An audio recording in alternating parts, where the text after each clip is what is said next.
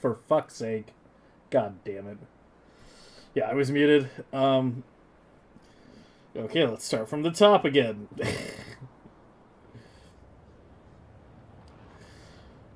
So yeah, more like the ancient mystic society of secret hamsters. We're all incognito hamsters here. Hey, save me, Oleg, Vader, and mean to you. How you guys doing? Fortunately, I'm not in too much pain today. Hopefully it stays that way. But, yeah, this will be the last Factorio stream for a little while. Because, yeah, as I talked about a bit yesterday, I'm getting my tooth removed tomorrow, so that's going to take me out of commission for a while. Well, hopefully tomorrow, whenever I can get an appointment, sometime this week. Which should, I think, be tomorrow. I don't think those people are that busy. I mean, how many teeth could they possibly be pulling? Today we're going to just kind of go over every planet with, like, casually a bit and trim things down that don't need to be there anymore. Like maybe remove some trees, maybe add some trees if needed. Go through the to-do list that I started last Sunday. We'll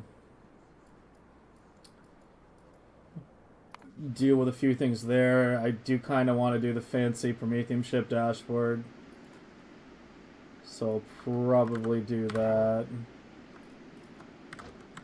Maybe I'll try to clock yellow again. I don't know. It just depends on how much suffering I feel like enduring. It's actually getting close to the edges again. Yeah, even right there, it's right at the...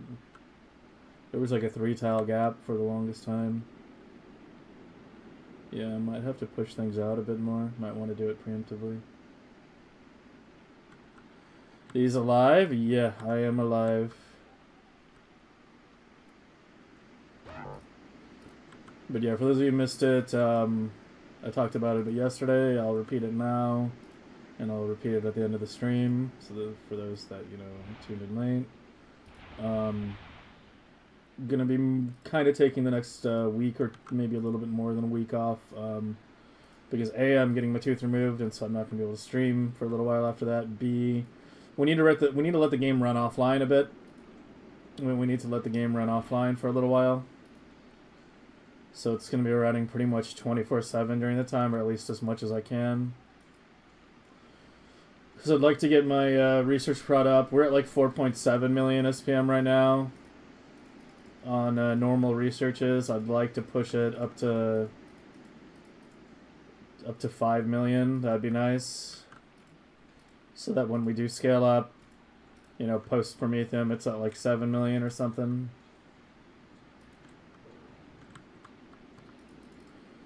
So yeah, between the two thing, needing to run the game offline for a while, and the fact that I do kind of want to take a little bit of a break, maybe get out of town for a little while, before we jump to other games here. You got 3 things kind of all coinciding at around the same time, so today will be the last stream for at least a week, I would imagine. But I will probably be back sometime like, in the middle of the month. Just depending on how things go.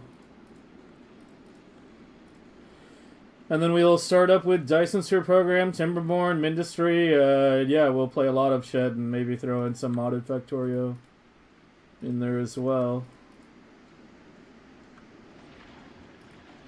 I'm going to turn into a little variety streamer for a little while.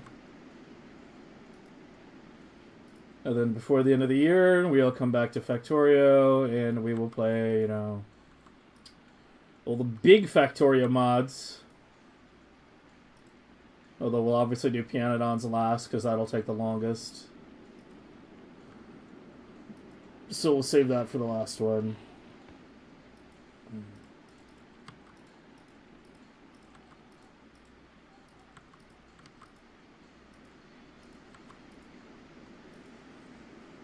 Yeah, Balinor. But tonight, we're going to have a nice little chill stream of just refining things a bit. Taking out paying attention to all the little details. I want to do that advanced Prometheium ship dashboard. I'm doing that for sure. We're probably going to do that pretty shortly here once I finish this, most likely. I want to get these guys all cleared out.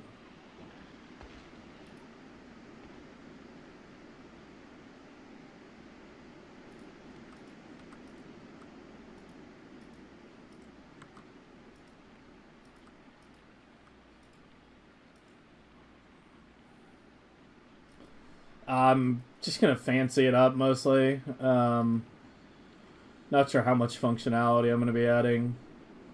Just going to make it, you know, more easily read. Maybe add some packed RGB into it.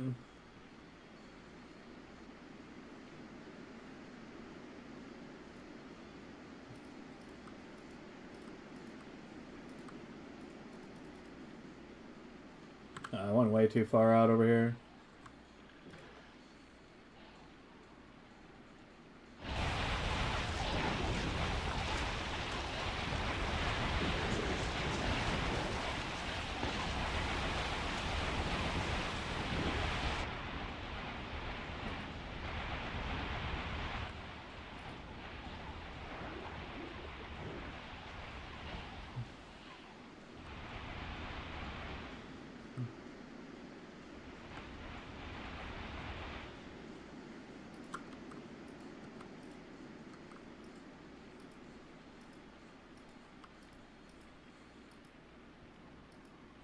How advanced? We'll see. Depends what I think of and what I have written down. Why, are you trying to suggest your own dashboard?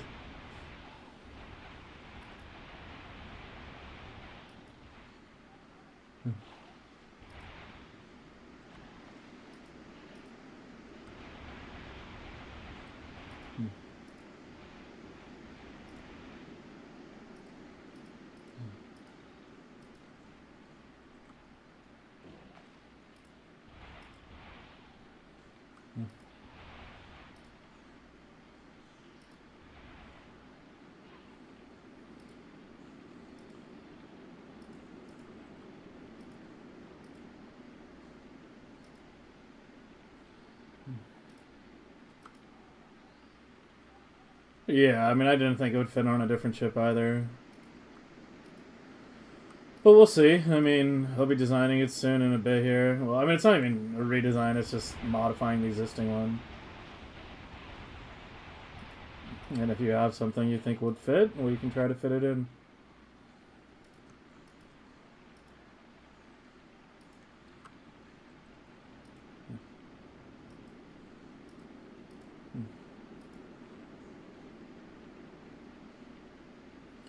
Yeah, we're a third in, and it's 25 hours.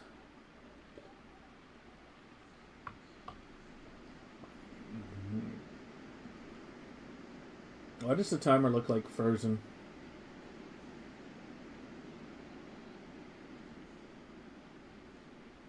Whatever.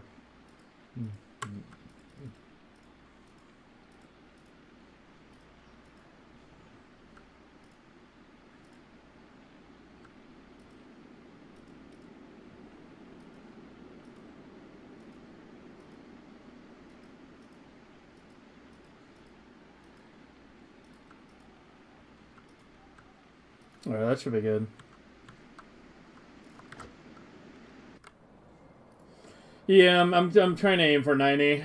That should put me at 5 million SPM on the fast researches. So when we scale it up, we should be at 7.5.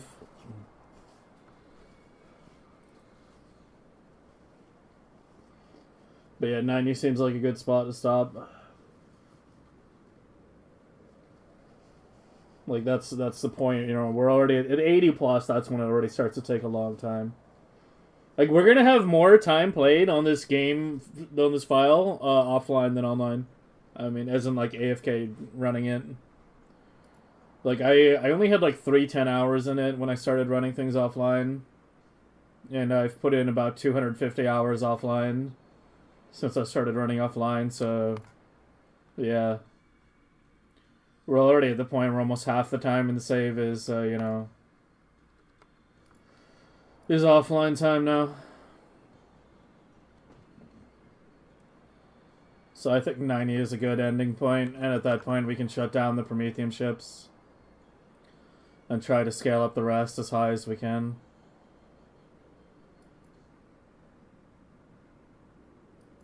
Not like it matters though, because you know this is already up to 16 billion.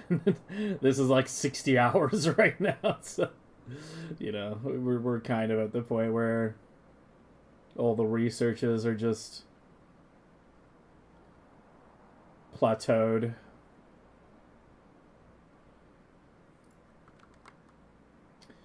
Alright, what now? Another admin chip? You're not even deep. It's less than 100,000 kilometers deep.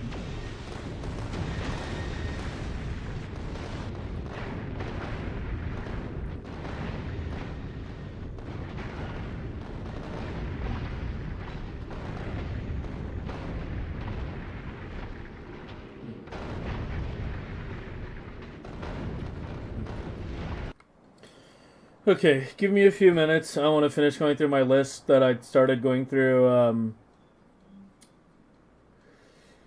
last Sunday, but we didn't finish because we got pretty distracted.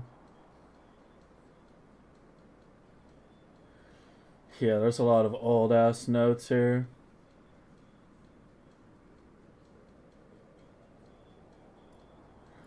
Adjust late novice copper splitter to prio LDS if BC is high. Yeah, that is like a year old.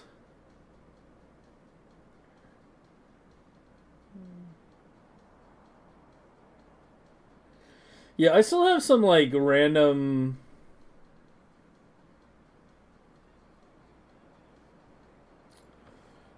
notes from like the hamster stuff that I never did.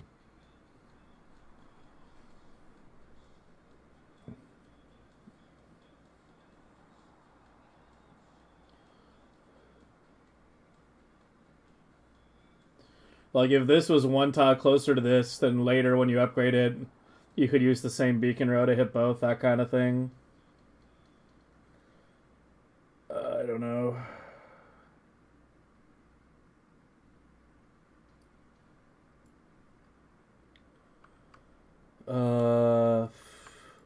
I'll try to make a second group here.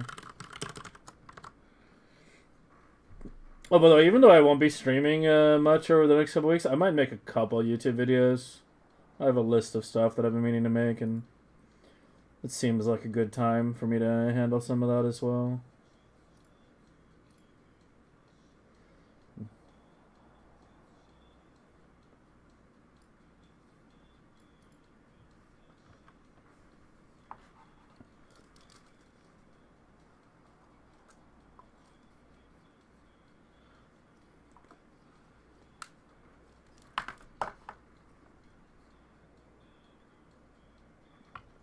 Yeah, I even have a list here. I have so many different like short lists of like make these videos.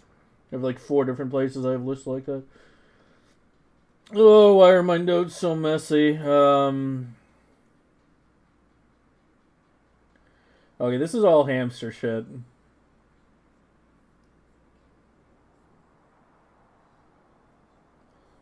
Where are my notes from last year's Megabase?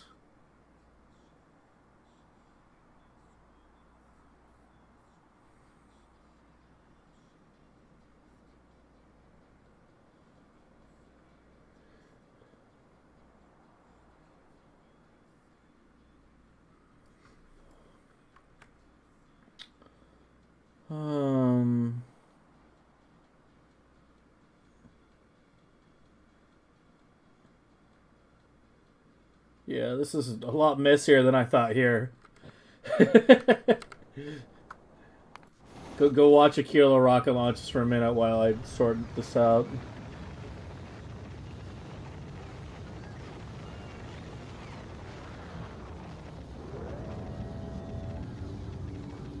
No, you should see it's fucking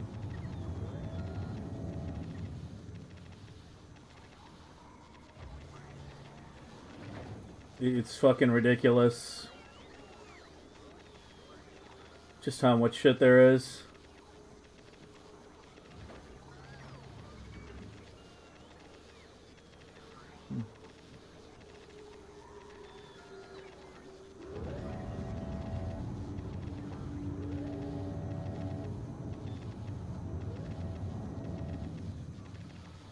Yeah, the problem is I am future me now. Oh, here's my Factorio needed changes list.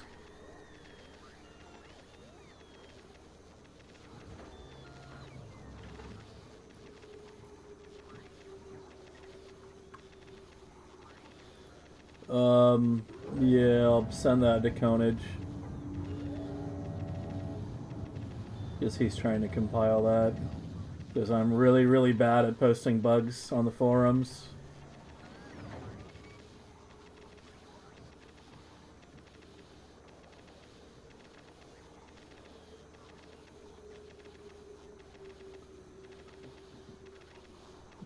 You know, I just realized I kind of never made a UPS optimization video.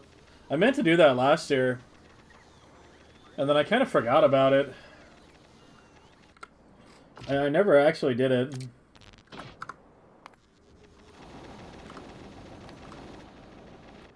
Never actually made that video.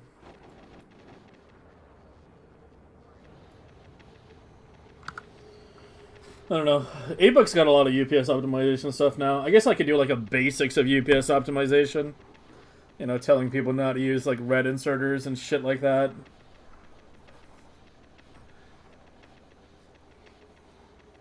Yeah, I even have a list for it right here.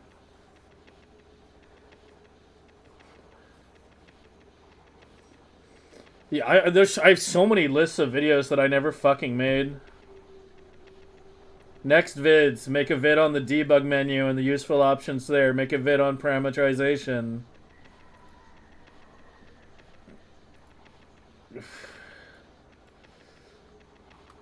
Talk about rocket preloading. Engine configurations on platforms. Spinning reserve. Yeah, I'll definitely try to get some, you know, yeah. Yeah, I'll definitely try to make a bunch of this during the time I'm taking off that's coming up. I will definitely try. Oh, what else do we have? Okay, finally found the list. Endgame to do. Okay, so this is the list from last year.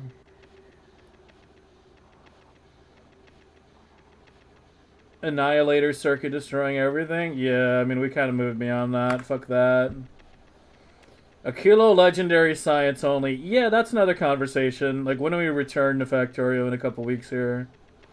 Or, to be more precise, when the Factorio streams return, because, you know, as I said, the game's going to be running offline this entire time. Then we can talk about quality science for cryo then. Maybe we can look into quality for Vulcanist today, because that's a lot simpler. We should try to implement Andy's thing. See if that works. Where was it?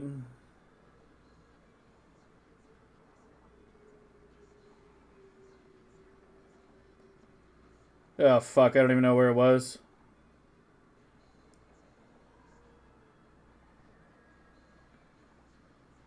I seem to have misplaced it.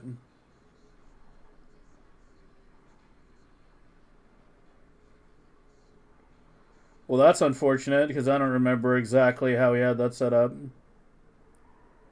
But he had, like, a circuit-based idea for getting a full belt off one, mining drill without using 3 inserters each, and that potentially can save us quite a bit. Hopefully he shows up today and I can ask him for it again, because... Yeah, I don't know what I did with it. Oh, there it is. No, that's not it. No, I don't know what I did with it. Shit. It's on the too long side? Yeah. Yeah, I mean, making some kind of basics video couldn't hurt.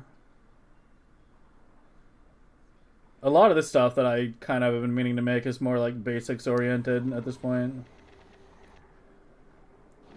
I kind of avoided it last year when I was mainly focused on making more like intermediate level content, but like we've covered a lot of that stuff now.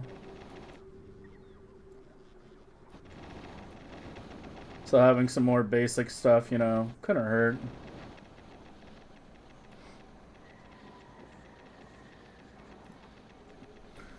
Okay, so yeah, that was a Kilo Legendary Science only. Obviously, it's going to be uncommon, not legendary.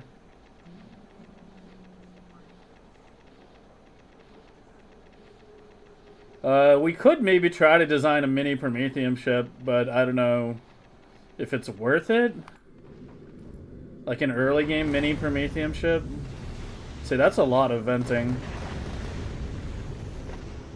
Yeah, we still vent a ton. The 250k is clearly too high.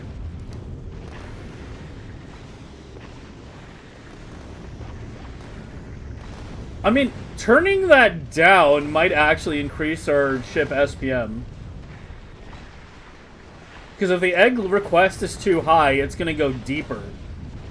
And it's going to turn around later. Because it's going so deep.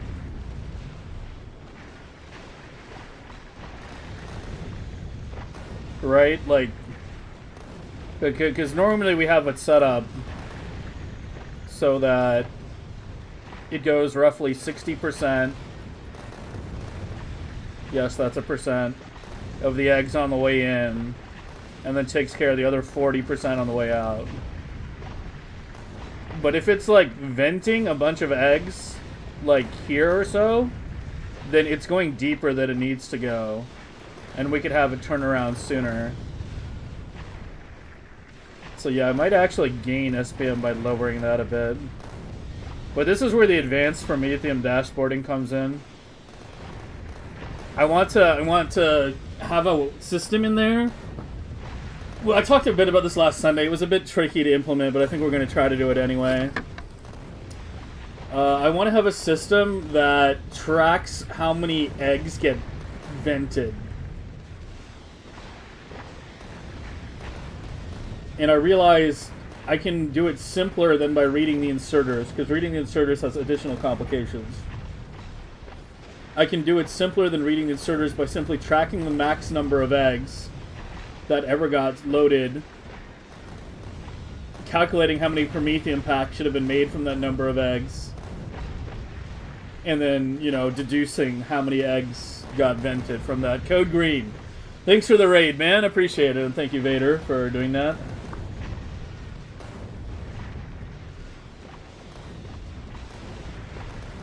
Oh yeah, weren't you working on the, Wait, I'm actually afraid to say, because I think I might be mixing up my modders. I was gonna say the ore, the mixed ore shit, but now that I realize it, I think I might be thinking of fish plus.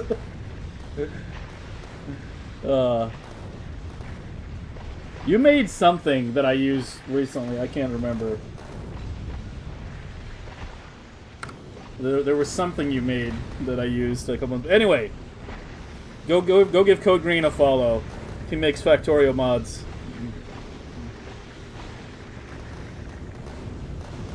And good ones.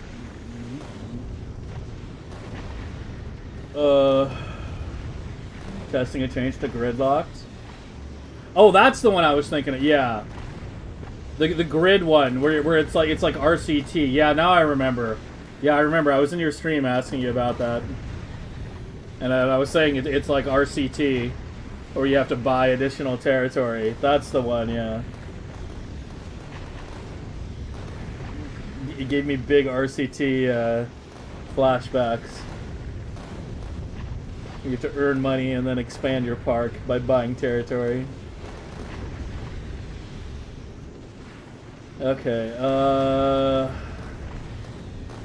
I was thinking, last year I was thinking of doing a Fulgora dashboard. You know, tracking what's at each island, but obviously I think that's not really worth the time anymore.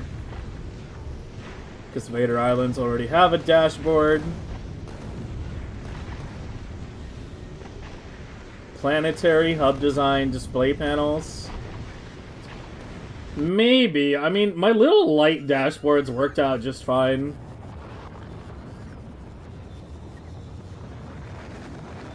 Is there a Kilo one? Fulgora doesn't really have one now that I think about it. But I guess there's not really much to track here anyway. God, I always forget how dark Fulgora is without night vision on. You get the real fusion glow, though. Well, not really, because it's not active right now because of all the lightning strikes.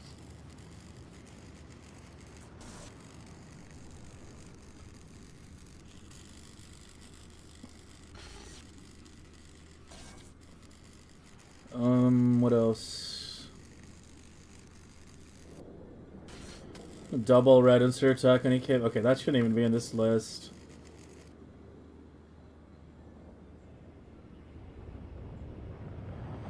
Yeah, I've mixed up some of my hamster notes and some of my endgame notes. This is a mess.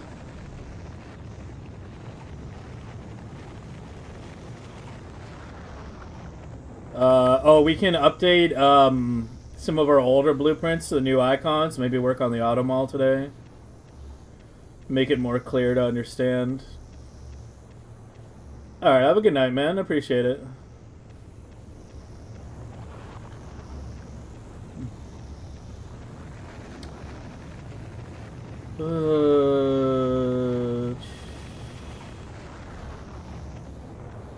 Gleba Microbus is part of main blade. Yeah, fuck that. Fulgora Control Center no longer needed. Cryoblades have double lithium. Yeah, we redesigned that. New nuclear reactors. We can maybe try to come up with a better nuclear reactor design.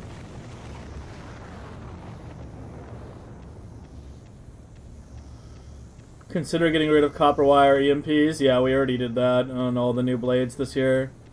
Everything's been swapped out to foundries. We did the red circuits the other day too. There shouldn't be any more copper wire EMPs in any of my designs, I believe.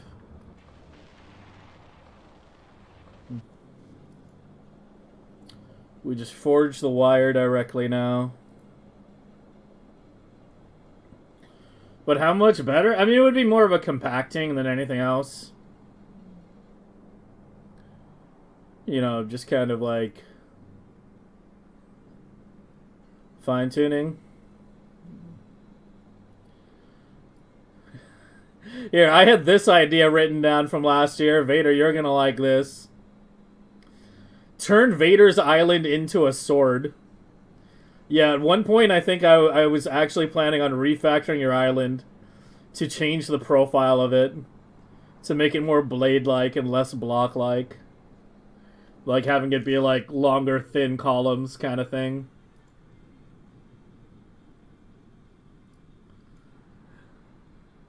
Yeah, we're not doing that. It's all belt? Yeah. I mean, yeah, that was the idea. Was having this down here, then, you know, the processing, then the next one, and then the next one, and then having the silos go up. So yeah, it was more of a blade/sword shape than a block, but it really doesn't matter, honestly.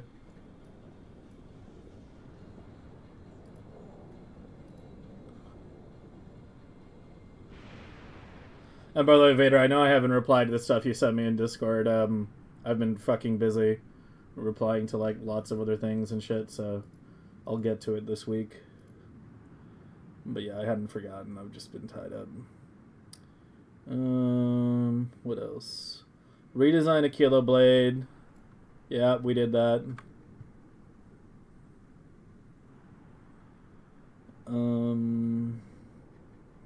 Depot dashboard. Yeah, I mean when we start modded Factorio and I redesign the train system, we're gonna be rethinking that from scratch. So let's not even worry about that for now.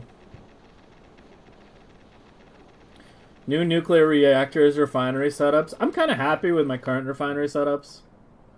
I think about the overall design of fully beaconed main refineries and then rows for the chem plants is a good, relatively UPS efficient design. So nothing to change there. Oh, stations with stock are built in. Yeah, we don't care about any of these rail notes. It's okay, guys. The list is shrinking really fast. Just bear with me another few minutes. My delete key is getting lots of use right now. A kilo. Make all sections blade size for max aesthetics. We actually did do that. Everything is the same size.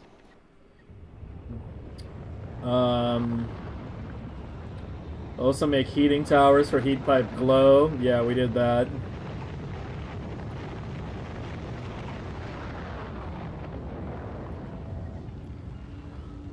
Apparently I had the idea last year to use nukes to make the Vulcanus base fully lava ringed. Super early prom ship would be nice. Yeah, I mean, making a little baby prom ship with maybe just like one cryo plant might not be the worst idea. Maybe with a 2 railgun to 3 grabber pattern, because it'll be at like a low research level. It would have to be non-quality though. That's the thing. It has to be non-quality. There's no point in making a quality one. As far as I'm concerned, this is good enough for like your first quality Prometheium chip. So yeah, it would have to be a non-quality prom ship. A little baby prom ship. Yeah, we can maybe do that today. I'm not sure if we'll have enough time to finish that if we do that today, because, you know, there's a few other things I'd like to do, and designing a ship is a relatively involved thing. We'll have to hop in the sandbox to test it. You did design a non-quality, makes around 5K? We can take a look at that. I don't know how long you're going to be around tonight. I wasn't going to tackle it right now. If I do tackle it, it'll be in a, you know, couple hours or so. If it's too early, you don't have egg launching? Yeah, early egg launching for Prometheium would just be using, like, standalone spawners. Although, here's the thing, like, the reason it took me this run so long to get this down was because I was indecisive on where it should be for the longest time. Eventually, we kind of realized that putting it on the water is the best place to put it. And now that we realize that, now that we know that, we can, you know, if we do another run, we just go straight to the biggest body of water, and that's where the biters go. So we could get that down much earlier in a new run, if needed.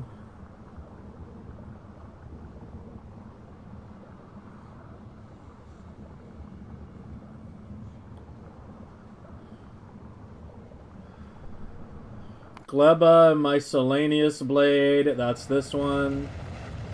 Needs rocket fuel direct from Jelly. Yeah, we did that. More LDS. I mean, pretty sure you're fine. Oh, you just filled the box. You don't even have a cap anymore. Yeah.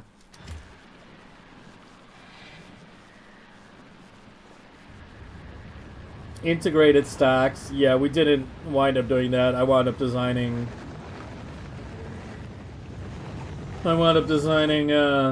these to fund these and get those going.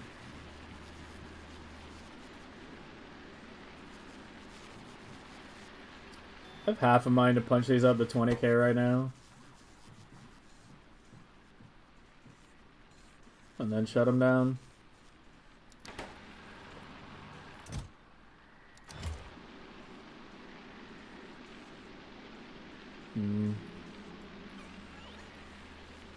Maybe I'll do that off stream, because if I do it now, it's probably going to dip a bit on UPS. And I'd like to be at 60. Because it's going to be a lot more bots running, and we're pretty tight on update time right now. Yeah. Dude, so much of the update time is used up by Prometheium ships, it's not even funny. Like, I actually think I might be able to get like much higher than 7.5 million if we're not counting Prometheium. Like, it might entirely be possible that we could even put like go for like 10 million or something with the Prometheium shutdown. Because I'm pretty sure the Prometheium ships are using up literally half my UPS right now. We have six active and running stacked Prometheium ships. Oh yeah, I wanted to lower the eggs. Go ahead and drop it to 230 for now. We're going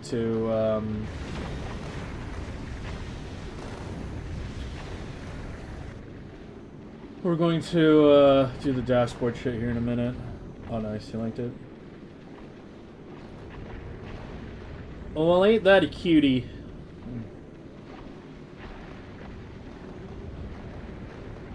Only one grabber in front?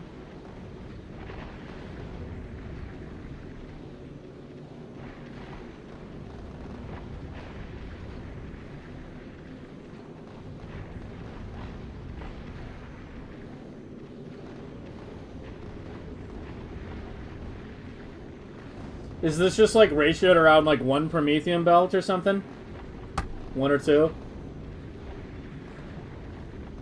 Or I guess it never gets that deep, does it? To saturate. Whoops.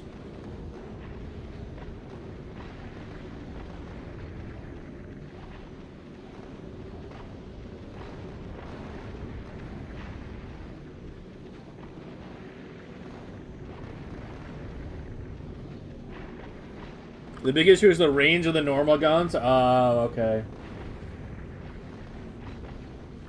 Yeah, that was like the first thing I noticed.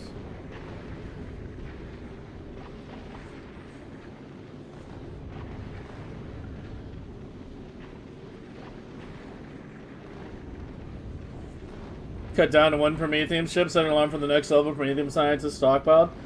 I don't think you understand how fast it stockpiles.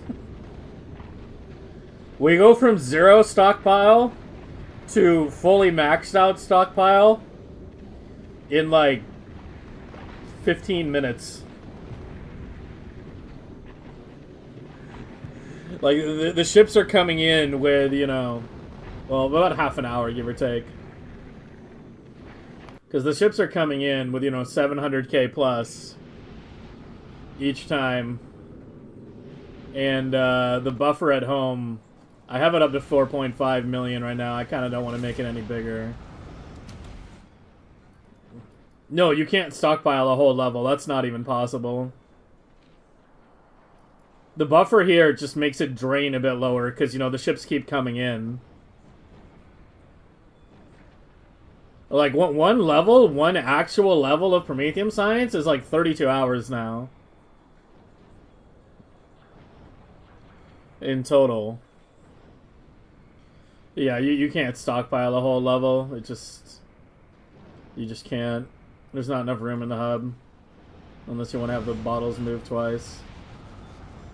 But yeah, I mean, with 6 ships, we have it like... They're kind of constantly streaming in. Right? Like, more or less. Like, this one's coming back right now.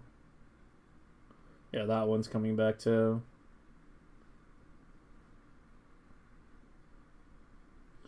But yeah, I mean, once it fully fills up and my Prometheium light goes on, it does take a while to deplete. It does take a couple hours to deplete. But when it depletes to 0 and I switch to robo speed, it's like 30 minutes later the buffer's full again.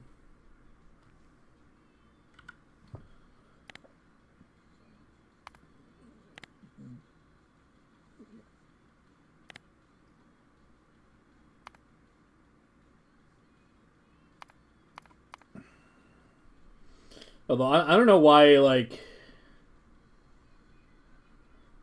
it gets more wonky after a while. I don't know. I think it's like just barely enough. I swear it used to be smoother last week. So I don't know what the fuck I changed.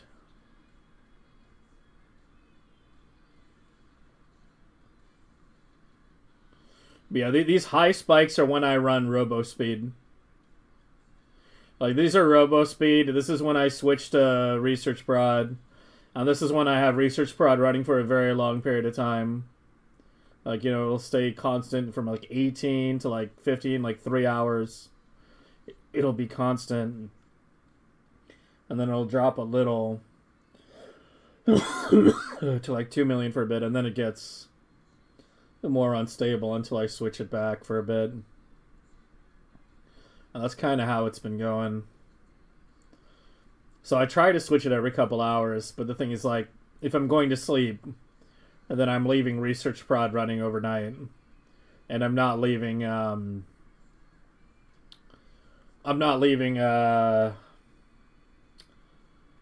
RoboSpeed, right? Because of how quickly the Prometheium science buffers.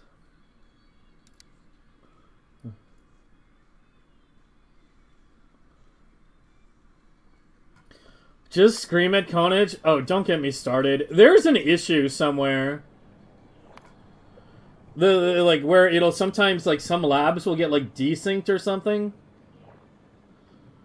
Like, where even though all sciences are available, like, I'll notice some inserters are not, like, synced up right. And some labs aren't working. Sometimes switching to a different science and then switching back seems to fix it, but, like, I have to notice the issue first.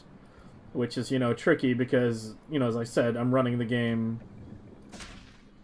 Like here, right here. What's going on? You're missing science packs, or why? It's white science. We have white science. Yet I've got this one fucking lab here that's just not running.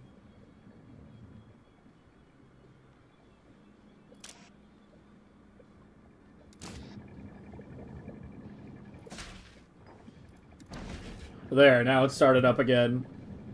You see what I mean? Like, the others are all running.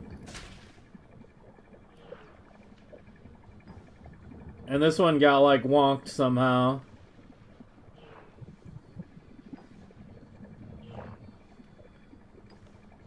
So I don't know what the fuck is causing that. Yeah, now that one's running. But yeah, you can see it in the bar. It's like, it's not a perfectly flat line. And if you watch the numbers carefully, you'll see it's not constant. We should be at like 2, 3, 6, 7 or something like that. But yeah, it's not a production issue because yeah, the belts have been fully stacked, so I have no idea what causes it.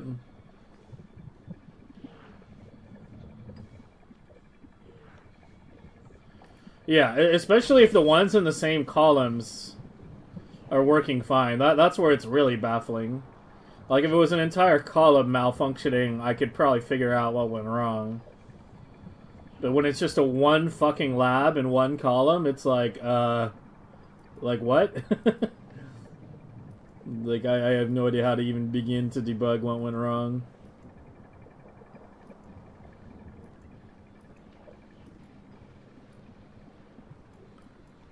There he is, yeah.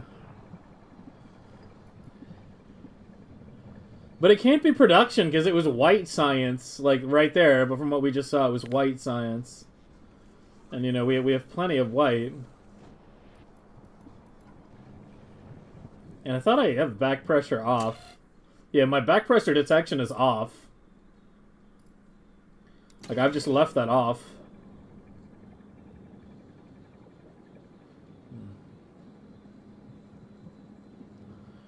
Oh, the OG is supposed to check for back pressure everywhere? Oh.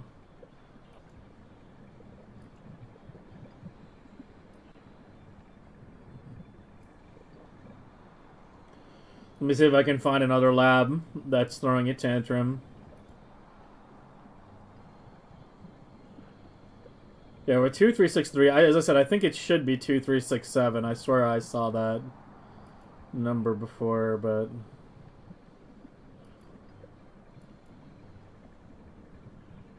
we need to go find Waldo first.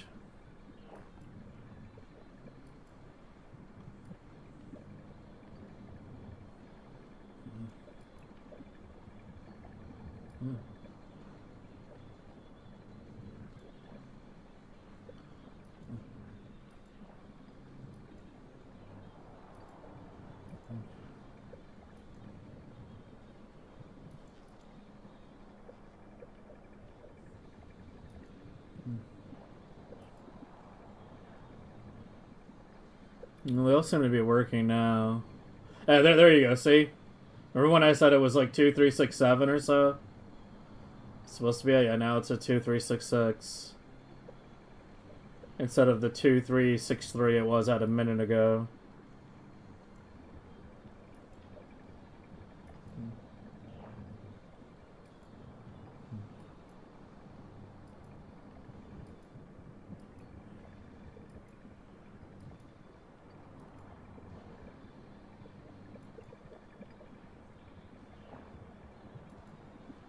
I think they're all working now.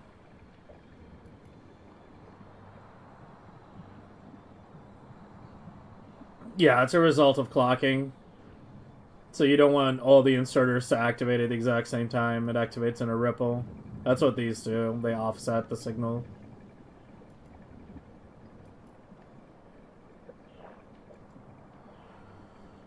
By 1 tick per row, I'm pretty sure, yeah. 16, 17, 18.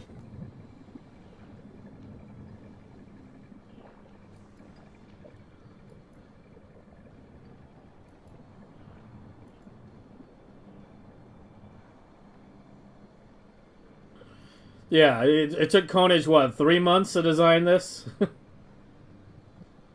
to do all this? Up here? For those of you who want to know how much work went into that. So now it's down to 2365. So I don't fucking know.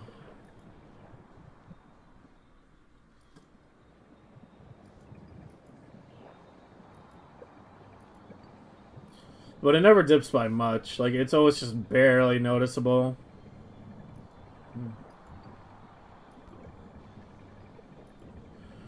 But yeah, it's always just like one random lab or one or two in the same area. It's always just randomly not working, even though all the materials are being supplied. Oh, found it. Did you see it? Right there? That one wasn't working for a second. It started working when the inserter swung. Yeah, there you go. Like, what the fuck is going on?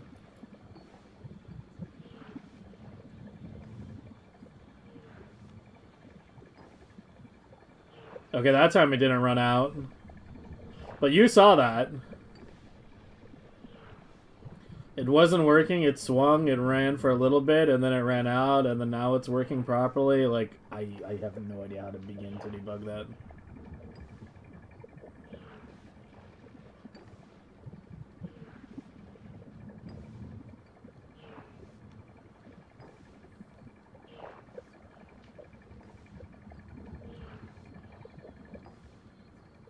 Yeah, there you go. It's out again.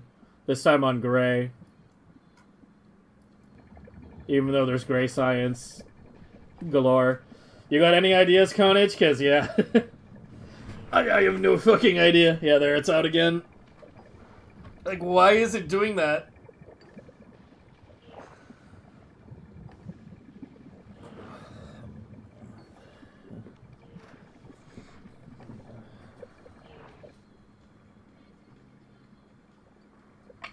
Like, it's definitely not, it's not a back pressure issue, that's for damn sure. But it's not losing back pressure. All the rows are fully back pressured. And I'm not transitioning. I haven't transitioned in a long time. Transition light is off. Yeah, I've got a transition light now and it's off. So why does it do this? Why does it sometimes, like, not swing? Like, right there, that time it apparently didn't put the orange in or something? I don't know.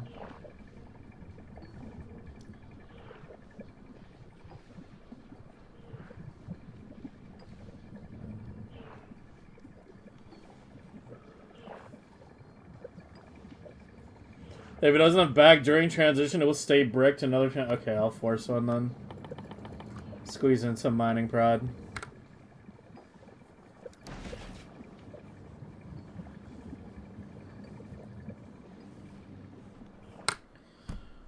Okay, what else?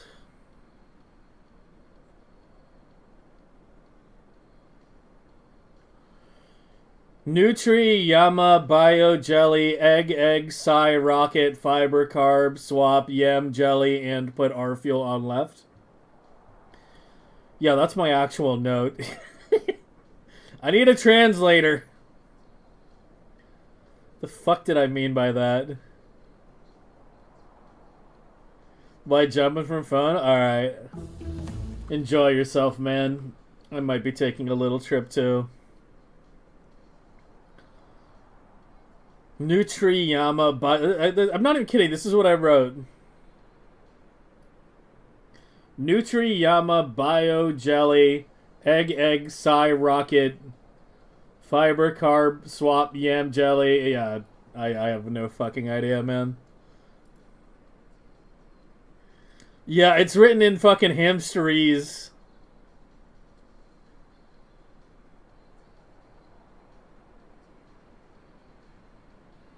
Oh, I know what it meant. It's the order. It's the order of how to lay it out. Nutrients, then Yamako, then Bio, Flux, then Jelly, then 2 eggs, Science, Rocket, yeah. It's the order. There, I translated hamsteries. I don't think that really matters at this point, though.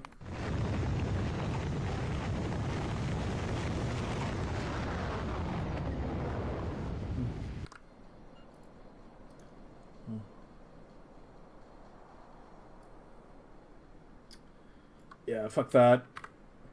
Better Agri Junker as part of Hub. I actually improved on that concept. We have the Agri Junkers as part of the ships now.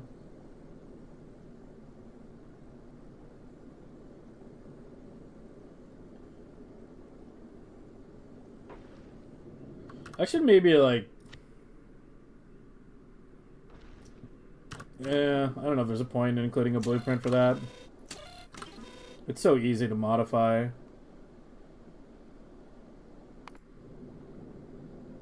It's literally just 2 combinators and some inserters. Yeah, whatever. 3, I guess. Oh, whatever. We'll put it in there. Here, let's do it like this. Give me a book.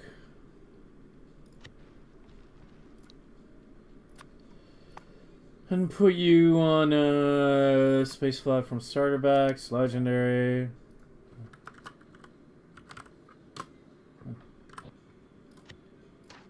And you go in there, you go in there. And then blueprint, just that part.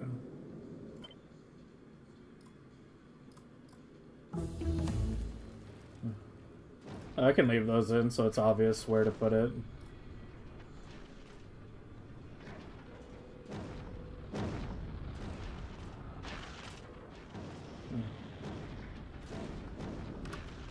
You put that in here.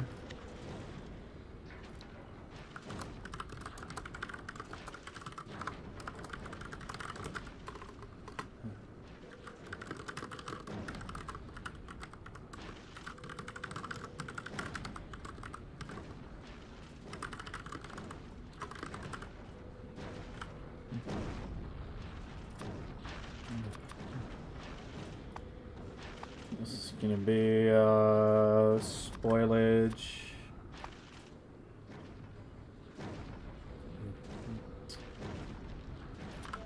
Junker.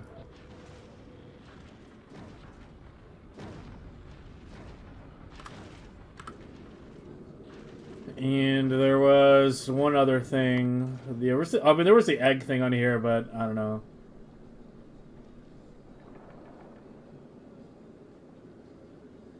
That's easy. I just put it whatever. I'll leave that one out of it. You're not hooked up. What?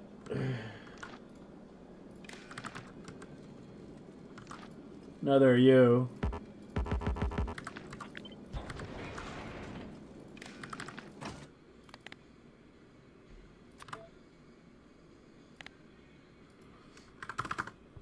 This is new, isn't it? Set ignore unlisted targets.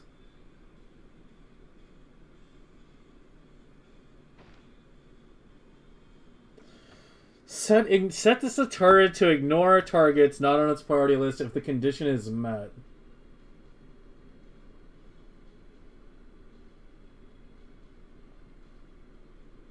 That could be useful.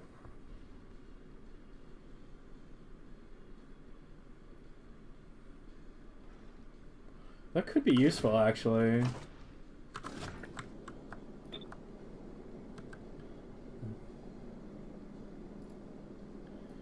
Alright, let's take this to-do list and merge it with our upper to-do list.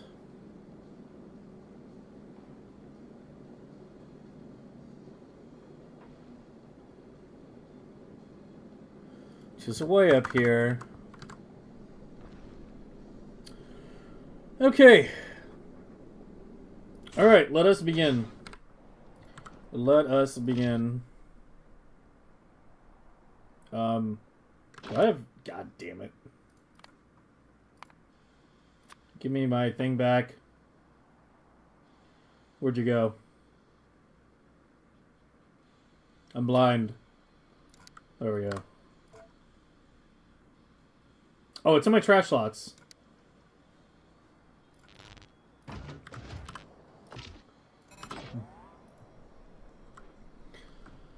Okay, so let's talk about our Prometheium ship modification. So this is our template Prometheium ship, which I've had sitting in orbit here as just kind of the one that we blueprint for everything else. So we can work on this one directly. Okay, so there were 3 things. One was I started working on a new set of alarms where if a certain... This is mainly for setting the ship up. Like, if you screw up while setting the ship up by trying to either load binary eggs with the priming switch disabled or loading binary eggs with no quants on board, then it'll send an alarm. I was trying to think of what else we wanted to set up there. What are some other failure states when priming a Prometheium ship that would cause problems? Rockets being too low?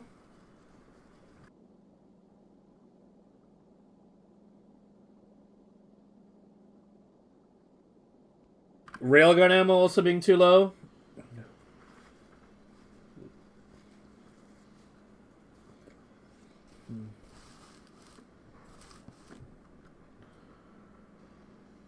And it's heading out to the edge?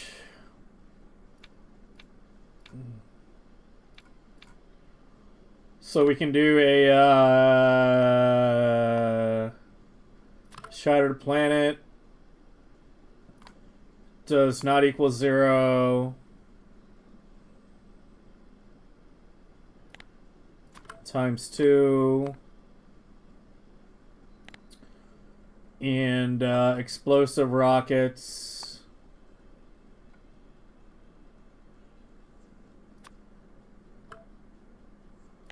less than, say, 3K.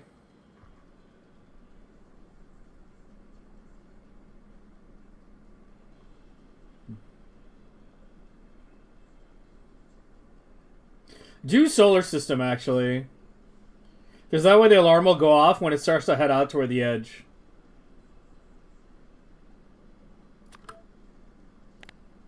Instead of for the shattered planet leg.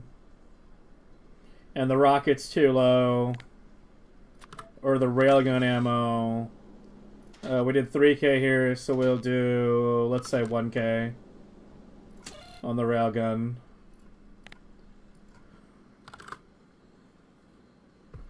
Then also send the alarm.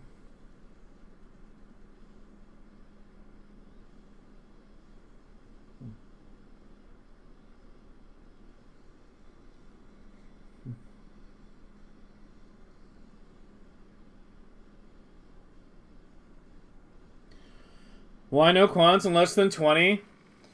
Because the less than 20 fail state should never happen. Because it picks up the quants on the way back from the previous trip. So the only way you could screw it up is if you accidentally send it to Novice to load the biter eggs before you get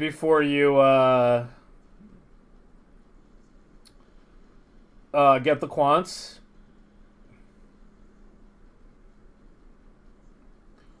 Like, I could do less than 20k, I guess. But it would make the alarm go off if I was doing a light load.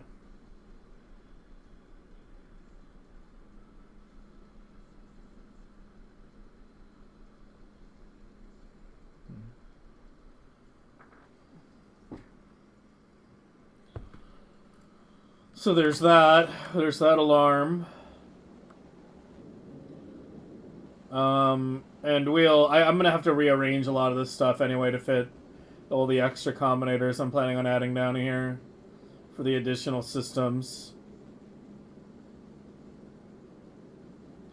I don't even know where the fuck I'm gonna fit everything. Probably have to remove this Tesla turret to make things fit, yeah. Otherwise there's just no room. Yo, Fox. Okay, let's do the fancy thing. This should be fun. And probably educational for a lot of people. Okay, so here's what one of the few things I want to change. What I wanted to get fancy. So right now, I have it so this light turns on if the venting is enabled. Which means if I manually enable the vent, this will stay on constantly. And if it's pulse venting, say like, are there any ships pulse venting right now? This one is, yeah. Do you see how that flashes periodically?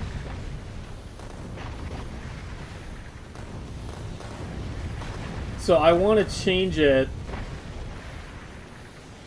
so that this no longer flashes on periodic venting. But instead what happens is these flash red. So this light will only turn on and stay on constantly if manual vent is enabled. So this will be a light indicator for manual vent. Instead we're just going to have the egg indicator itself, you know, flash between yellow and red. It'll pulse red when it's venting. So we need to use packed RGB for that. And yeah, this will no longer be on. This will no longer flash when it's pulse venting. So it's just a bit of clarity. Because the one thing that's annoying with the way it currently is right now is if it happens to engage a constant vent, not from the pulse venter, but from like one of the other safeties, then it's actually like you can't tell by just visually looking at it whether you left the vent switch on or it's doing a constant vent. So I want this to be a manual indicator only, the same way this is a manual indicator only for that light. And then yeah, we do pulse venting, so we're going to stick a couple other combinators in here somewhere. Somehow. Somehow. In order to fancy that up a little bit. Hey Wes. Vestus macaroni. It's been a very long time since I've had macaroni. I'm not gonna lie. Why does the bottom right cry stall?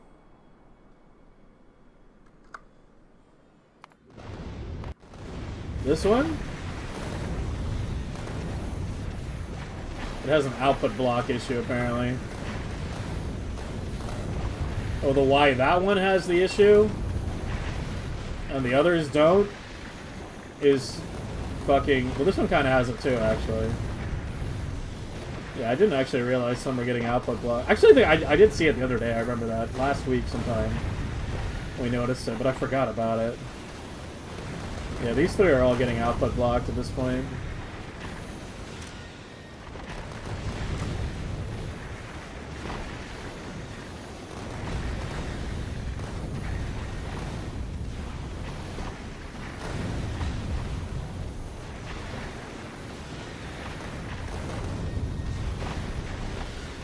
Maybe I should be reversing those. I think I have it backward, don't I? I should switch the inserters.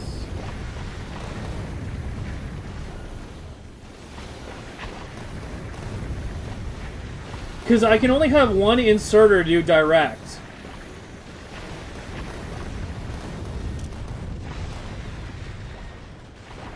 Wait, how do you have a fucking... What? What is even going on here? Why do you have inserters in your hands?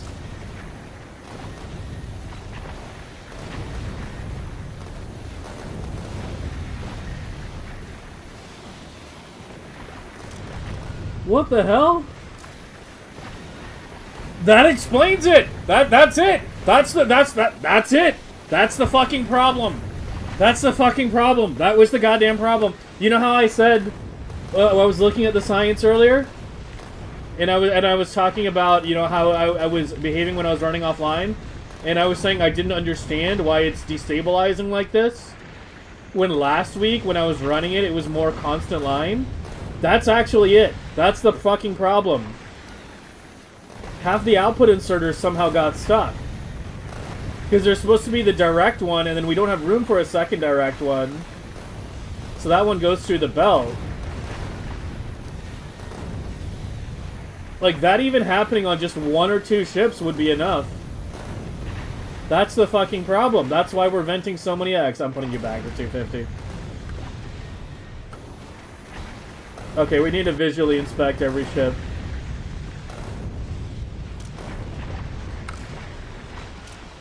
You're fine. You're not. See, look, it's got belt on it. Why do you have belt?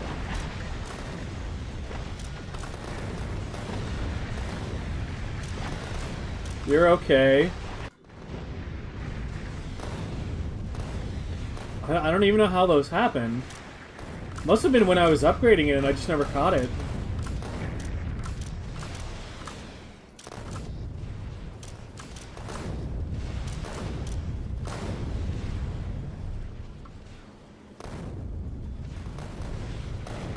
Holy hell, man. There, I can see all those working.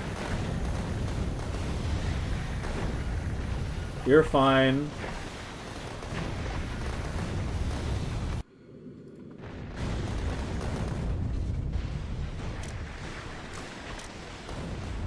What the fuck? You have modules in your hand. How did that even happen?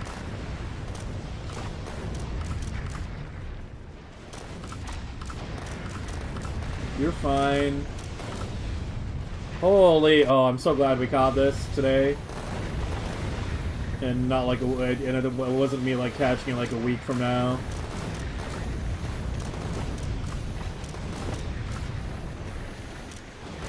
Because yeah, we should be at basically a flat line on Prometheium. Maybe a little lower than 2.3, maybe like 2 million. But you know, it shouldn't be like... You know, it shouldn't be oscillating like that. Like, it should be maybe, you know, like that to like that. That shouldn't happen. That shouldn't happen. And yeah, it's been like that for a while, apparently. It's harder to tell in the longer graphs. Yeah, it's been like that for a while. Like, this entire last week, it's been like that. But yeah, those should never be getting output blocked. They're always input limited.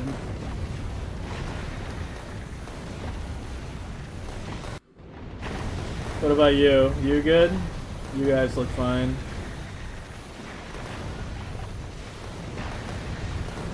So it was like 3 ships that had the issue. 1 really bad, and 2 had a minor case of the modules.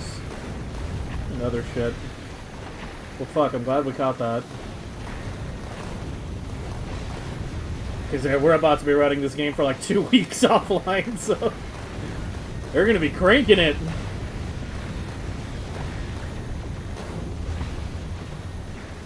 Now, on the other hand, grabbed a fuel cell. This one is supposed to grab fuel cells. But that's how the fuel cells get to the reactor. It's why the belt's a little bit different on this side. Because, you know, real estate was tight.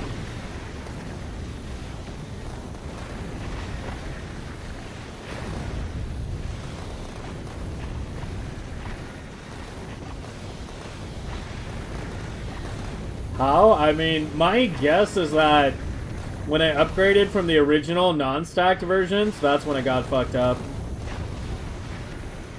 And I just never caught it or something. But yeah, I really want to implement that egg tracker now. Why not use stack inserters for the quantum processors and the eggs? You ideally don't want to use stacks for the eggs because they can get stuck with a partial hand. It's also not being bottlenecked by that. You know, a single bulk inserter inserting eggs and quants is more than enough to keep it going. But yeah, it's entirely so that we don't get stuck with, you know, a certain amount of eggs in hand at the very end. That's the reason. What's on the agenda? Prometheium ship tweaking, lots of other minor stuff, just fine-tuning stuff. Because we're about to be running the game offline for a very long period of time. After today's stream. A couple hundred hours. While I take care of IRL stuff and enjoy a little vacation.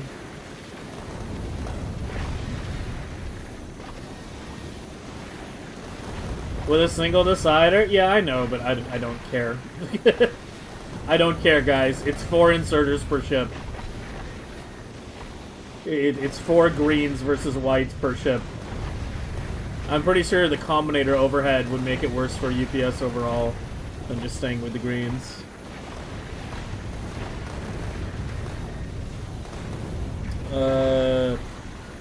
Dashboarding day? Yeah, a bit of that. A few other things too. Might design a new Prometheium chip today. We'll see.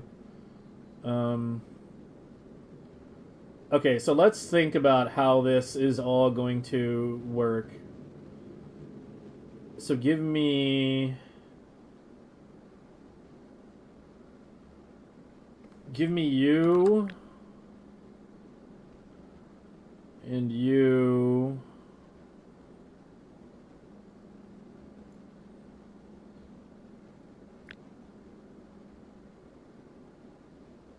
Give me the whole goddamn thing, actually.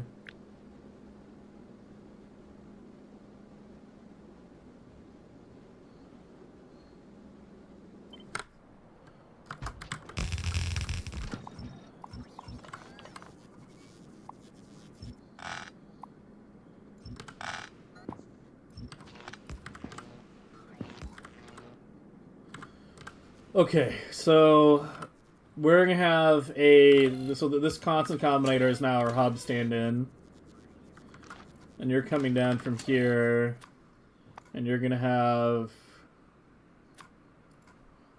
250k eggs to begin with. So that's what the system looks like when primed. Let's get the wires hooked up in like the right spots. Unfortunately, it's not like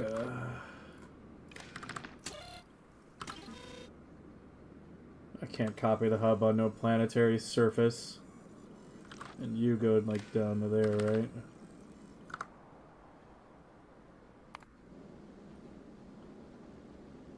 Or you're just going straight, but whatever.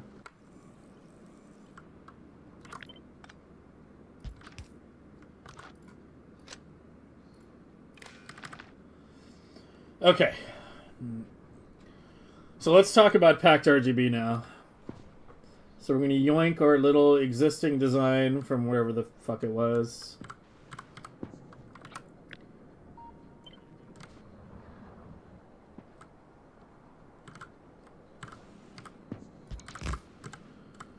Okay, little quick packed RGB recap to refresh my memory as well. Where are we? It's up here. Alright, so the way this works is it's reading the roboport on you. It also happens to read this. This is a separate alarm. Don't worry about that. So we read it and we divide the scanned amount by the set amount, which basically means the interval that we want for our 5 things. So here we're scanning, you know, like 4.5 million Prometheium science. We're dividing it by 700K so that we have, you know, a nice stagger of lights. So our scanned amount will be our 50K biter eggs.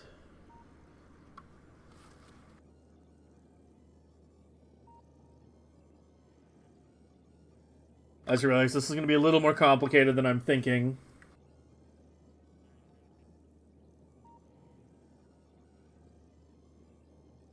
Because I want there to be one light that's enabled if there are any eggs at all on the ship.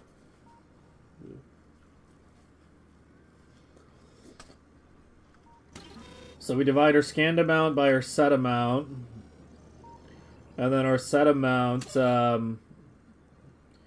yeah, and then this is where you set the amount that you divide by. And then it goes to... one is for red, and then one is for green. We don't care about green on this. I'm only interested in red and yellow. Unfortunately, we do need green because that's how we get yellow. Is we combine red and green to get yellow, obviously.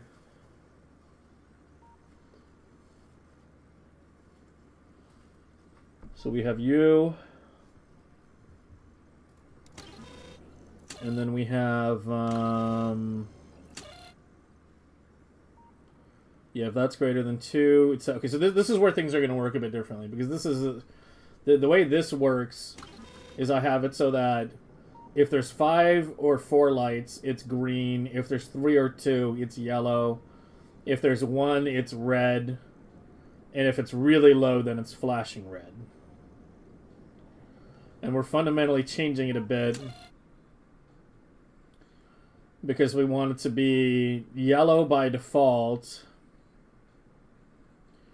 But then if the trash signal is coming in, if it's reading a pulsed trash signal coming in, or even a constant, actually. I'm fine with, you know, if the constant trash signal is being sent, I'm fine with those turning all red. It'll be pretty clear what it indicates, right? Alright, so let's start working on converting this now. So get rid of that. And you. The wire comes to you. You are... This is there just to do the flashing. This is there just to do the flashing red.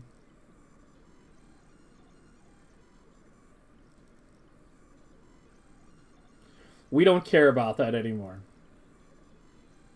Because we're only looking for constant yellow and then constant red. Or, yeah, based on a certain condition. So, alright, let me think here for a minute. And let me also split these apart a little bit.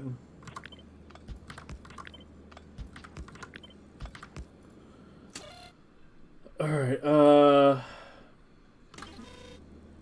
and you are currently just set to egg amounts. And this is going to change to... We'll just use a check mark. So your check mark does not equal 0.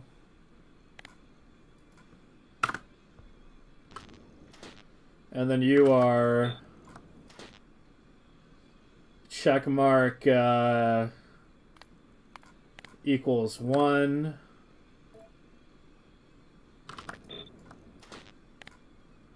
2. 3. And 4.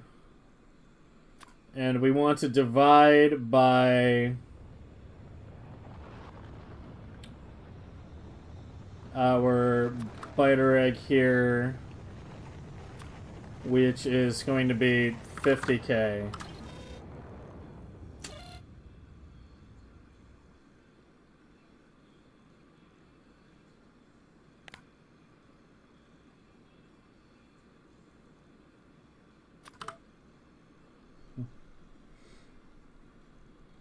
Yo, Andy, you remember the little thing you made for us potentially getting rid of the million inserters on these? I lost the little blueprint that you made. Can you relink it? We're gonna do that today. See if we can cut down, those billion inserters and all the silo mining things we have. Because, that's obviously a lot of active inserters. We have 1, 2, 3, 4, 5, 6 silo mining setups. 7. And they each have, 100 plus active inserters, basically. Yeah, or close to it.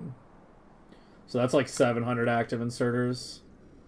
So yeah, we can test your little thing today. Because yeah, I'm up to like, that's potentially cutting down like 10% of my inserter cost.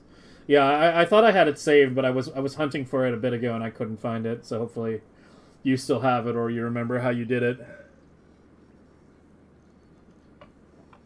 Because I apologize, but I seem to have misplaced it. Okay, so you're setting red values.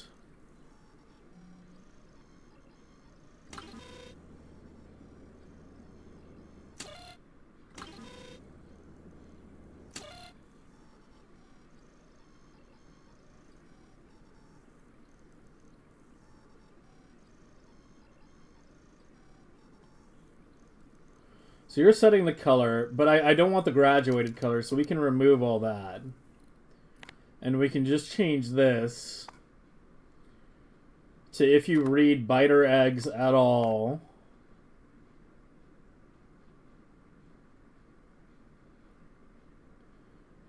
Then output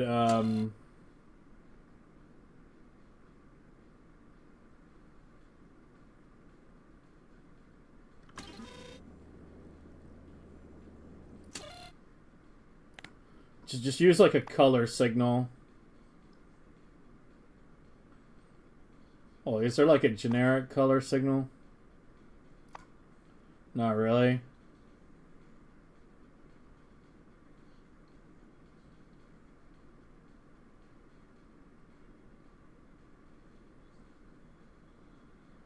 Just use like the sun icon then or something. So biter eggs do not equal 0. Output the yellow color. And you're going to be getting it from packed RGB. Actually, we can use the white. The white's a good placeholder. Then yeah, you use the white.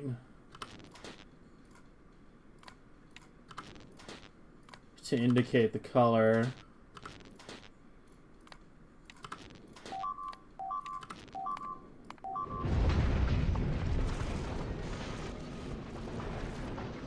This is but a flesh wound. There's a good chance that triggers a maintenance stop.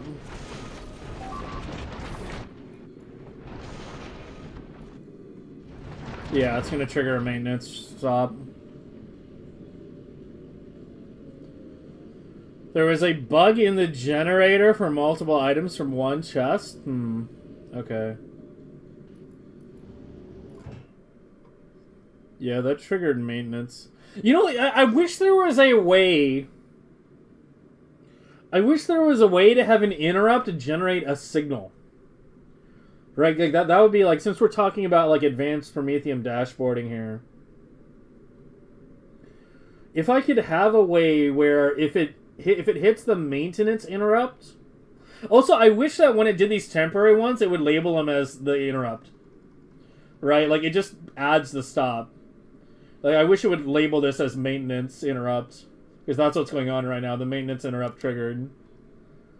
Because it ran out of thrusters to repair the damage. As well as a few other things, apparently. But if you could have an interrupt generate a signal... That would be nice. Because then I could have something on the dashboard which says, like, hey, this ship is on a maintenance trip. I could even add an alarm to it. A notification that says, like, hey, one of your ships just went to Space dock. No, it's supposed to. It's supposed to, yeah. If it goes to maintenance, only one ship can be on the inner planets at any time. So yeah, it'll have the barrel when it goes for maintenance, but, you know, it doesn't take long. Like, it's already done. It's just a quick trip to Vulcanus, and then it's back to Novice.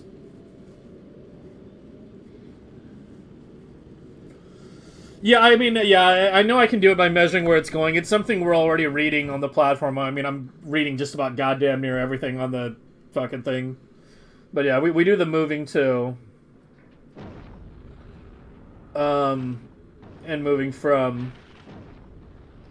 And, but that'll only light up if it's on this leg, right? Like, if it's over here, but heading to maintenance, then it won't light up. And I'm not a fan of incomplete solutions.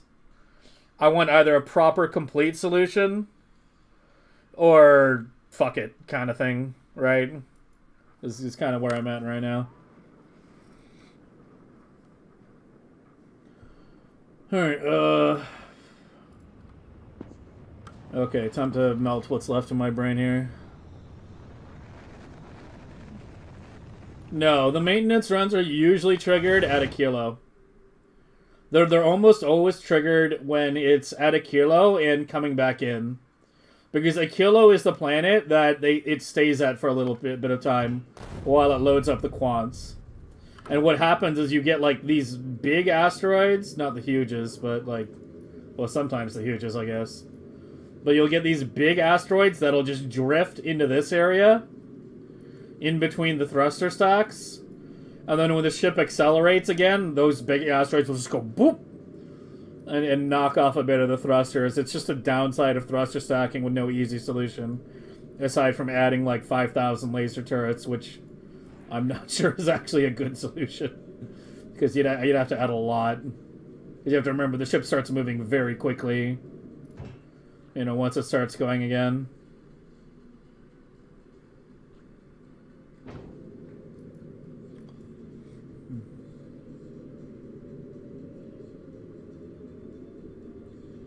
If it turns around to go to 1 kilo early, I'm not sure what you mean. The route is... start at 1 kilo, pick up your quants, come to Novice via Fulgora, and it's on this trip right here that, or sometimes on this trip, that it'll trigger the maintenance. Usually on this trip, I think, because it'll leave 1 kilo without it triggered. But then it'll take damage on the way, and then, you know, the interrupt checks, for those who are unaware, interrupts are checked for both trains and platforms when a train or a platform leaves a planet or station. Not when it arrives, it checks when it leaves to see if one of the interrupts applies. So yeah, it won't be on this leg, it'll trigger here, and then it'll go, you know, it'll skip past Novice, go to Vulcanus, and then it'll come back to Novice, and then resume the trip, etc., etc. Yeah, I mean, I've talked about it before, but, like, it's too annoying to get the rocket ammo down there, honestly. Like, the belting over here is already pretty tight.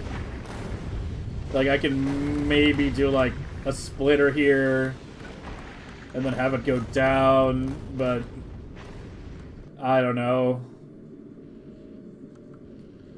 It would still only protect against the bigs and not the huges. If a huge drifts in, it's still gonna cause damage. I would have to, like, have railgun turrets down here to fucking protect against that, and it happens so rarely, and the maintenance is completely automated and barely takes any time. I've just kind of accepted it as a price of running the ships, you know? Okay, let's figure out what the fuck we're doing here. So you...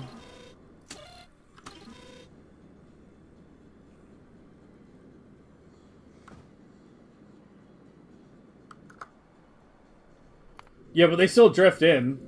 I just saw one like a second ago. Did you not see it? There's huges on this leg, too. You're forgetting this leg has huges as well. Like I literally just saw one when we were looking at it. Like look right here. Well, this one's going a kill out to the edge, but yeah, you get the idea. But on the ship that was stalled, when I looked at it a minute ago, there was a huge just idling right here. It wasn't drifting in, fortunately, but yeah. Yeah, it doesn't have to be the Shattered Planet leg. It can be the Solar System leg. The Edge leg. Okay, let's focus. So we can worry about that later. We get distracted too much sometimes on this stream. We need to focus on getting this set up the way we want it. So I need to send the...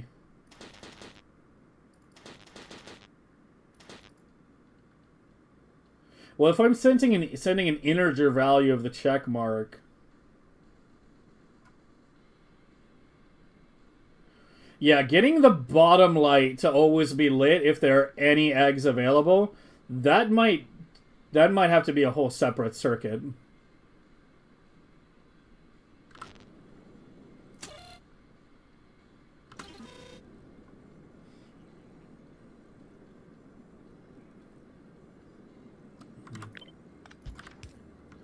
This is going to go to that.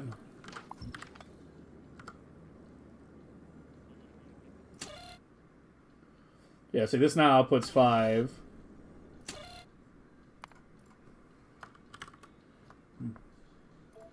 And if this goes down to, like, you know...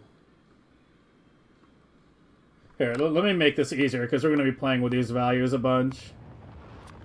So let me, Can I copy that? Fuck. Shift right click doesn't work in there. So this way I can easily enable in increments of 50k or a little test bed here.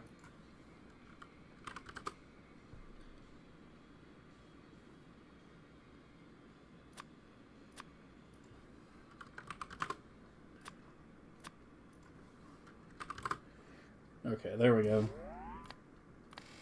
And now I can just toggle them off one by one, yeah.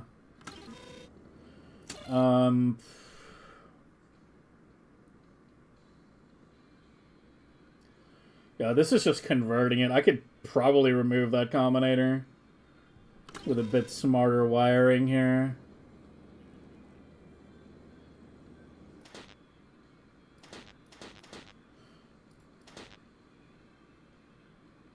Wait, I'm overthinking it, aren't I?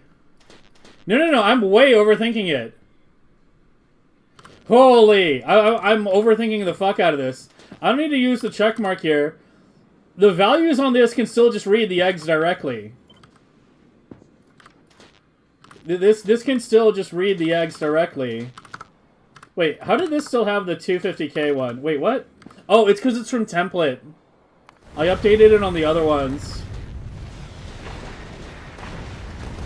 I haven't updated the template. Yeah, that's why. Here, let me fix that. The template should be the most up-to-date one, obviously.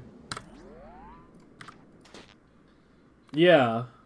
Yeah, I'm overthinking the fuck out of it. Hold on. It might not be as bad as I'm thinking.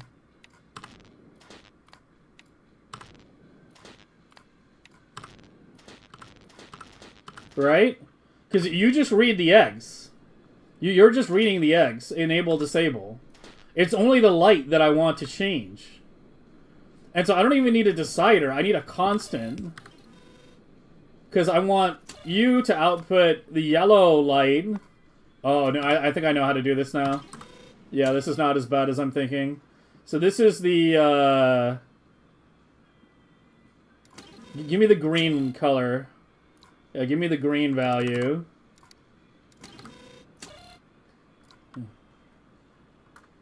Whoops, not you. So this is green value always. Wait, it's not always enabled. No, it's the red value that's always enabled. It's the red. It's the green that switches on and off in order to give us the flickering effect we want. So you send red value always enabled. So that's this. Yeah, I know how to do it now. Just give me a second. So you send a red value, always enabled. So you're just hooked up to that. And we'll do you on a different wire color, because that's going to take a signal from the hub, and I don't want to send, you know, a random color to the main circuit network if I don't need to. So you're going to take, yeah, you're going to take that. And now if I enable, so this is our hub. Yeah, there we go. It's exactly what we want.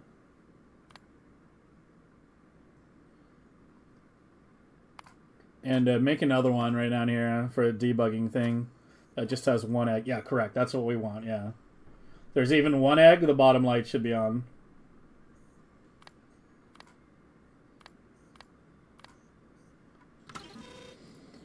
Okay, now for the green light,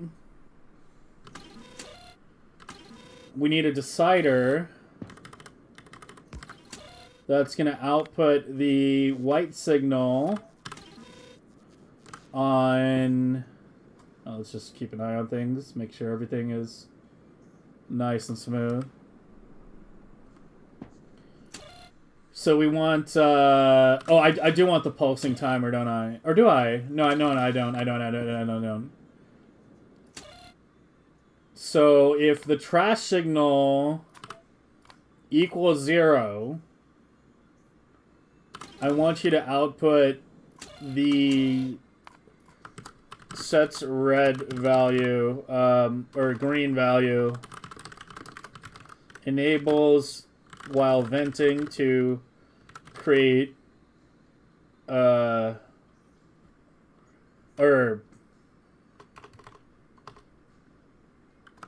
enabled while not venting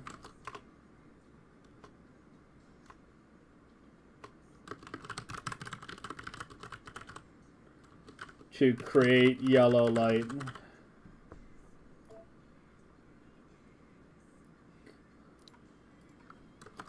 Disables while venting to create red light. See, look at me! Proper documentation now. Everything's documented now. I'm becoming a real programmer.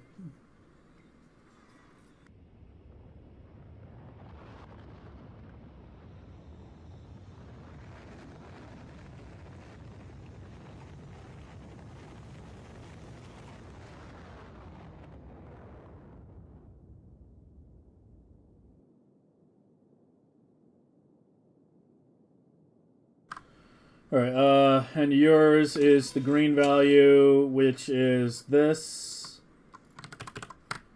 So send that.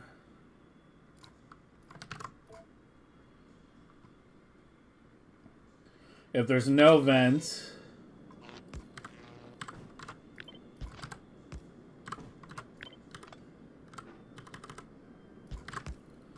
and we'll create a signal here that just sends a vent. Then you go out on red with that. Alright, let's test it. So yellow, yellow, yellow. And if venting is enabled, it's red. Yeah, that's exactly what I wanted. Yeah, that's not as bad to implement as I thought it was going to be.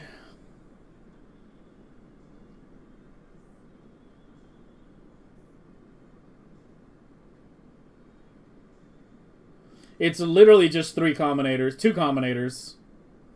One constant to set the initial red value, and then one to pulse the green value on a certain condition. That's it.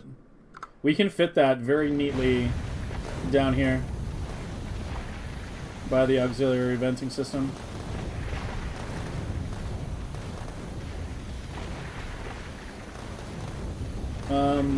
Most of these ships should have a bunch of extra combinators. Yeah, you have stuff. Alright, so let's do it on ship 9 right now. We'll just make the modification live. I should be able to move you without breaking anything, right? Like, yeah, you're not actually running any timers. So if I move you to the side, it should, yeah, it'll be fine. Okay, let's see if I did it right, which I think I did. So we now copy this onto you. And we need our regular light. A constant here. And our this thing here.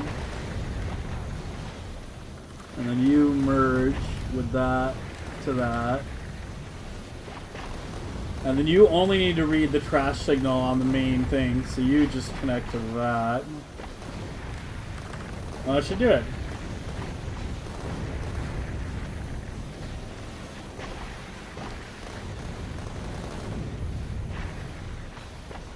And then we disconnect, here, connect you to green there, disconnect that, and connect that on red only.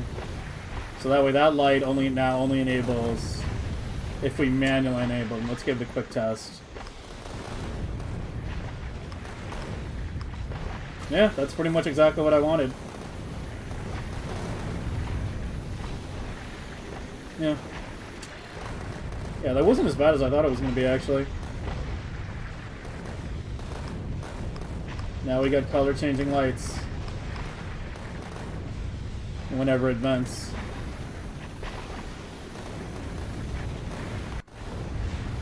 Here, we can test it on this one right now. This one's flash, like, temporarily venting. So give me you, move you over.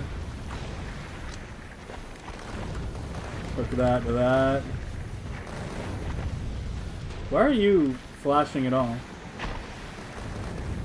Oh. Forgot to disconnect another wire. Did I disconnect it over there too? Nope. Not for you. Yeah, that's what we want. Now that light flashes. On vent. And this one only turns on if the manual vent is enabled.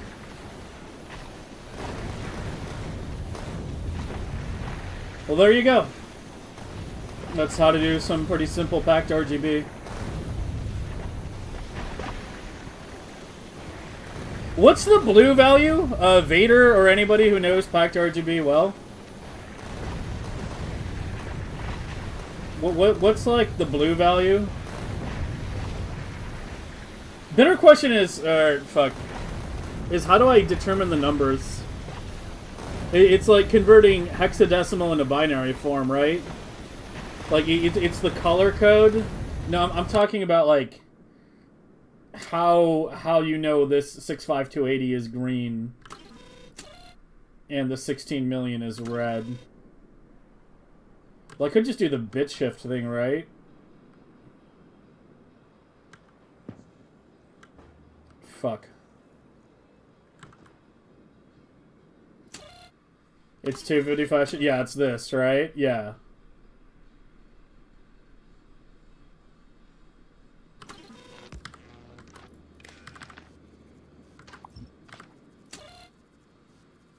How do I copy this number, though? Like, if I want to output it as a constant. Yeah, it's like red is 255 shifted 16, green is shifted 8, blue is not shifted at all. But like, I can't copy this number. Like that's the number I'm interested in.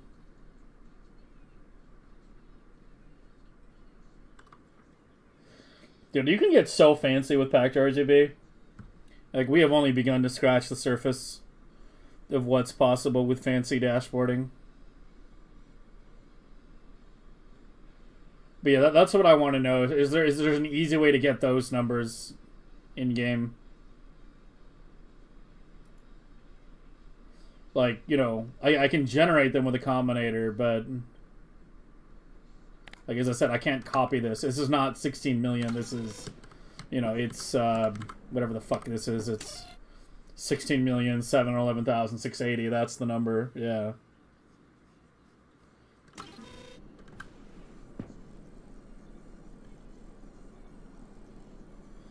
Oh, it's 255 times 2 to the 16th? Oh, okay. Alright.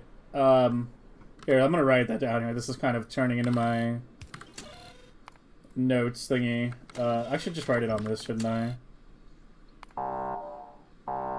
What now?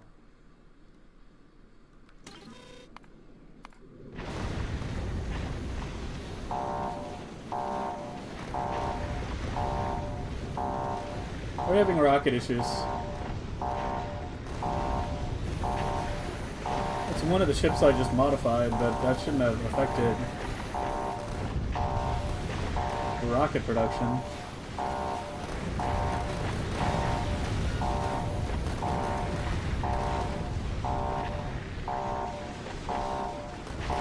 What are you even doing up there? Is that on every ship? Why is there a random constant combinator?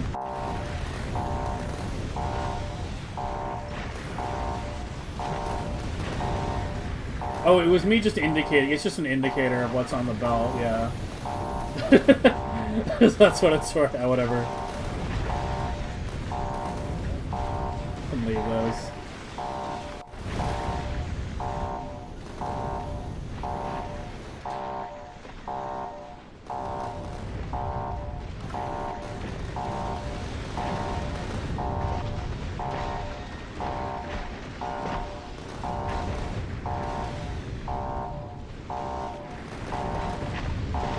Okay, let me write that down. To get number independently, let's do 255. It's 216th.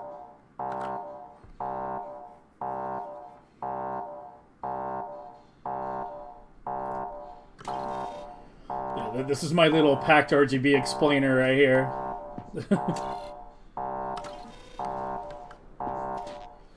Saving my ass. Okay,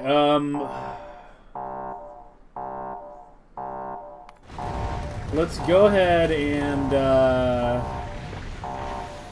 do that update on the other ships as well. They all should have like a constant at some other ship, so it should be pretty easy to just move these over. Disconnect that, connect green up, right to the right. I did connect green up here on this one, right? Yeah. And same on you. Scooch to the right. Connect up, red to the right.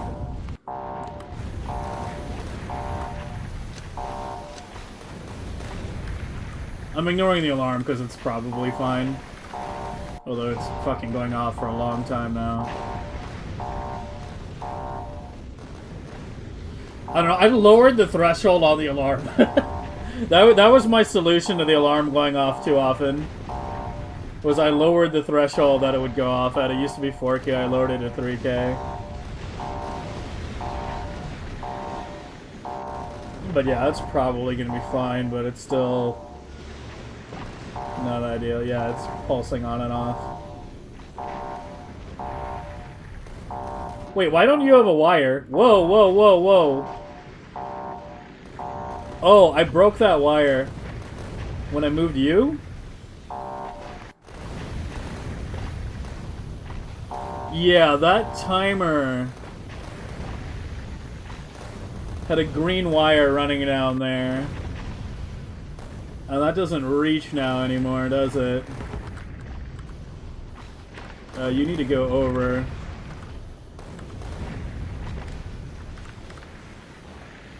Okay, so there's a couple changes we need to make. We need to be disciplined here. That's probably why it started going off. The thruster stack was engaged at a bad time. Oh, I'm glad I noticed that now. That could have led to a ship loss.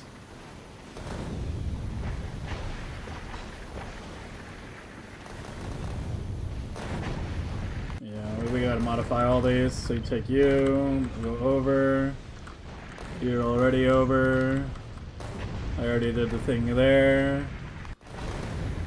I did the thing there. You need to go over. Yeah, there we go.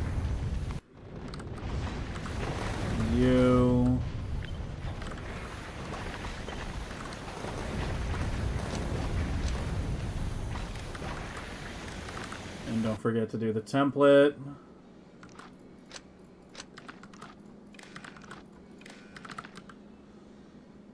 Yeah, that's you over here, and you over here. Okay, there we go. And then let's take our little fancy now. Hey, look at that. That's exactly what we want. You can now see the flashing pulse and when it vents. Yeah, I'm kind of happy with how that turned out. It's exactly what I wanted. I already did you, and you, I believe. No, not you yet.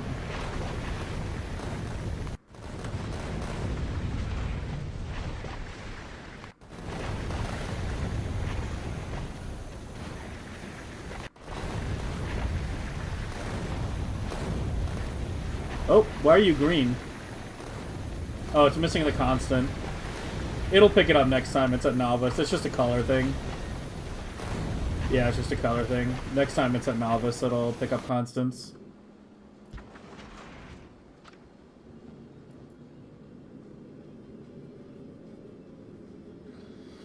Why are going down disconnected? Yeah, I realized that a bit late, but I did realize it. How do you get your first prom science with the same chip I have now? No, this run, I got my first prom science using this chip.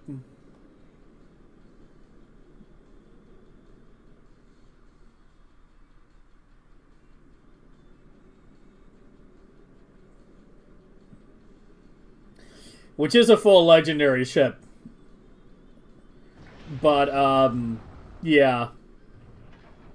I just took a while before getting my Prometheium going. Like, my first Prometheium science was a 20k egg load with this, and it delivered enough Prometheium science for me to get, like, the first 30 research levels all at once. But yeah, I actually didn't do Prometheium until I was mass-producing Legendary. Well, not really mass-producing. Like, my first, my first bits of Legendary, everything went straight into this ship. But it's something we were talking about a bit ago that we might do in an hour or so here. Is design an early game Prometheium ship, because I don't have a non-quality Prometheium ship anymore. I mean, obviously I had some last year, but they were all like really old, right? Like they're all like really old designs. They're not good. They're not good designs. So yeah, we might design a compact early game normal quality Prometheium ship. That's just meant to do like less than 10k eggs kind of thing. Might do that tonight, just depends on how much time we have. Where was it? Artelis linked this earlier when we were talking about it. He designed this. This was his early game Prometheium that he made. But yeah, I mean, just look how many fucking foundries it takes. Like, it's so many more buildings. That's the thing with low-quality Prometheium ships. It's so many more buildings. Like, he needs 6 iron plate foundries. 6. To make enough yellow ammo. He's not even making red ammo. Yeah, it's yellow ammo only.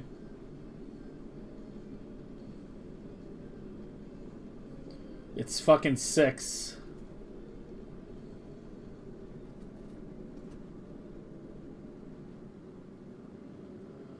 Whereas, on the legendary quality, I have 1. Literally just 1.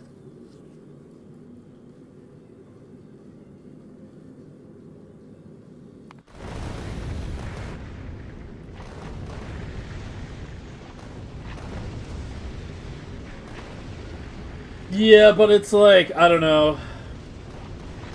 It's like, if I'm making a normal quality ship, I want to go just pure normal. Maybe uncommon grabbers. I don't know.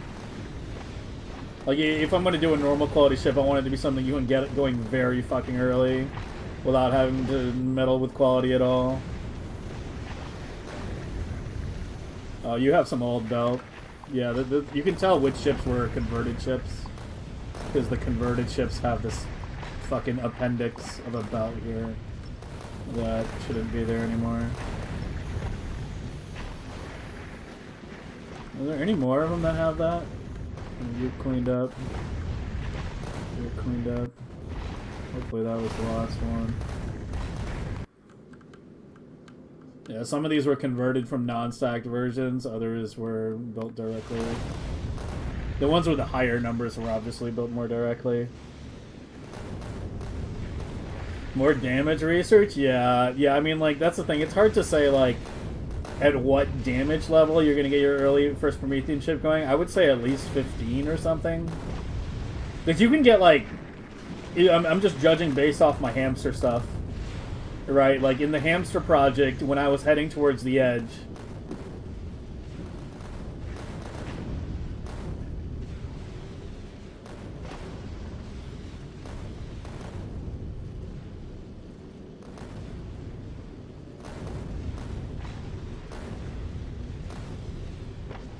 I thought I heard some, like, noises outside or something. I don't even know.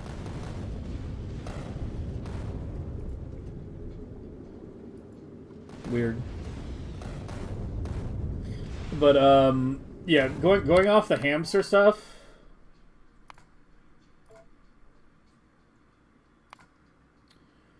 Where the fuck is it?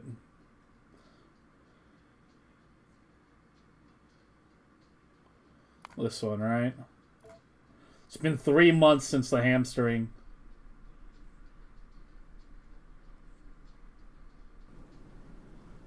Yeah, I finished Physical Projectile 9 as I finished the run.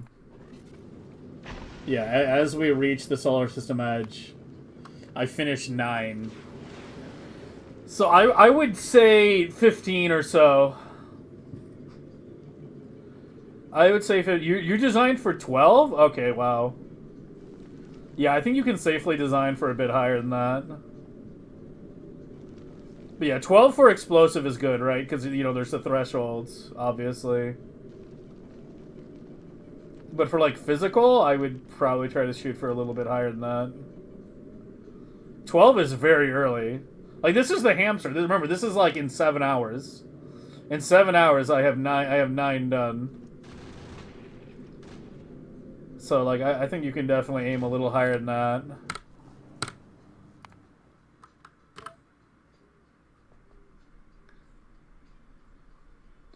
Foundries are easy to make in Legendary. Yeah, I know. But, like, you have to remember, it's about simplicity of logistics and shit, right? It's about simplicity and setting things up. Like, I'm not interested. I mean, if you guys are interested in it, you know, go for it. You know, I encourage you. But I'm not interested in designing a mid-level quality ship using uncommon or rare. Yeah, I do realize it could cut things down a lot. But when I'm doing my quality push for a Megabase, I just want to be focused on just beelining Legendary. You know, maybe with a quick pit stop at rare for some modules to accelerate the quality push, you know. Like, when we're gambling for Legendary quality modules, we'll first get some rares. And then jump to Legendaries, right, on the quality 3s.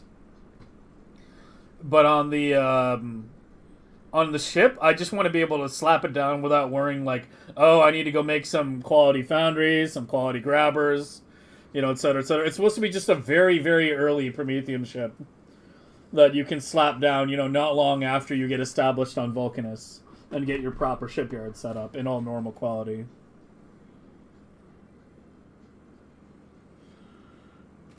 But yeah, I mean, as I said, you have to remember, my goal when I set all this stuff up, like I did in this run, is to simply get Legendary going ASAP. So the way I see it is, like, wasting time on any of the other middling qualities just slows down my Legendary push.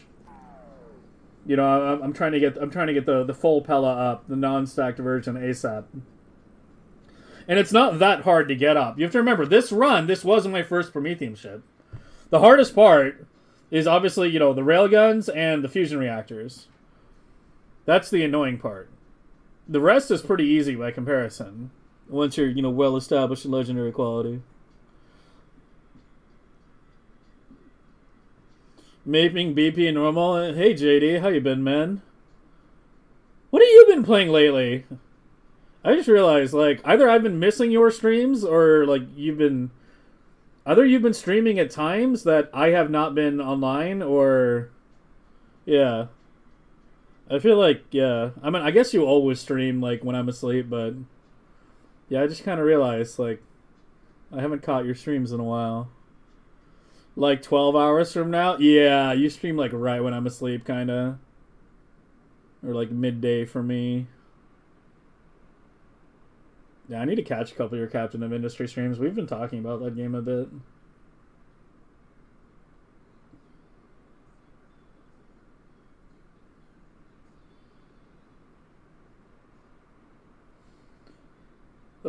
But yeah, so yeah, if I do a Prometheium ship, it's gonna be like some pure normal, super early ship, 5K eggs at most kind of thing.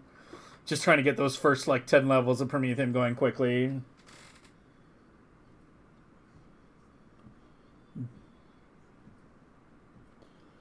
Pretty easy to tweak a bunch of the gamblers to split out some rare stuff and then have some. Yeah, I know it's not hard to tweak it. I just don't care. Because, as I said, like, you have to remember how fast I go for Legendary to begin with. Like, as soon as the hamster part is done, all gears are shifting towards getting Legendary online ASAP. You know, we do a small scale up on Fulgora to mass produce superconductors. Then we just got to export them to Vulcanus, where the real base is. And we take things from there.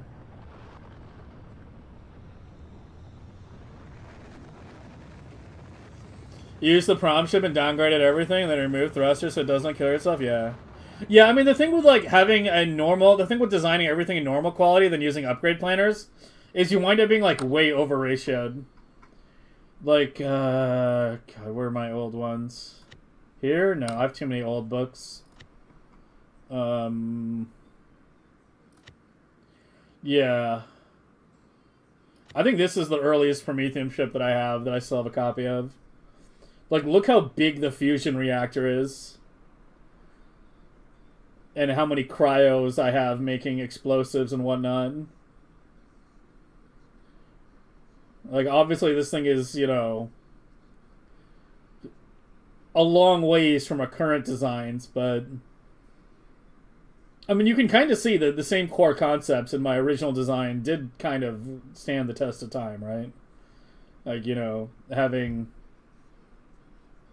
direct insert from the cryos to the hub, and then having the long beacon rows and a thin, wide design, you know, that all still kind of stuck, but you can see how it got refined like crazy from this. But as you can see, it went down. This was originally designed in normal quality, so ignore the stuff that's like an epic and shit here. Because this was actually designed and ratioed around normal. But we needed 4 fucking fusion donuts and what, like 10 explosive makers in order to keep the whole thing running. Whereas you look at, you know, the stocked modern version, only 2 donuts and only 4 explosive makers. The power of Legendary. It really shrinks. It's also the beacons. The beacons are a big part of it. Because normal quality beacons draw a lot of power. Right? Like, normal quality beacons are 480 watts or whatever, kilowatts. And Legendary draws almost nothing. So your beacons wind up drawing a huge amount of power. Your fusion reactor generates less. So you need a much bigger fusion reactor and, yeah, a lot more buildings. That's the debug alarm on the ground, apparently. Yeah, we don't need that anymore. Are we done here? I think we're done here. The rest we can do on the template. Yeah, I think we're done here.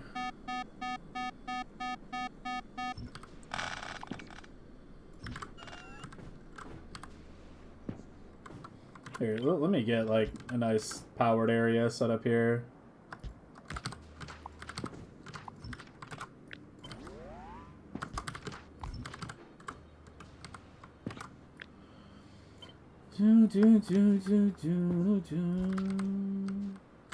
The fuck were you? You were my OG design that I was working on that. Yeah, fuck that. Here, let me move all the packed RGB stuff over into one corner, because it's probably going to stay up for a while, because it's easy to... It's good to have that up as a reference, since we're doing this packed RGB shit. Okay.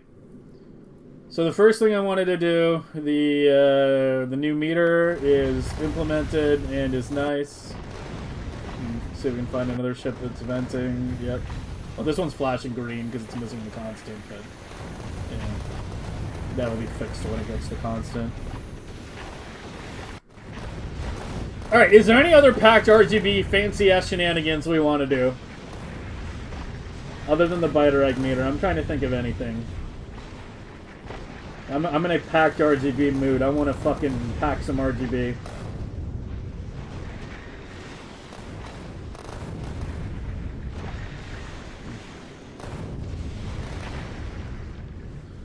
I'm gonna pack some RGB.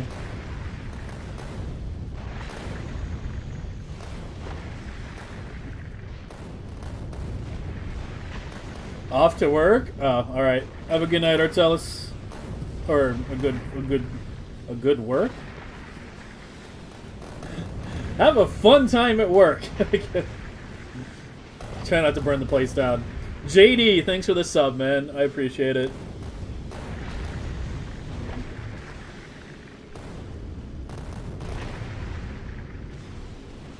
The point is you can likely get there fast writing a few impactful things. Yeah, I know.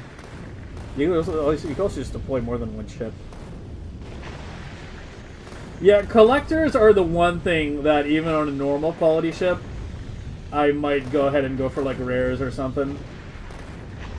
Because the collectors, yeah, make a fucking enormous difference.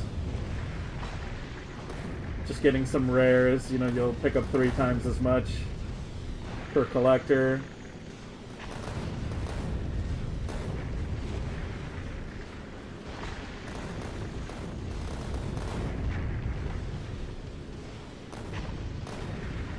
I don't care about number of launches. Like, the first thing I do when I set up on Vulcanus is build like 100 fucking rocket silos. Rocket launches on Vulcanus are free.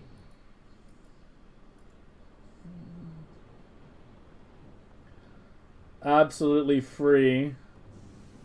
I can change those to stacks.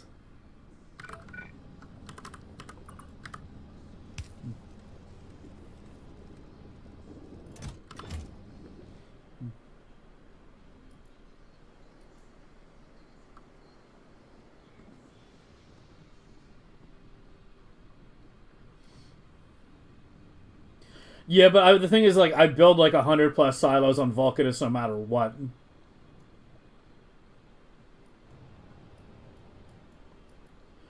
But yeah, I don't know. Maybe we can dick around with a rare one or something, but I haven't fully made up my mind on that yet.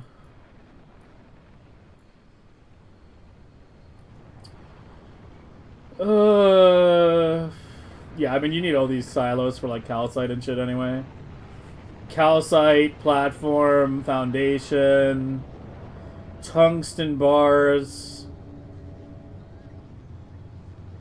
There's a number of things that if you'd loaded in high quantity off Vulcanus. Belt.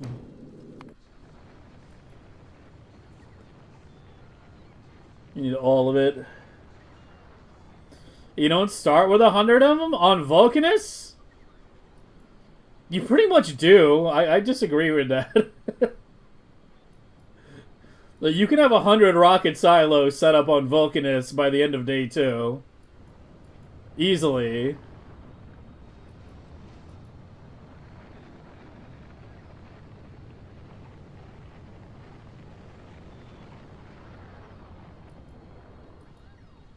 I don't see how you don't follow it.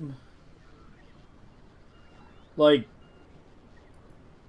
you have to. You're going to build a lot of silos. No matter, like, silos are not expensive. Silos are just concrete, blue chips, steel.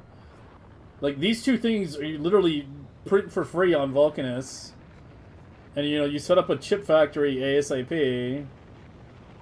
Like, I don't see the flaw in my approach. I mean, as I said, if you really want to design like a full rare quality Prometheium ship, I'm not saying it's a bad idea. You know, go for it if you want. But I just kind of think that, you know, I would rather design something super basic that I can just launch in like normal quality, you know, super early on, with maybe like rare collectors at most.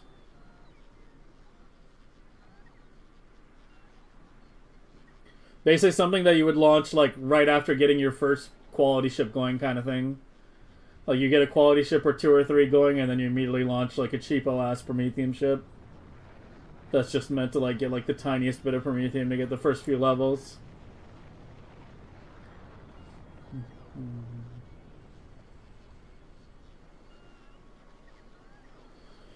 The 100% speedruns are already doing quality stuff.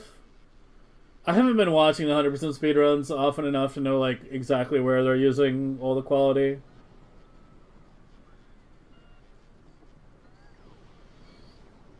But again, like as I said, we rush legendary. But we do rush legendary. Like it's not like I'm ignoring quality for normal.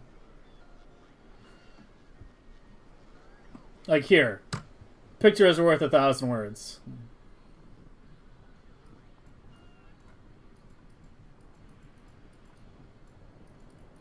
So this is time, and this is effort.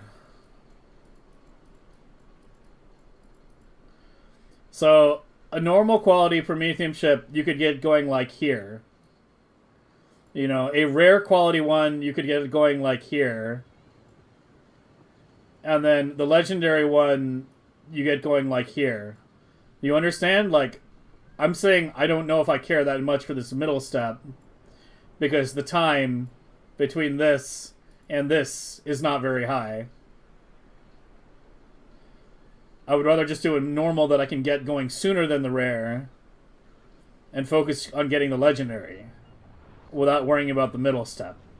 I'm not saying this is a bad idea. You know, it's certainly a valid idea, and you can do it if you want. But I'm more interested in just doing the super, super early normal into legendary ASAP than doing a middling one.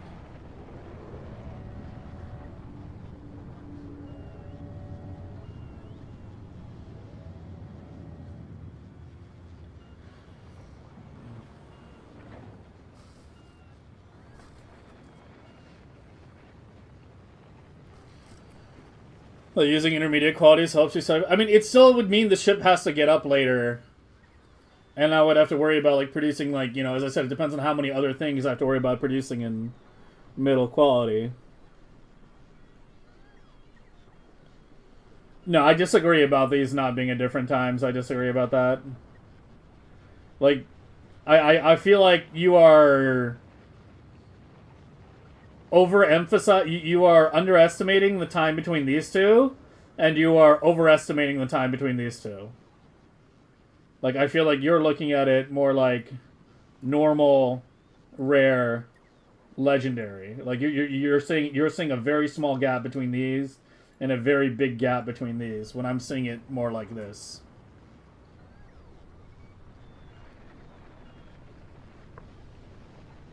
Wait, I hope I make that. I hope that makes that clear.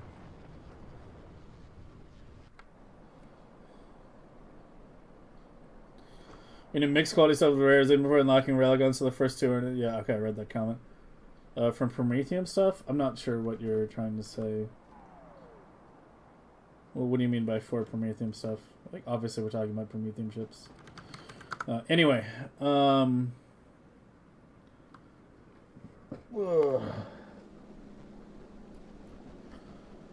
what else are we doing? Every signal you're reading is straight from the main network.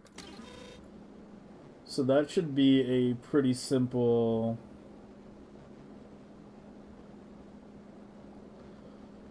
hookup. I guess I don't need to remove the Tesla turret, at least not yet.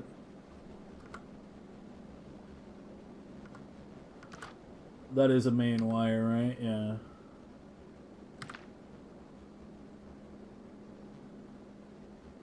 Okay, that's a separate one. That looks like it's going straight through, but it's not.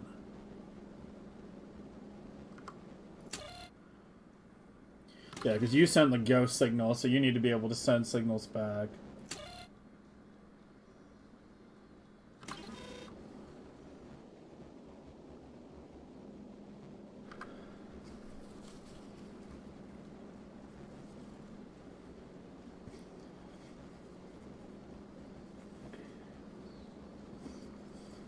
Yeah, again, I think you're underestimating like just how early I plan on launching that Prometheium ship.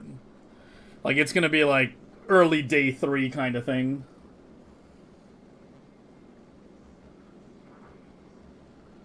Like it would be very early. Okay, you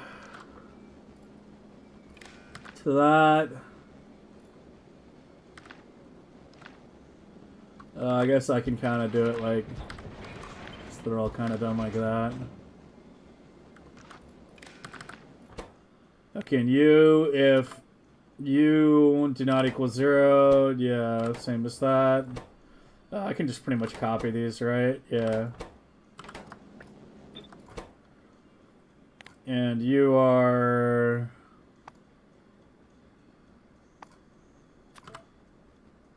Take that. Global alarm 2. You are...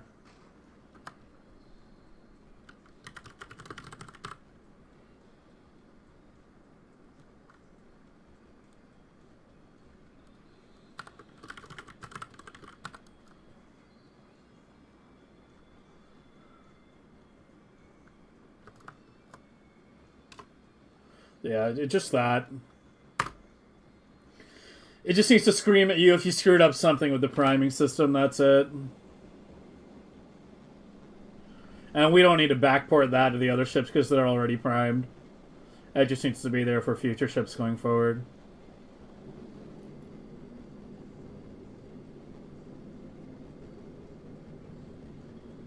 I think you mean you? Yeah. Yeah, every time I've talked about you, I've been like, I wish that dude changed his name. Oh, this got some inserters on its thing too. Yeah, these are getting contaminated early. Maybe they should be fucking filtered. I don't know how the contamination is happening to begin with.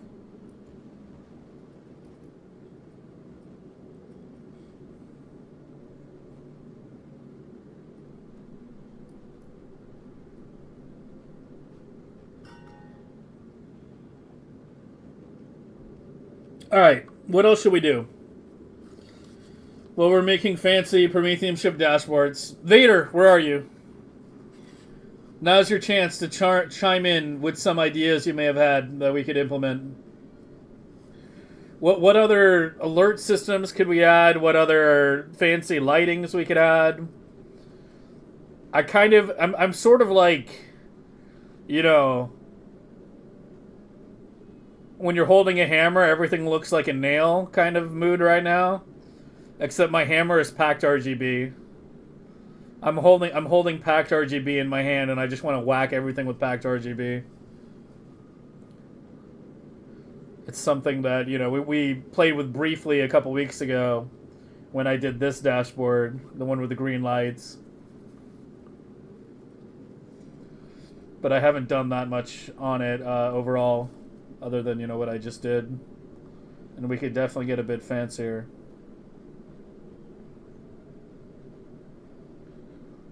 The quadrant meter? Yeah, I can recap it real quick. Alright, so we have... we read these belts coming in. I only read one. I don't read all of them. I could maybe read all of them and do some math, you know, to read all of them, but... I just read the closest one. Read holds, not all belts. Just read the one tile. And then this is how much science should be on those belts at all times. If at any time the science on the belt does not equal the amount of science that's on the combinator, it will send the science that failed the check and another signal showing which corner it was in. You can see right now it's showing a bottom right corner because they're the bottom right, and then up here it'll show top right, and then there's the same on the other side, on the left side. So if there's even a gap for 1 millisecond, for one tick, I shouldn't say millisecond, for one tick, it'll send those signals. You know, it'll send a signal which science is missing and which quadrant the science is missing. Then we go up here. Oh, and then those go through the radar. This is one of those things where if I had a rail network with proper, you know, base-wide circuits like I did last year, then I would have just used that. But because my base is basically just a bunch of isolated setups, my power is very spaghetti. So like, I've actually accidentally cut power to things a lot of times. We had an incident like a couple weeks ago with these up here, but that's a whole another story. So yeah, I just send it through the radar. Comes up here through the radar. And this is something else. This over here, this is to manually force a recycle on the lab. So this is something completely different. This is like an addendum, and this is just to indicate when the when the thing is transitioning. Like here, if I do mining prod, you'll see this light up. That means the Conage's setup is in a transition stage, which means it's currently cycling. You know, and so it's kind of like a useful debug light, but that's not what you asked about. As far as the quadrant thing goes, yeah, we have those coming in, and this is the debug check, but I should have pointed that out too. That's also coming like straight into the radar. But yeah, so it's sending a signal for which science is missing and which quadrant. So then that gets fed into this monster. And I really, really tried to do this with less combinators. I really tried. I swear to God, I tried. I tried to have it in like a more compact setup using each signals and whatnot, but I just couldn't get it to work. And I knew I could get it to work by just using a different memory cell setup for every single science. So that's what you're looking at here. Is those signals that then come from the radar. This is just a filter to, you know, filter out any other signals. Any signal that does not equal 0. Output the input count that came through. And then this, you know, preserves that in a memory cell, right? Because you have to remember, if it turns on for just one tick, like if one bottle is missing for one tick, and that's it, then we're not going to notice it, right? Like the light will just flash for one tick, and we'll never notice it.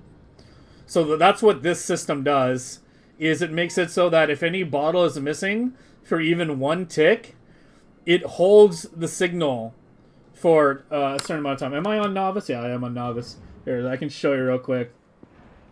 If I go down here to right here, and I pick up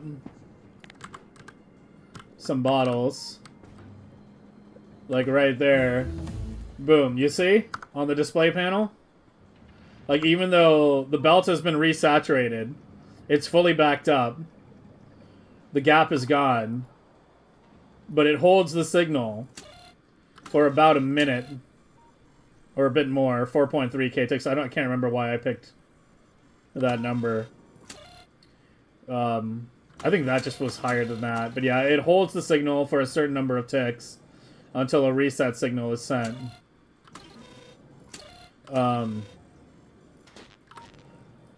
Lights up which ones are missing, and then it converts the signals. You know, it passes the signal, it passes the quadrant signal. This is what processes the science. Here, this processes the science signals.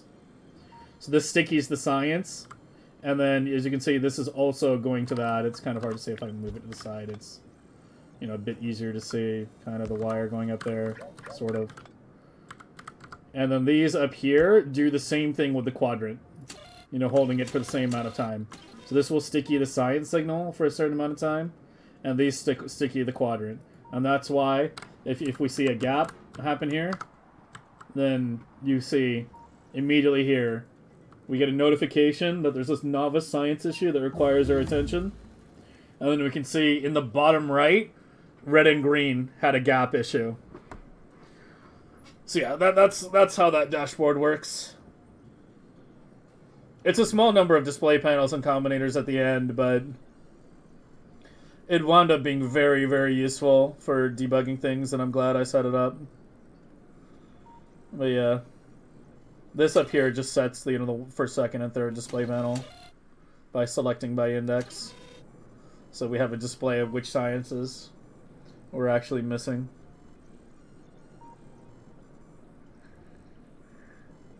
Yeah, I mean, you can try, but like I spent like 3 hours on this.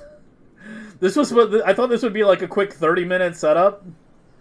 But the day I worked on this, I spent like 3 fucking hours trying to make it super compact with, lots of each signals and stuff like that. And I just couldn't get it to work the way I wanted. And so I was like, fuck it. I know if I just do a separate memory cell for literally everything, for every quadrant and every science, I know I can get it to work. Because then I just have to worry about each one sticking, just that one. So yeah, that's how we set it up. Basically the signal comes in, it gets stuck on here. I can go through this part a little more detail. This is one of those things where it looks complicated, but it's just about understanding the basic buildings of circuit blocks, of advanced circuitry. If you watch the circuit video I did on YouTube like last year about memory cells, timers, and one other thing I can't fucking remember. Oh, and latches. Memory cells, timers, and latches. A lot of advanced circuitry is just made up of those 3 things. And timers and latches are just variants on memory cells. Like, they're effectively just modified memory cells. So what happens is, it sees the science signal come in, and then it holds that red signal until it sees a reset. And you can see this is a memory cell here, right? You can see that wire there. Then that signal, like, it's holding the red, and then once you see that red enable, start a timer. Right, and then this is also a memory cell, obviously, because it's a timer. And that runs until 4.3, because this number isn't important. It just needs to be higher than this number. And then when this number reaches 3.6K, it sends a reset signal back to here, which clears the memory cell.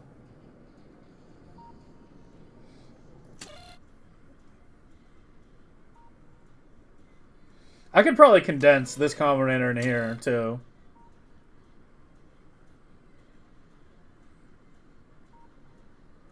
Yeah. Yeah, I probably could drop these combinators. And just do it like red, output red.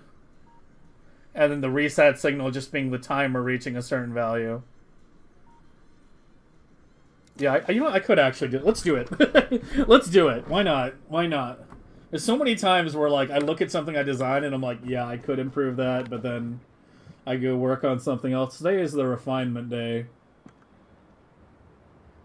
Yeah, I should be able to refine this. Let me blueprint it real quick just in case I do fuck it up. But yeah, this should work just fine. Yeah, you're fine.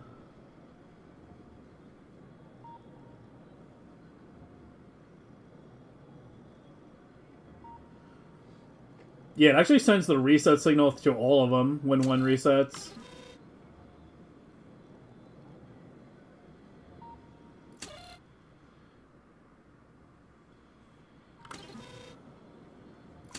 But yeah, I should be able to change this to timer equals 3600.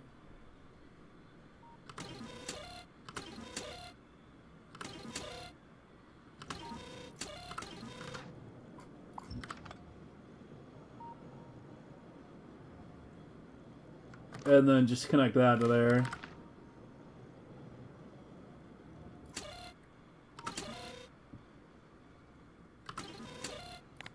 And just do like 4,000 there or whatever. Yeah, that should work. Let's test it.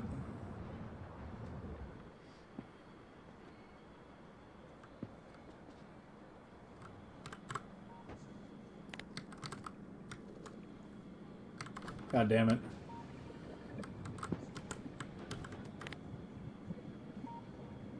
Nope, I screwed. Oh no, it's showing red and... Wait, what did I do?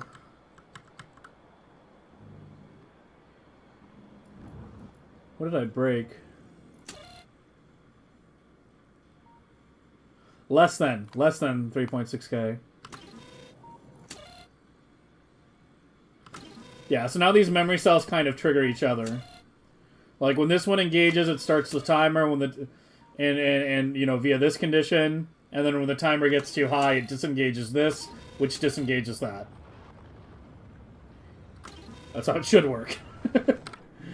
Let's see if I did it right though. Hold on, we have to wait for the timer to run down here.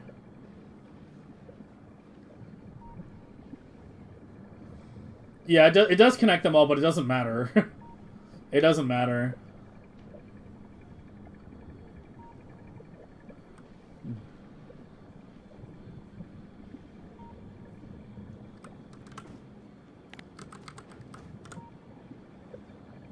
Yeah, there we go. Yeah, it works.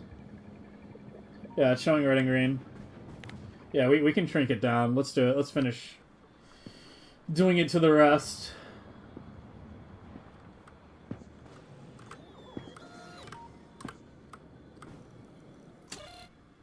Yeah, so just change you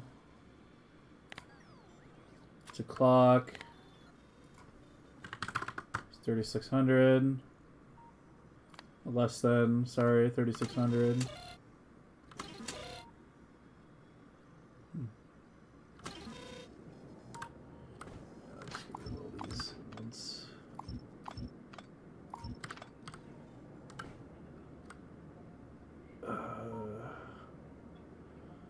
I kind of want to just clean the whole thing up a bit more. Give me a second. Go down here.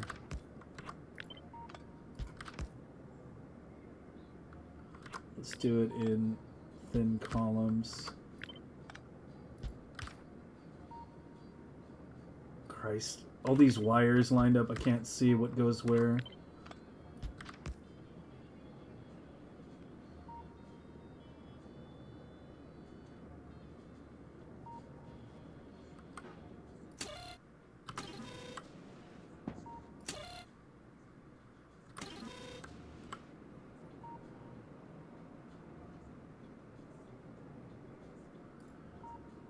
Why am I so messy? Okay, do it like that. Just I want a column, a nice little column.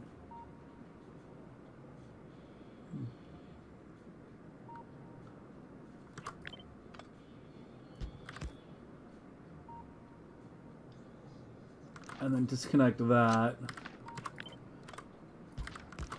And reconnect it there to make it more clear. It's a completely separate connection.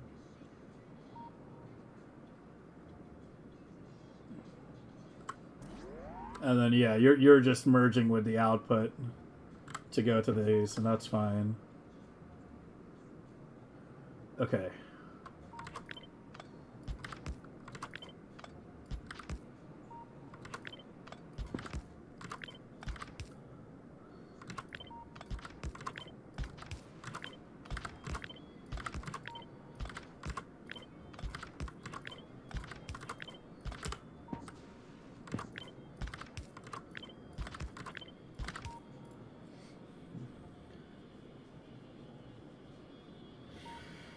Bitch of the quadrants, 369 out of the way, and then run a clock.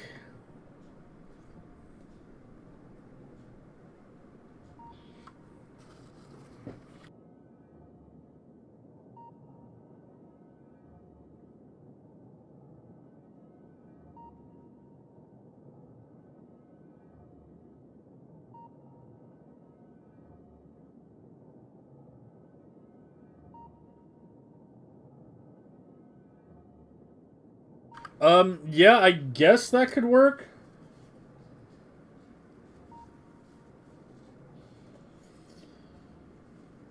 I mean, you're the programmer here, not me. If you want to try to get that to work, be my guest.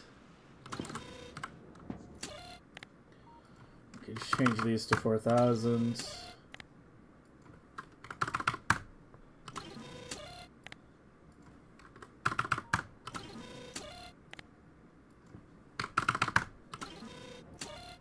Should have just used parameterization to change it, honestly.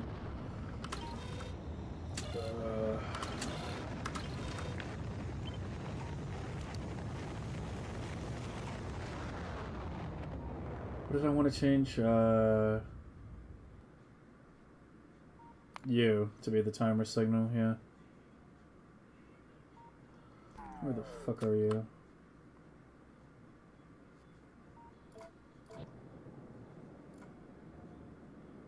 Yeah, there we go. Timer less than 3.6, less than 3.6, less than...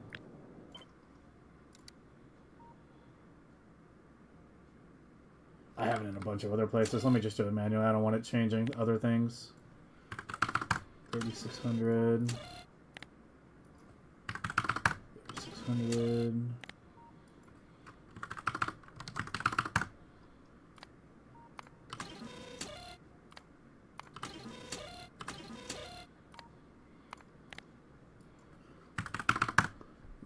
$3,600.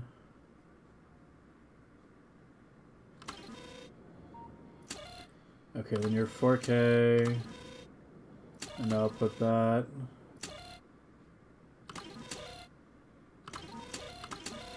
Yeah, less than 4K does not equal 0. Less than 4K does not equal 0.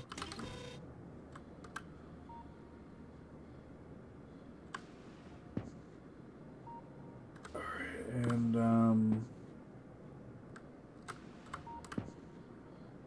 and then your wire needs to come back to there.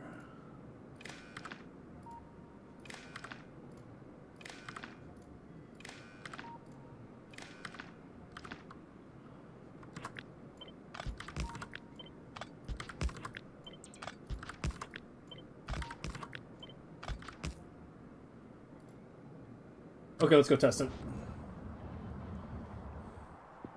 You know, programmer? Electrical engineer, whatever. Hardware programmer. Same shit. Alright, let's remove a different color and see. Yay! It looks like I didn't break it. Yep, showing yellow bottom right. Let me check the other side too. But it should be fine.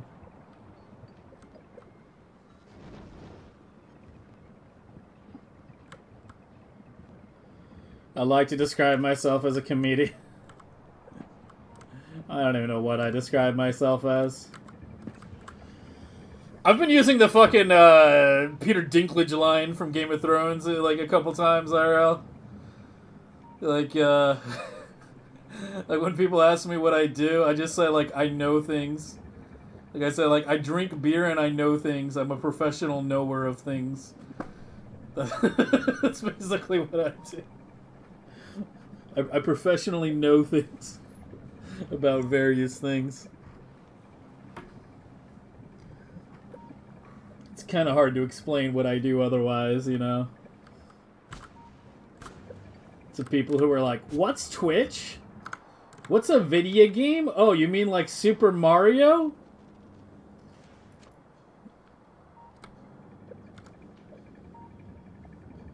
Yeah, looks like it works perfectly. Now showing green in top side. We can grab another one off too. Huh. Flawless.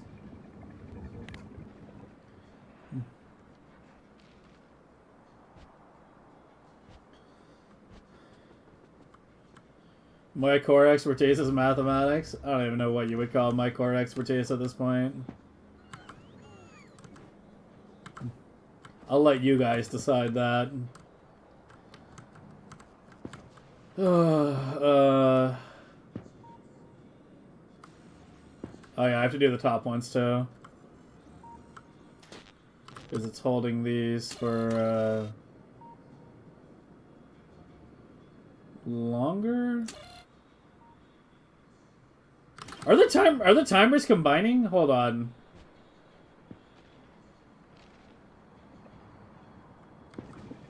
Did I screw that up?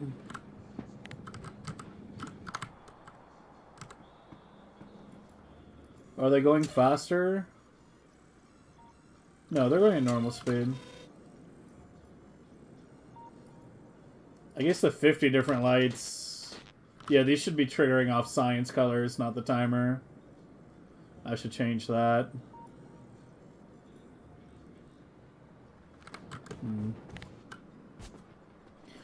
Look where we are. Someone asked me to fucking look at this thing, and now I'm spending the next hour refining it, man.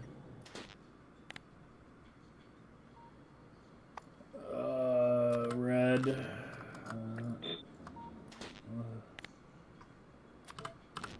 Green. Gray. Blue, purple. Yellow. And that wire needs to be changed too, because it's reading the timer wire. And what you need to read.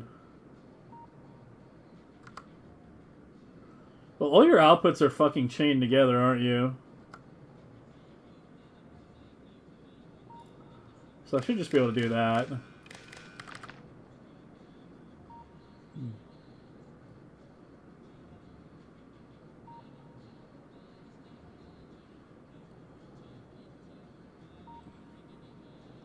Or hell, why not? Put you in the middle.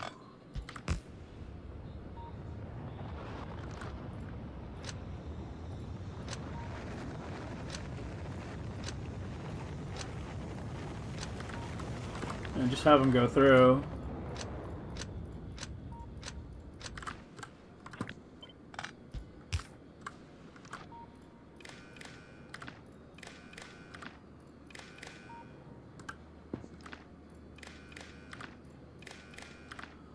Apparently I'm in a circuit mood today. I didn't think I was, but here we are.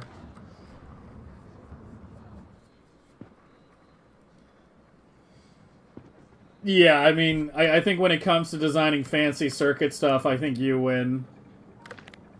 I don't think I've seen anyone else design some of the shit that you've done, Martin. I still have your shit somewhere.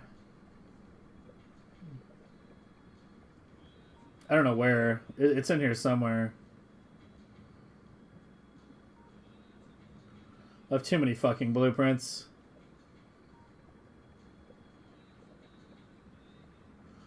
But yeah, it's somewhere in there.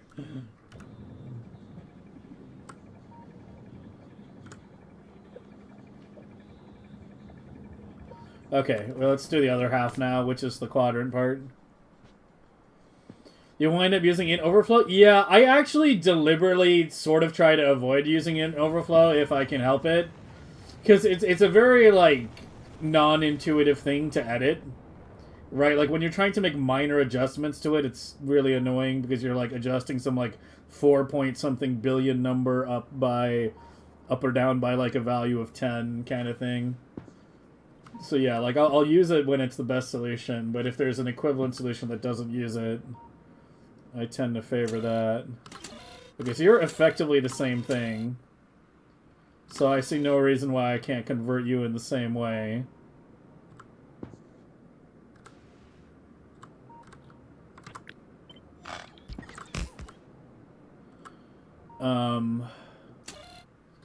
So yeah, instead of you taking the reset signal, you're going to work the same as this and reset on the timer, or hold the value while the timer is less than 3600. Instead, same here.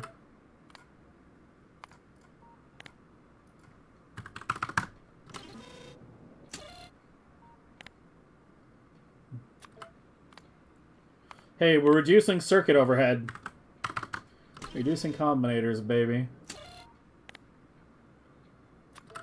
Clock is less than 3600.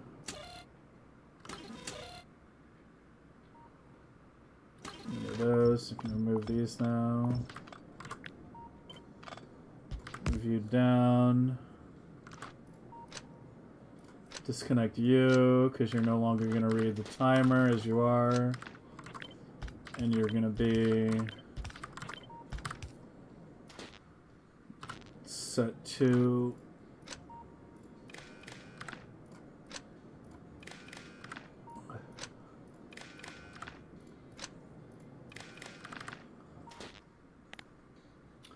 top quadrant does not equal 0. Other top quadrant, bottom left, bottom right. And don't forget you needing to go back to here now.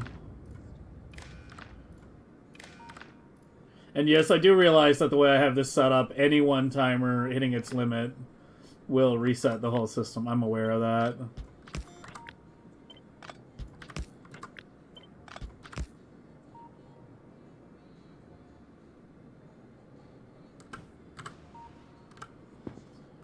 Okay, move you a bit further down. And then we can maybe compact you over here as well.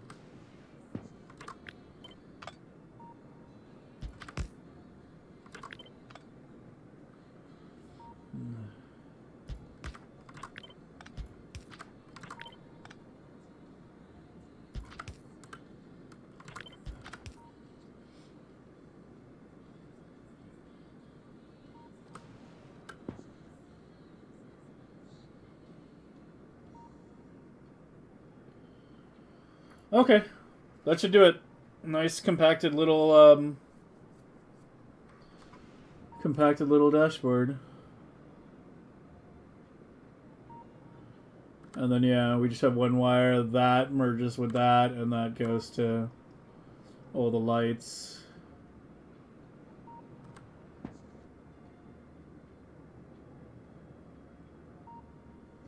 This doesn't have to go to the lights, right? I should be able to disconnect... Not that. Fuck. What did I do? I should be able to disconnect that.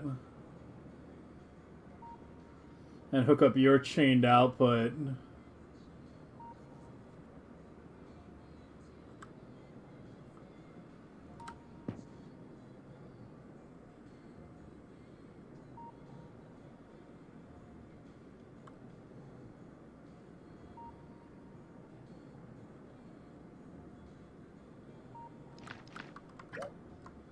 Wait, hold on a second. You're just zeroing values. But those values shouldn't be passed through here to begin with. Yeah, those values shouldn't be getting passed. That combinator should not be necessary.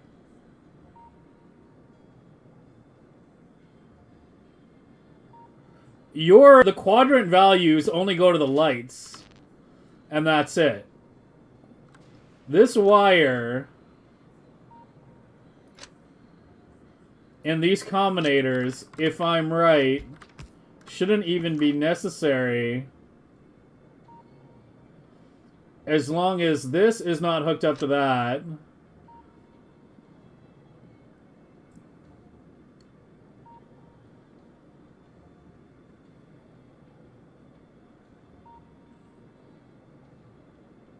They're hooked up via this.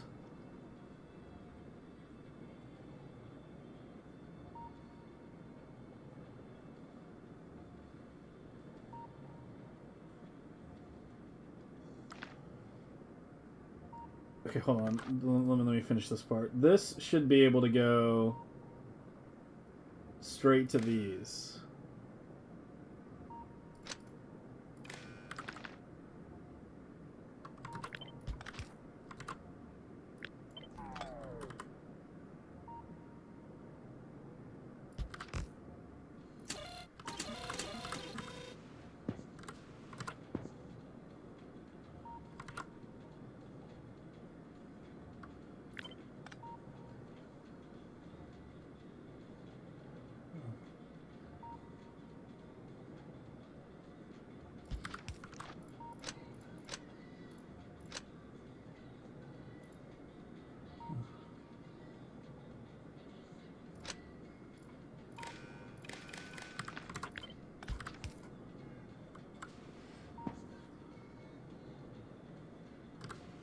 And then I need to split these two wires.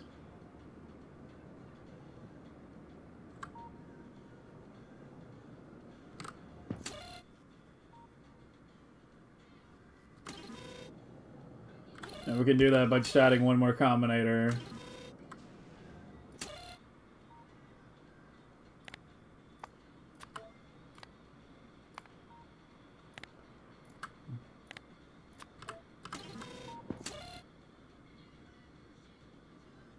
This is basically the same thing, yeah. Here, just copy it.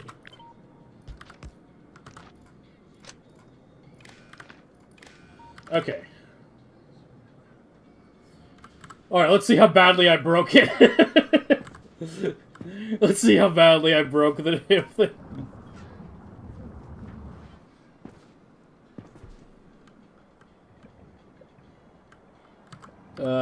Here we go. Moment of truth. No way I actually didn't break it. There's no way I actually just did all that without making a single mistake. That doesn't happen.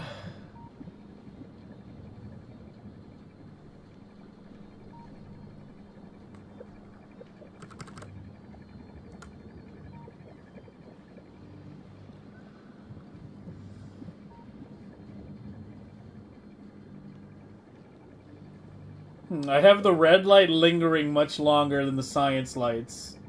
The science lights went out too quickly.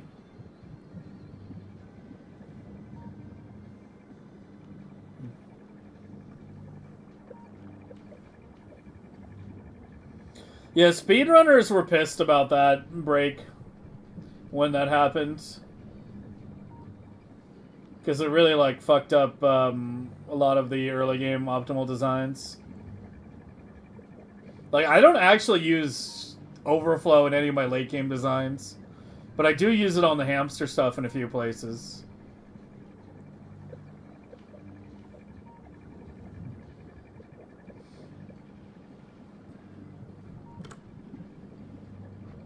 Yeah, if there's multiple science signals, the timers are elapsing too quickly. Yeah, look how fast that's going.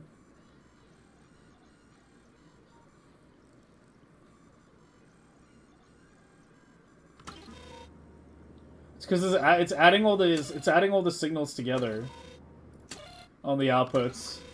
That's what's happening. Yeah, that's what's happening. All the timer signals are being added together. Okay, I did make a small mistake, but I kind of saw that one coming. You can see here. Look how fast that's going up. I need to not have the timer signals merged like that.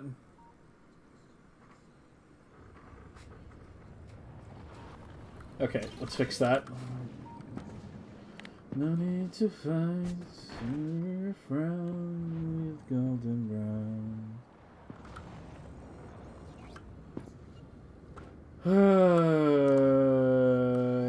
Okay, let me get you a little split apart. Can I get your fucking wire out of here so I can see?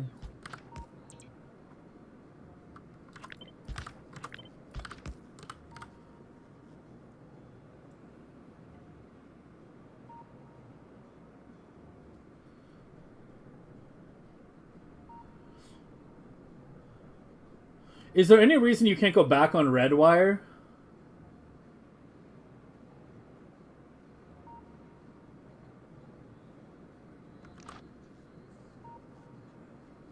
I was trying to keep that separate, but now that I think about it, I think it should be okay going back on red wire. Because I need that green cross connect there.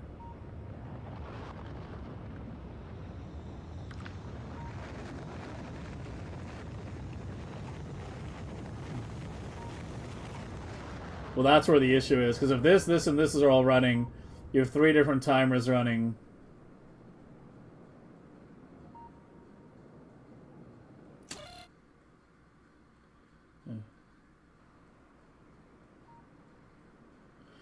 I really should have just one fucking timer, shouldn't I?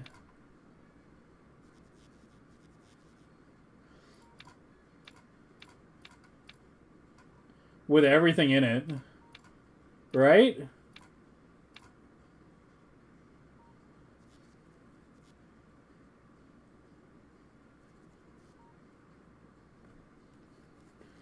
Just with like a bunch of different trigger conditions. That would be the smarter way to do it, and we're reducing combinators again.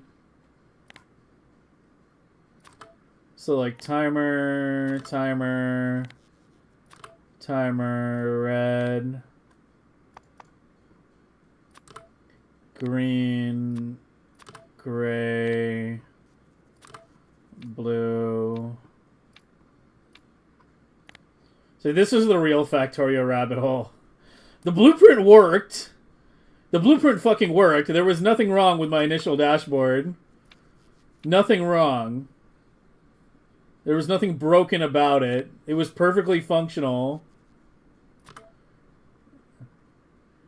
But then we're like, oh wait. We can make it more compact. We can make it better, even though it doesn't change anything. And next thing you know, the next 5 hours are spent on that. So your does not equal. Yeah, we just have a bunch of different timer enabling things for all the science. Whereas any one science not being enabled will start the timer, and there's then only run one timer instead of 15. And then you go 4K.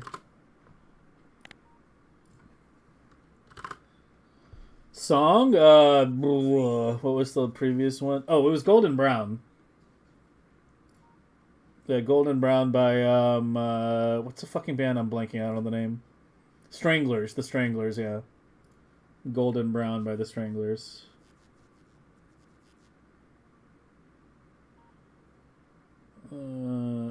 U4K.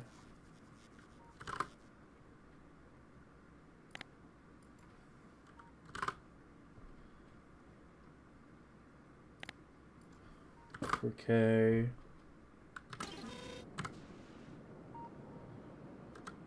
Okay.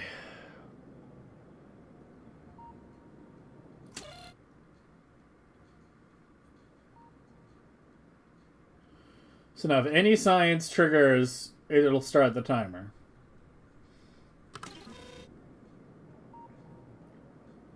I'm going to blueprint it again.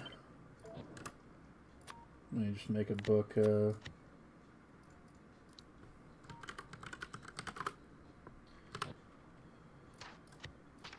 Just in case. We need to revert because I fucked too much up. Alright, so you're gone.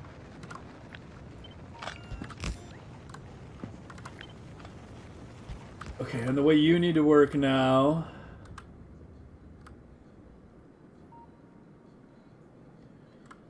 is if you see a science signal on green, and then I think I can do this. This is one of those things where I'm just going to do it and then see if it breaks anything.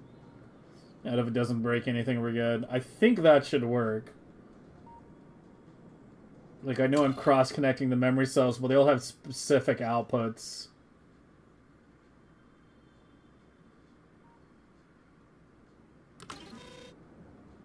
Okay, let's go test it.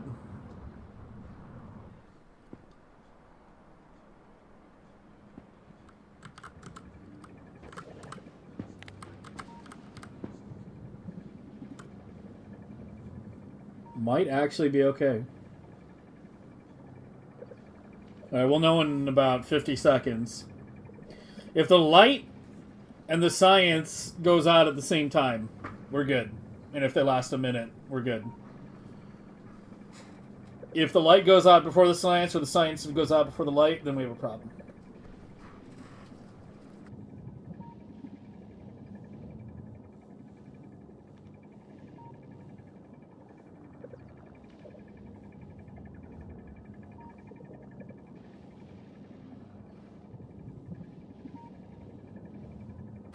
Could use the science as the signal in each clock? Yeah, maybe I could, yeah. I don't know, I just want to see if this part is working. I don't know. I'm in the mood to like do circuit stuff right now. I feel like I'm not in like circuit mood very often. So if I'm in a circuit mood, we should capitalize. Yeah, it looks good. It all went out at the same time.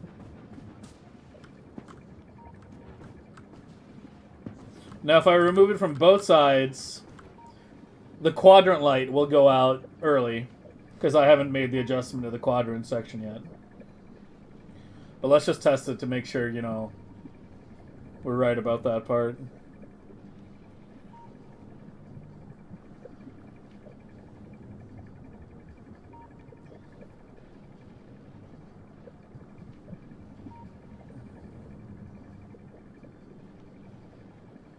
Yep. Yeah, the quadrant light went out early, correct.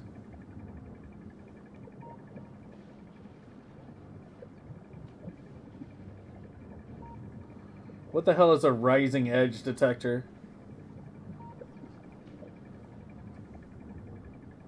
The combinator of the rising sun. What is a rising edge detector?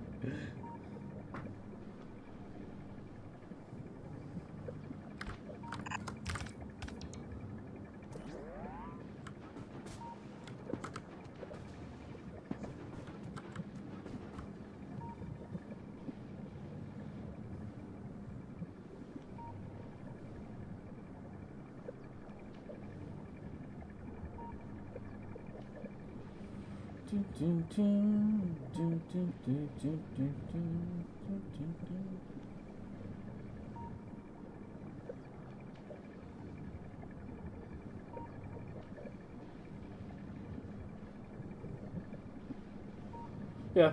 Yeah, it's behaving exactly as expected. Alright, let's go fix it for the quadrant part. But it looks like it's good. Yeah, it looks like... Wait, why are all the lights on?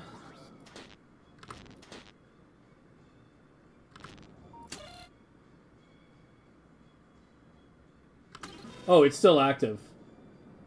But why are all the lights on?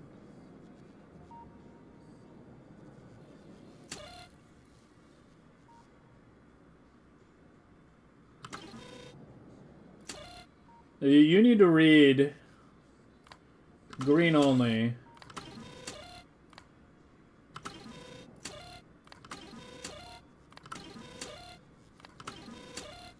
And you look at red only, I guess.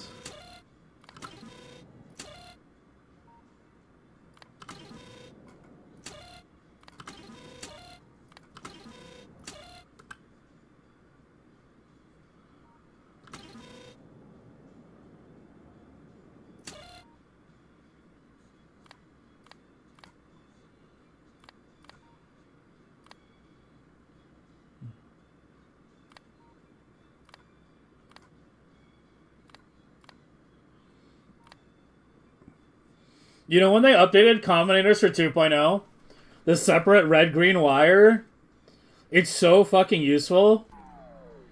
But it was actually the thing that was like the hardest for me to wrap my head around when switching from 1.0 combinators to 2. Like, I was so used to, you know, not being able to differentiate by wire, and like being able to differentiate by wire lets you make significantly more complicated stuff. You still haven't told me what a rising edge detector is, by the way.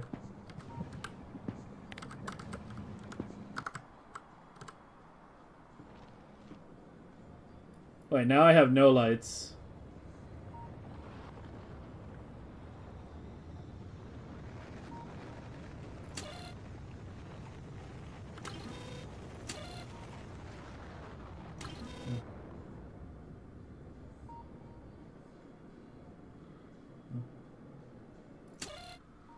What did I do?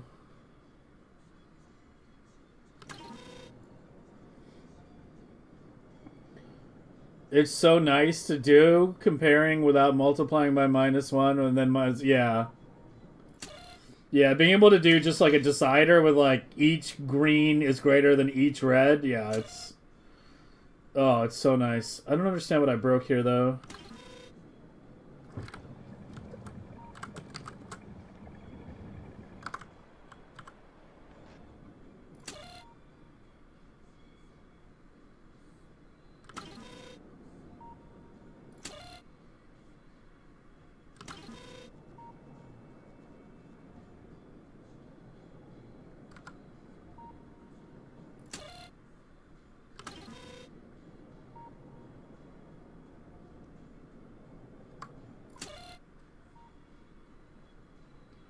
So this?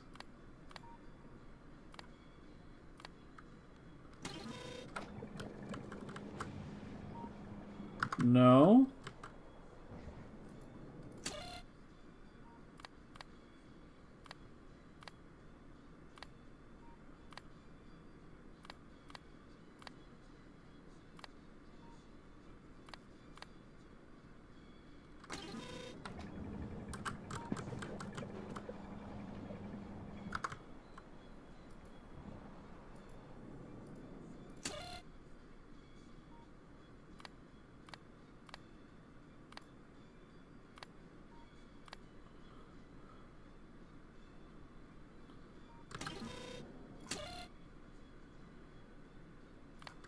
Try that.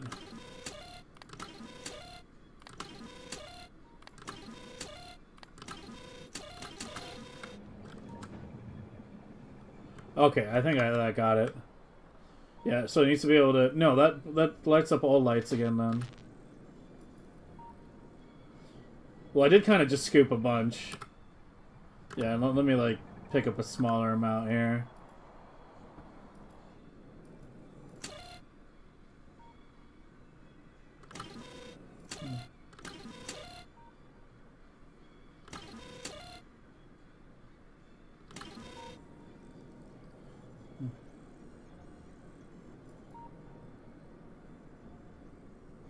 So what is a rising edge detector eventually?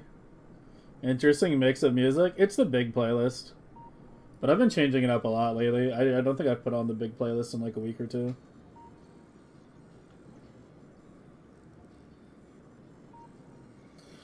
Yeah, I mean, it's a really, really long playlist, so... Yeah, we're up to 89 hours. And, you know, streams are like 6 to 8 hours, so... I could put the playlist on like every day for a month, every stream for like a month. Before you'd have to listen to like every stream before you started hearing repeats. Not counting the whole Spotify shuffle thing, that's a whole other story. Alright, let me just take the red and green. Okay, it's good now. It's good. Okay, let's fix the top part and then move on to something else. I didn't mean to spend all night on this fucking thing, holy shit. Go fucking rabbit holes, man.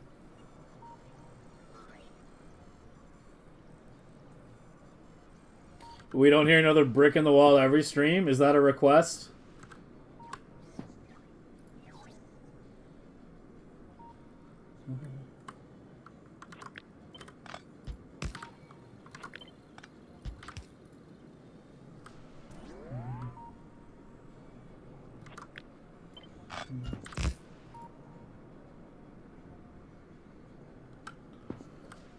Okay, we should be able to do the same principle here.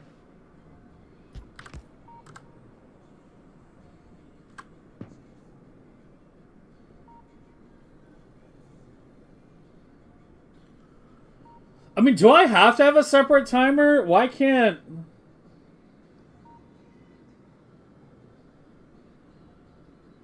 Why can't I just use one timer for everything? Because I want them on for the same amount of time.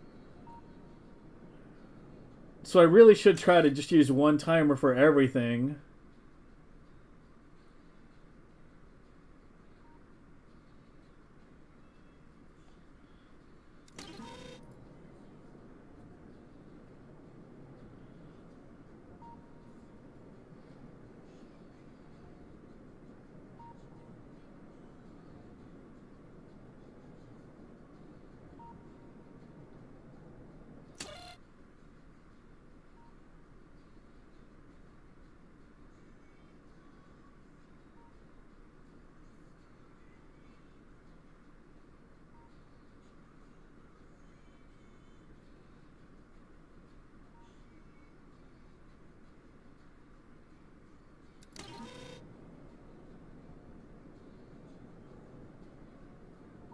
It's actually insane how much I just shrunk this down.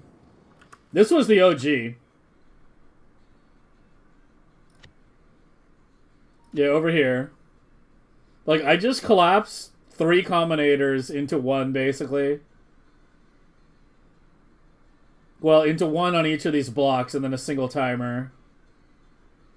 So yeah, we shrunk 18 combinators down to 7.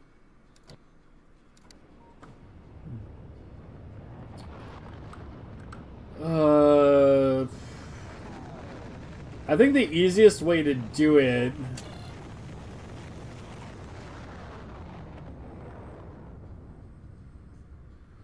would have you just track anything using any signal on a certain wire color. God, I wish I had a third wire color. Yeah, it's actually one of those cases where it's like, fuck, I wish I had a third wire color here. Like, one for one signal coming in, one for the short to keep that isolated. And then one for,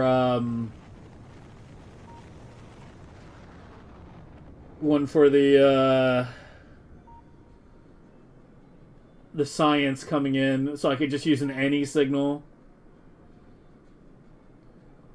Be like, if any wire signal, only enable the thing if any wire signal comes in with any science.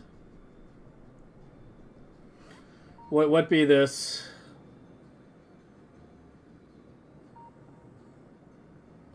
Edge detectors. Okay, hold on. What the fuck?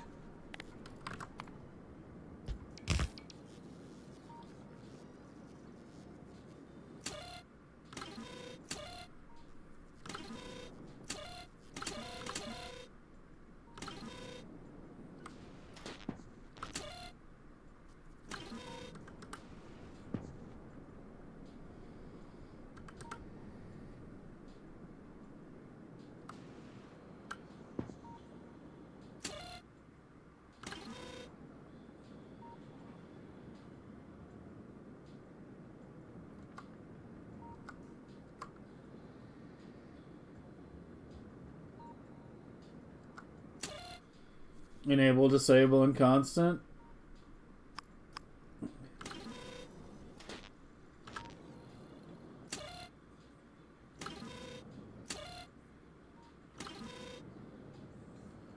Okay, so the radar signal would be, like, if this was the radar, it would be coming in, what, like here or something? Or to that. Right? It would hook up to that, right? If I understand this correctly?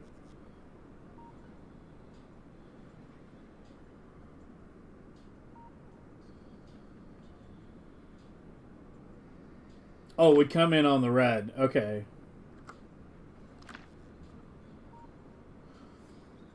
Yeah, I've noticed you have, like, opposite signal conventions that I do. I usually use green for, like, default signals, and I use red sparingly. I try to use, like, you know, green for supply, red for demand. Some people do it the opposite. It's because you drive on the wrong side of the road, isn't it? You drive on the wrong side of the road, your traffic lights are upside down, too. You've got green on the top, red on the bottom. Is that how it works? That's the Brits? Yeah, but you're, like, pretty close to them. I don't even know which side you drive on the road in Norway, man. Yeah, green is data, red is control, has always been my convention, exactly. Red is control or wires that need to be separated. It's why, like, when you look at my big ships, like my Prometheium ships, you'll see, like, the green wire is just everything's connected to it, basically. That's the main signal, you know, that just carries everything. Where, like, you know, no signals, a bunch of different separate signals, right? And then the red is the stuff that needs to be separated.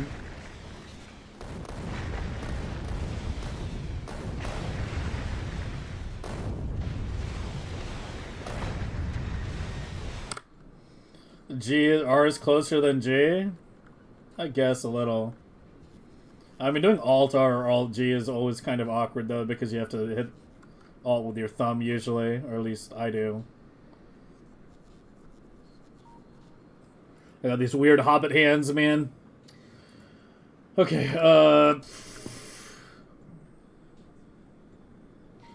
so what did you do here? You have Here, we can hook it up to this.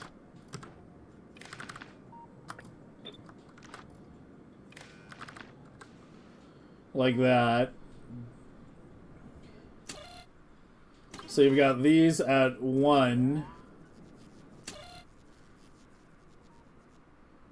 And you're taking the red, multiplying it by -1.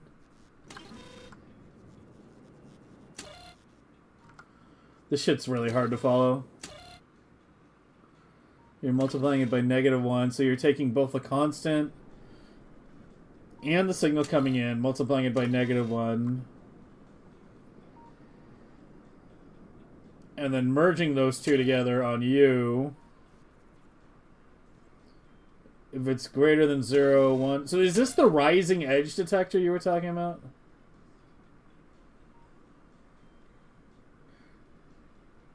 Why is it called a rising edge detector? What is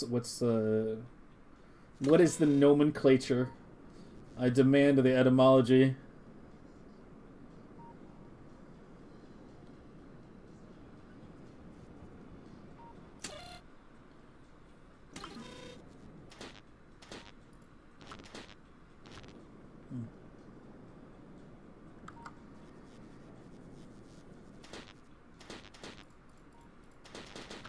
Detects when a signal increases in value. Oh, I designed something like that like last year. This. Delta tracker. It was to check if a, you know, if a signal changes in value. Well, I should have had a light baked into here, but...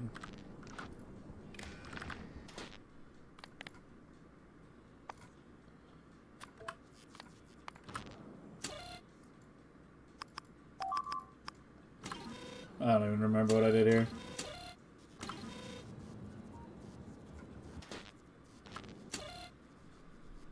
But it was like the same principle.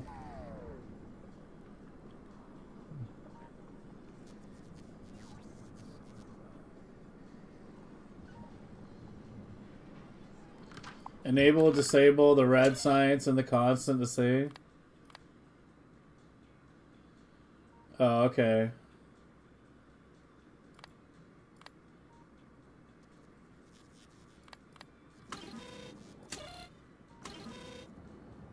Well, it's more than 1 tick.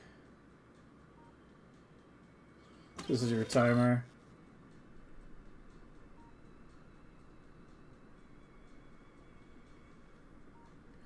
I've never done a timer with each condition, so that's interesting.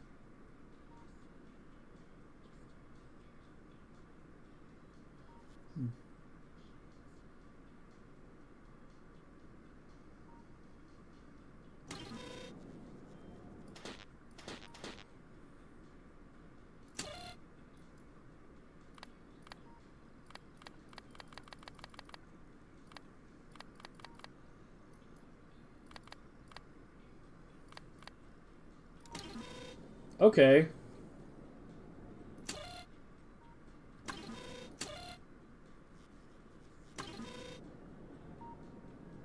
Like, I wish I understood what was going on in these combinators better, but I don't know. These kinds of shit is like really hard to follow when you're like trying to like keep the numbers in your head and like figuring out exactly what's doing what, right?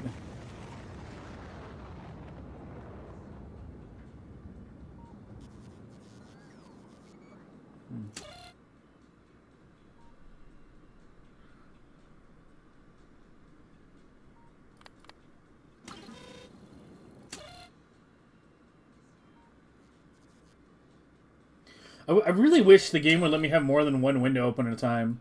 Like, I want to have this open and watch these. Or these, you know.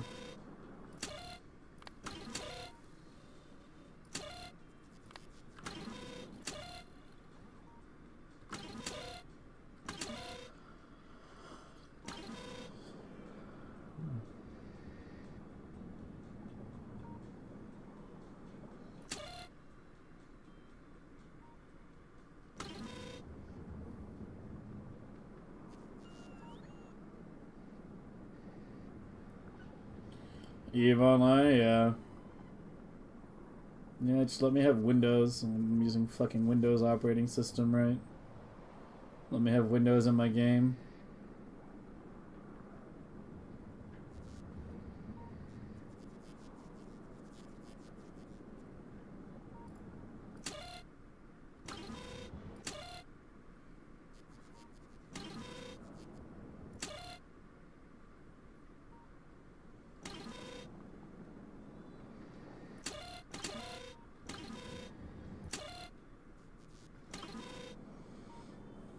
I don't know, I feel like I was following my own stuff just fine.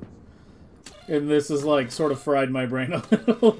And it's only like 4 combinators.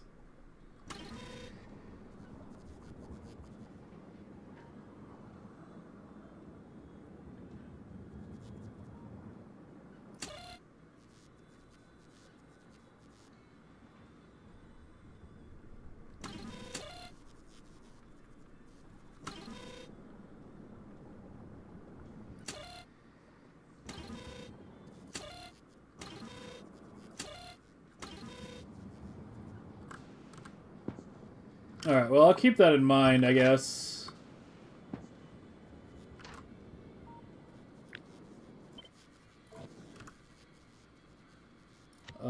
We'll put it here.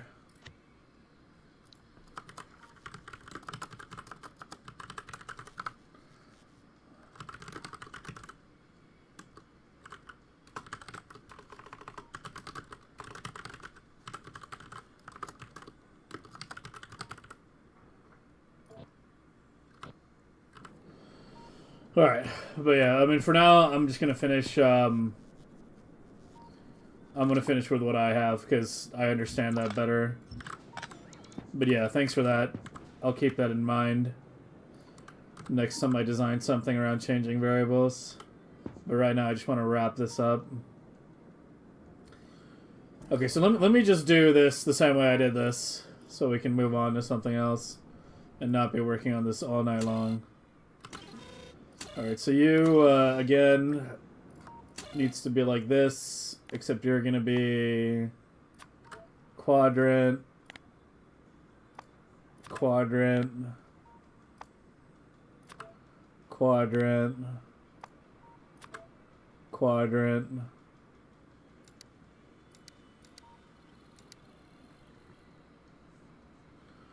Like that. Let me remove these. And you, yeah, are set to the quadrants, which is fine. And then you guys need to connect to you. And then you red back like that. That should do it. That should do it, I hope.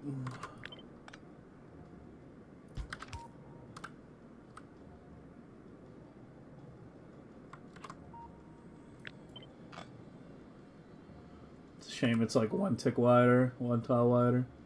You can do it like that.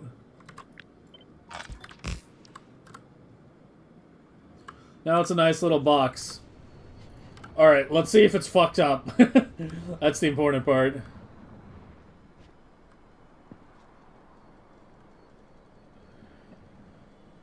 And no, yeah. I mean, it's something I might look at a bit more here in a minute. But since I'm so close to getting this to where I want it, let's just make sure we're good. Let's wait a few seconds. Pull multiple sciences. Should still be running on the first original timer.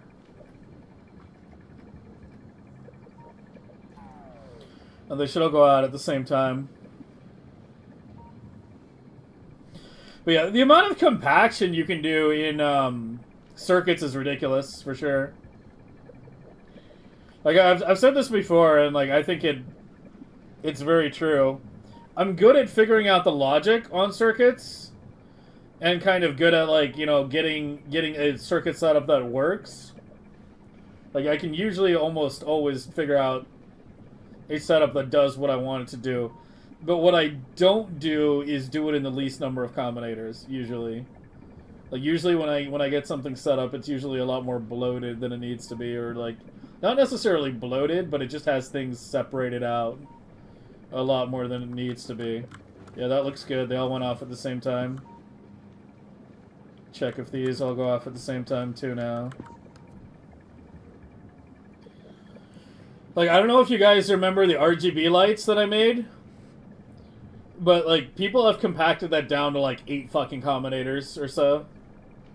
Like, people have really compacted that. Because when I designed it, it was very clearly, like, you know, one combinator represented, you know, one logical step kind of thing. And so my design wound up being kind of big. And I knew when I designed it, I was like, I know there's definitely ways to compact it, I just couldn't be arsed at the time. And when I posted the YouTube video for it, within like 20 minutes of me posting it, someone looked at the video, downloaded my blueprint, and compacted it to 8 fucking combinators. And I'm like, okay. Yeah. Yeah, other people are definitely better. Yeah, it looks good though, it looks good. It's behaving how we want. But yeah, like, this is my RGB. And, I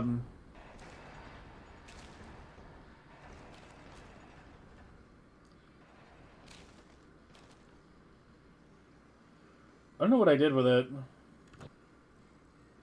Light painter lights and displays, yeah. Yeah, this was one version. Yeah, this was one version, yeah. Yeah, Neo Zatar on YouTube did this. Inspired by Stupid Vet Hobbit. Basically took this section here and turned it into that. Like, this can all be shrunk down into that, basically. And it's effectively the same thing. But the logic is just way harder to follow on this. I can't remember if this was packed. I can't remember if this was packed RGB or not.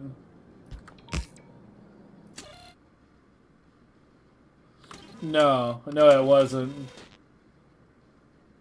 Yeah, it's just the up and down, yeah. But yeah, the logic is...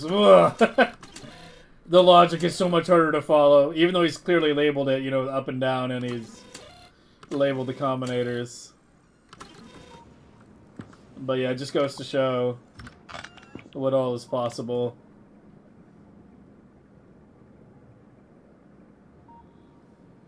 Combat builds are bloated on the inside? Yeah. Yeah, like, if you look at this, then it's a lot easier to see, you know, what does what, right? You're like, okay, this sets the color. You know, this sets the first rise, right? Like, we start a timer. Well, this is the main timer. Yeah, we have one governing timer that does 1.5k ticks. And then all these do is they just look at the T value and then determine whether to set the color or not. And then there's some that, you know, have to invert it, right? Like T minus 750 to get, like, negative values, right? Like multiplying by -1 so that it goes down instead of up. But it basically was me... Not you. Wrong thing. But it was basically me doing it like this, right? Like, this is red... Here, we can do colors. Like, we can do... Is that on my... Oh, that's like dirt on my monitor. I was like, what is that? Like, it was like red like this. Then green, you know, going like this. And then blue going like that, right? And then this whole thing was 1500 ticks. And so it was me basically just modifying the T value, right? Like for this, for 0 to 500, red goes up. And then for 500 to like, or 0 to 250, sorry, red goes up. And then for 250 to 500, it stays constant, and then it goes down, and then you're repeating for the others. That was the logic behind it. That's why it looks the way it does. Yeah, it's the flux shit, man. It's the flux shit. Like, I've become acutely aware recently, in the past couple months, of just how much it changes my color perception, but I can't live without it, man. I can't live without it. I'm so used to it at this point, and I play late at night, you know, in like a relatively darkened room.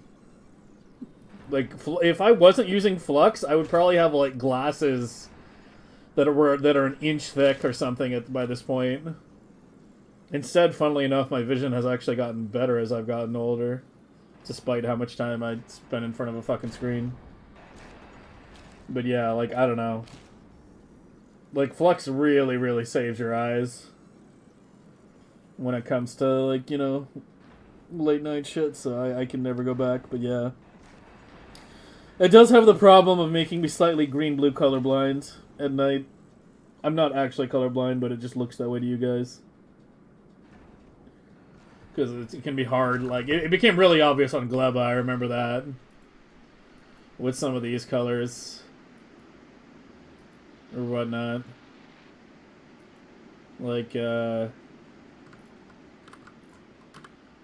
like where the water... Yeah, like between that and that, you see that color right here? Where you can place the soil, and right there where you can't.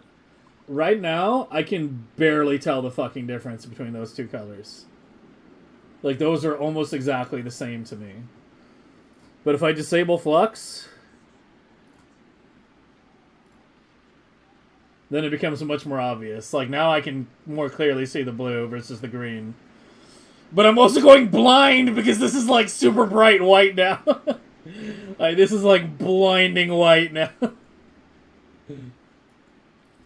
Like, it's so bright. Like, this is, like, so fucking purple.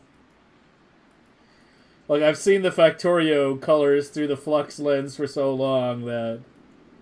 Like, this looks so blue.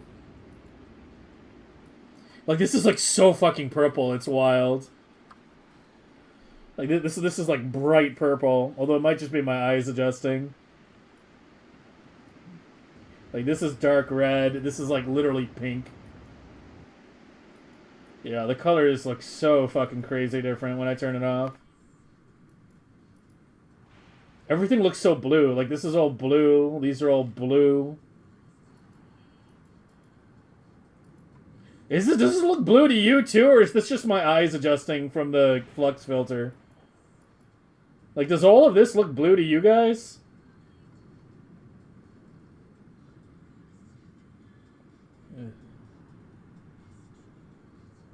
Like these sections? Yeah, there's some yellow, but I'm saying, like, these parts. Does this look all blue? Yeah, it does look blue, yeah. Okay, so it's not just me adjusting from... Yeah, it's so fucking blue. Blue and yellow. This center part is, like, green. It's so bright. Everything's so bright. Oh god, I'm going blind.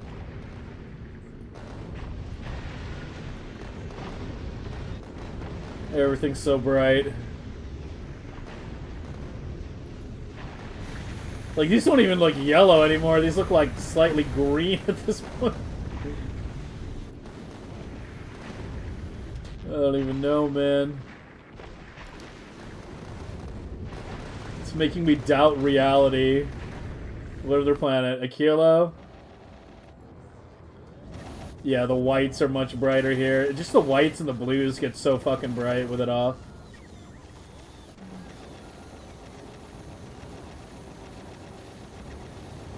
But yeah, I mean, having it on does have its downsides. It makes it harder to tell between efficiencies and speeds, too. Like here, I can very clearly see these are bright green and these are clearly blue. But if I re-enable it here...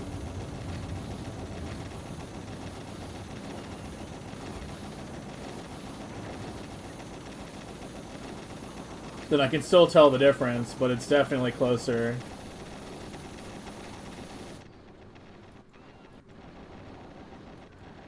I guess I shouldn't be surprised that that froze. I might just want to dismantle that one if we don't actually need it.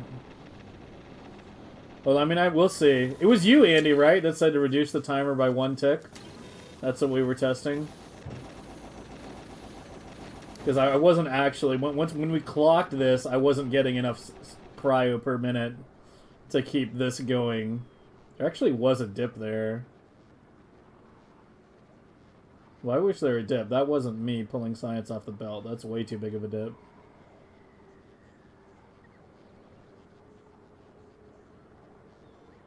I really wish we could see like a proper like science history. The problem is it consumes all bottles equally. So I can't look at consumption rates because they'll all dip together. But yeah, I don't know. Let us fucking read lab working and let us read lab contents. Because then I could set up memory cells to check like which, you know, when labs dropped below certain numbers on science or something.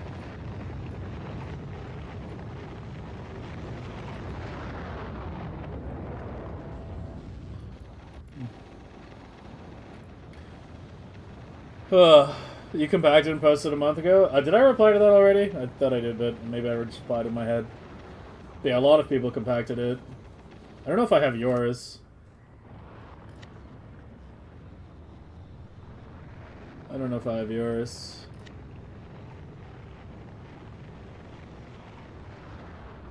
I mean, you can relink it if you want, and I can put it in the book. I think it's good to have multiple different versions of things sometimes. Helps people learn.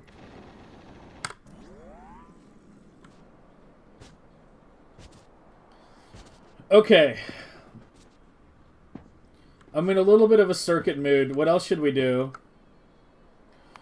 So we finished the Prometheium shit we wanted to do. We added the new alarm. We set up packed RGB on the egg meter. And, what was the third thing I wanted to do? I forget what it was. Whatever it was. Clearly it wasn't important, or I already did it.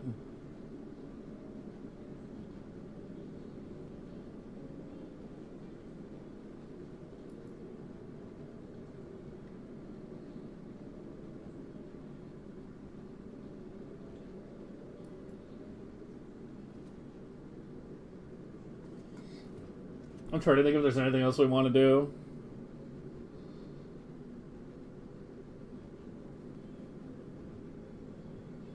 Regarding the Prometheium dashboard, or really anything.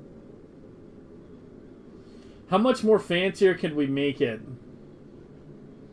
You know, while still having proper functionality for something, right? Not just fancy for fancy's sake.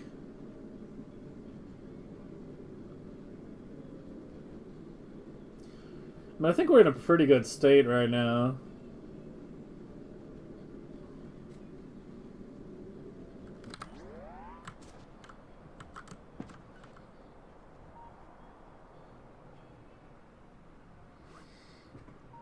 Yeah, you're good, you're good. I'm happy with both of those now.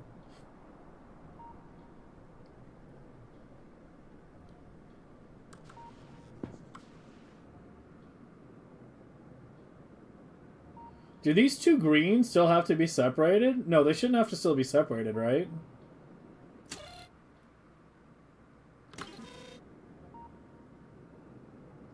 Because I separated the red. I separated the timer wire to the red.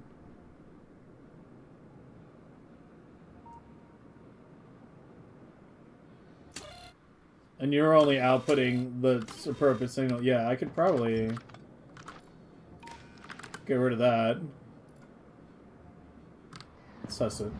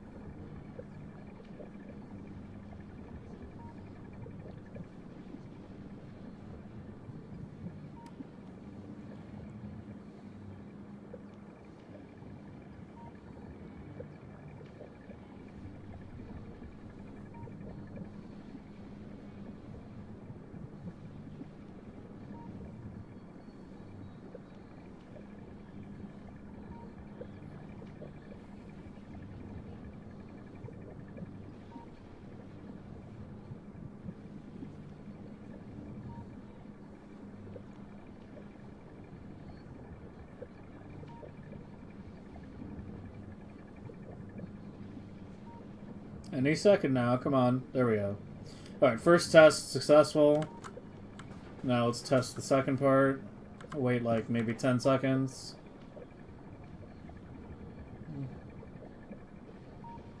And then now remove some from here. And there should still turn off at the same time. And if it does, then we're good. And I'm done working on that part. We've done enough work on it. I compacted it. I compacted the fuck out of it. Could still probably compact it a bit more using the rising thing you linked, but it wouldn't be by that many combinators, and honestly, it's good enough.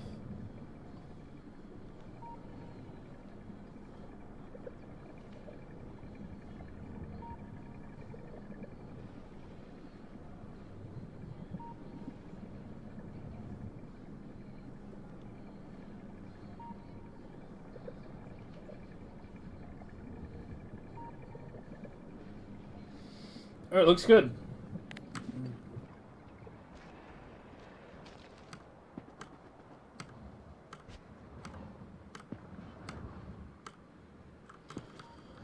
Okay, and you're all happy. Right. How many eggs? Oh, the venting thing! Oh, I totally forgot! Yeah, that was what I was trying to remember. Oh, that was the last thing I wanted to set up for the Prometheium ship. Yeah. Okay, so here's what we want to do. We want a system that tracks the number of eggs that get vented on each trip and stores that value in a memory cell and ideally puts it on a display panel. Can I just, hold on, this is one of those things, or you just lost a railgun, actually. Is railgun's shooting speed actually capped at 10? I'm starting to feel like that's a lie again. I'm tempted to push that further. Wouldn't even take long.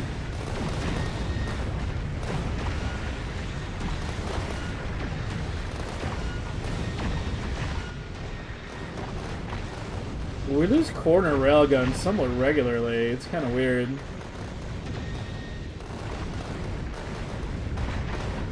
Maybe once every like 3 hours we lose a corner railgun. 11, 12, maybe.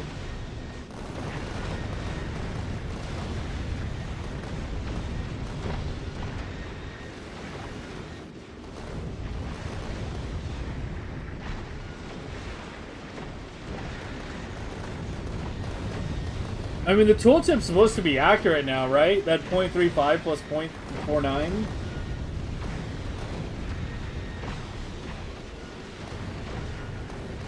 That's supposed to be accurate, isn't it? That's one of the things they fixed. Holy, look at the damage dealt on that railgun.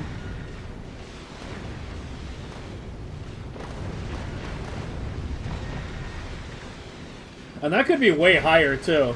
I don't have my railgun damage pushed very high.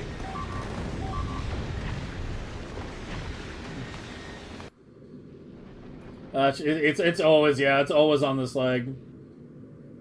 It never happens on the way out because it doesn't weigh down a kilo on the way out. But it's always on this leg when it heads from a kilo to Fulgora. If it takes ship, that's where it takes. Okay, alright, let's focus. What do we want to do?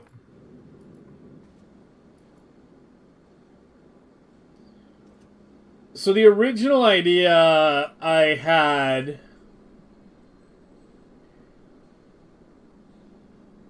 So the one thing I don't want to do... Well, is it a problem, though? So there's two different ways I think I can do this. I can either read how many eggs get vented by reading these hand contents pulse.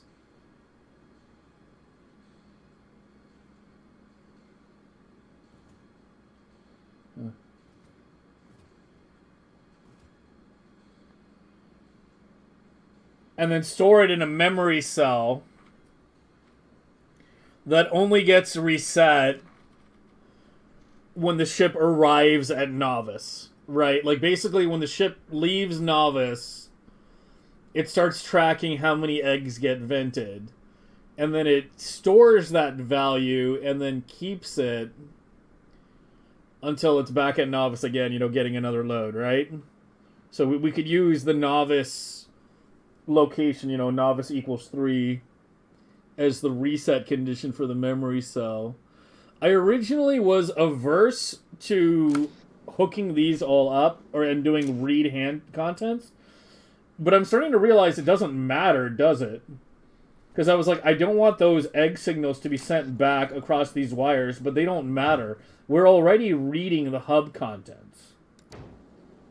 Right? So it's just like, instead of the egg leaving through the inserter and immediately no longer being part of the network, it'll be part of the network for, you know, 1/10 of a second longer as it gets vented.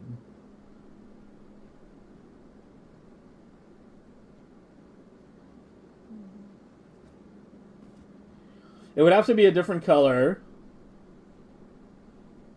because we're already reading, you know, these already have to be able to receive the trash signal. So we'd hook these all up with red. Yeah, I think it should work, right? We hook all these up with red, use a memory cell that only resets when Novice equals 3. That simply counts how many eggs there are, and then outputs to a display panel.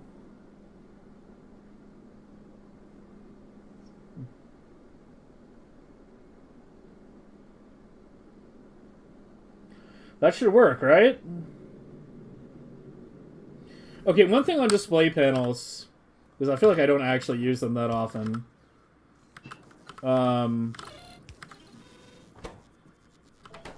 You can only get it to display an icon, right? Like, if I wanted to display numbers, I have to put in every number, don't I? Like, is there any way I can get it to just display a number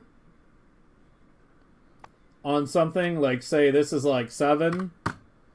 Can I get it to just display the 7, or do I have to put...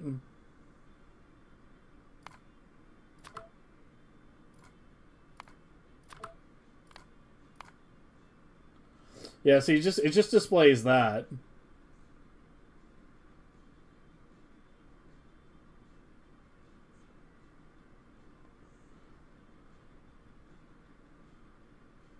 And I can only do 1 digit per display panel anyway, right?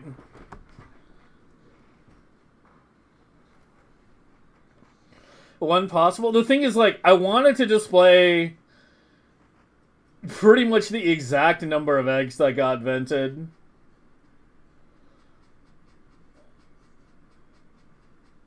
Maybe we can maybe we can route it to the nearest 1,000. Yeah, maybe so we don't have to have 5 display panels. We round it to the nearest 1,000.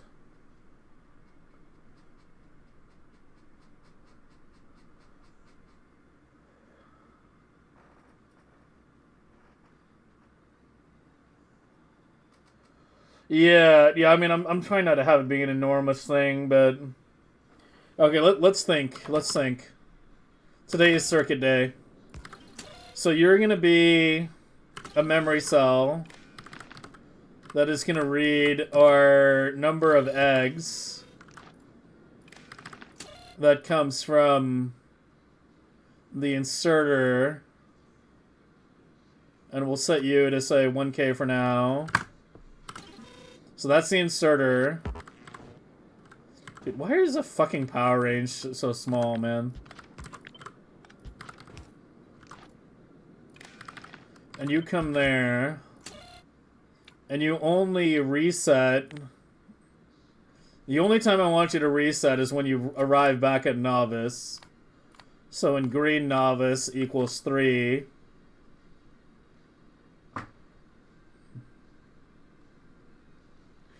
Yeah, that's something, by the way, I guess I should point that out for some those who might not know. When you're reading, like, moving to planet, on the hub, moving from is transmitted with a value of 1. Moving to as written here, is transmitted with a value of 2, so you can differentiate the two. If it's at the planet, it's transmitted with a value of 3. And the game doesn't tell you that, ever, at any place. I figured that out by accident. By just watching the signals as a ship arrived at a planet, going like, wait, it went to 3. But yeah, you can do that. So that means it'll only reset when it's at novice, so that's our reset signal. Why don't I just actually use my fucking memory cell? That...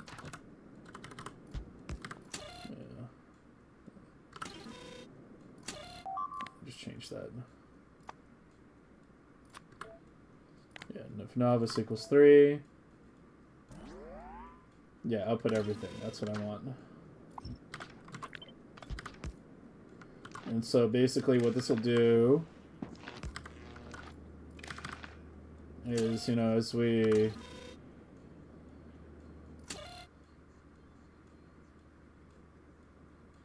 does not equal 3. And then output the input count on green. Yeah.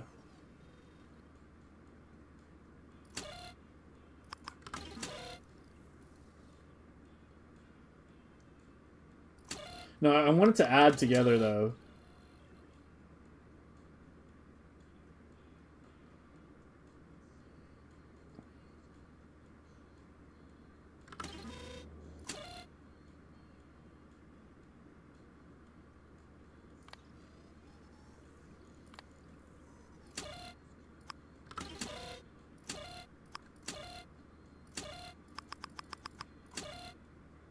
Am I dumb?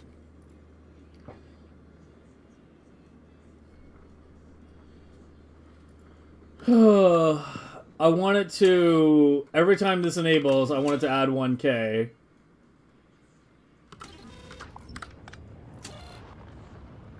That's what I want it to do.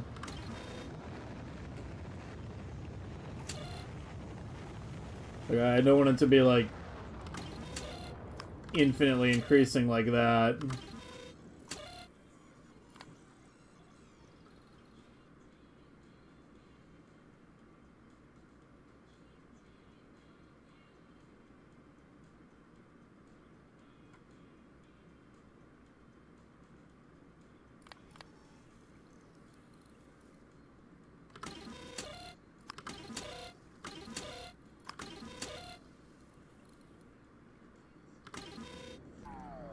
The Shelby... Oh, I seem to be stuck on a pretty simple part. I thought this would be the easy part.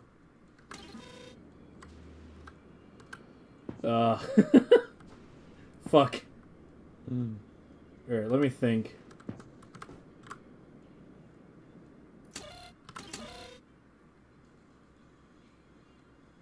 So as long as you're not a novice, like, this is always enabled.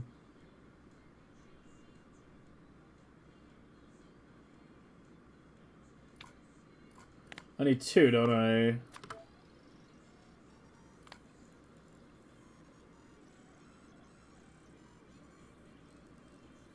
Or no. What am I doing?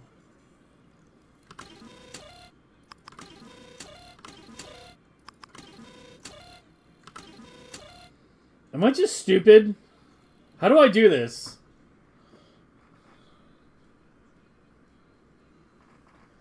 How do I do this? I need it so that when I read the inserters, every time they pick up eggs and hold them and eject them, it needs to take the value of the eggs that were held in hand for that 1 tick and keep adding it to an increasing number. And then storing that number until we get back to novice.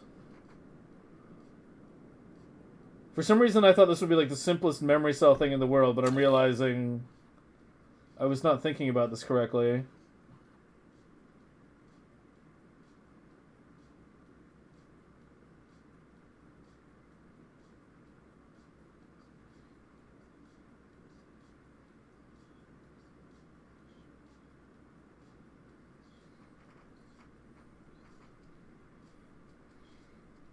All the circuit wizards in chat are now quiet.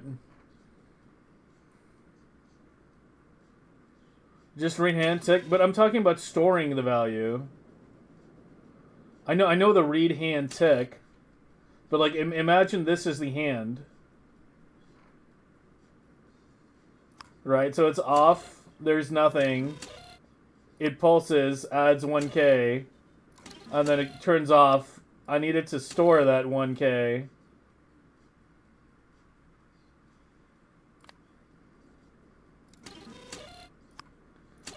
Right, but not increase it like that. I did do novice does not equal 3.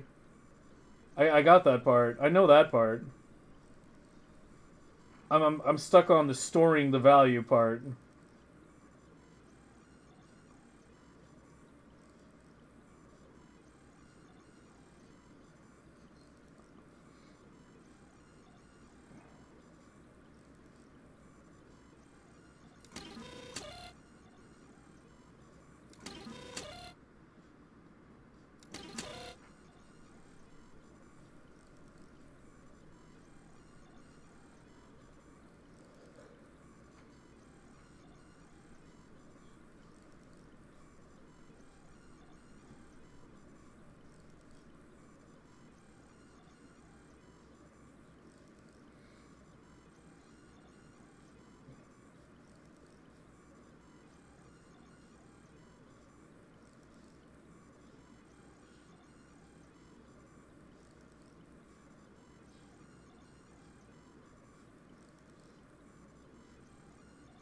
Oh, it seems like such a simple thing, but I'm realizing that...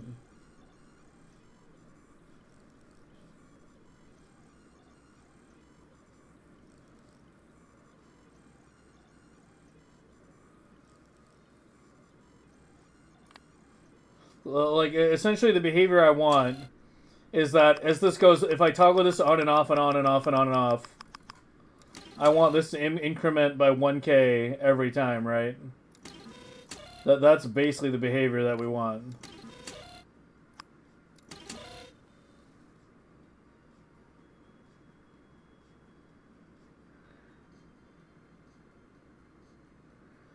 Use the other one?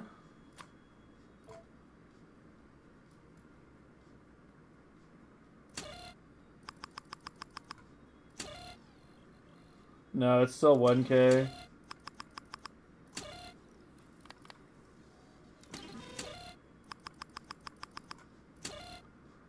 Yeah, now it's stuck at 13.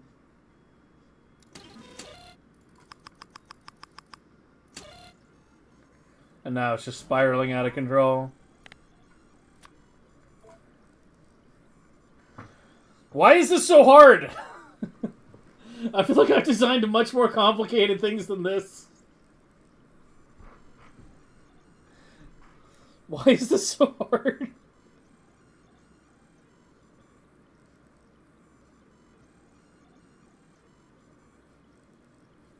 I thought I knew exactly how to do it.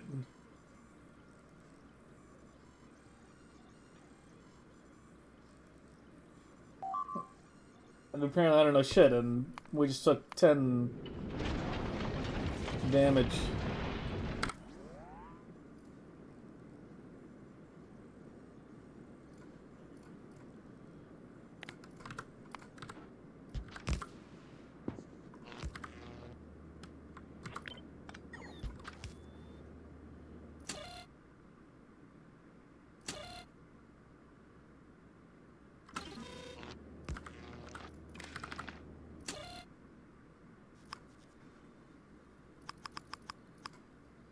Yeah, that's what I wanted. Yeah, like that. Yeah, where every time it sends the signal, it just keeps adding and adding and adding. Okay, what did you do here? You had to use... Oh, you didn't even use a memory cell. What? Oh, no, it's over here. Wait, what the fuck did you do here? I can't understand this shit. I swear to God, this rising edge shit is just, like, melting my brain.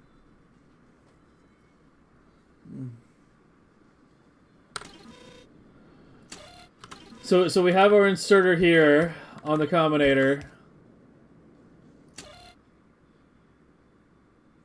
If any value is greater than 0, output it.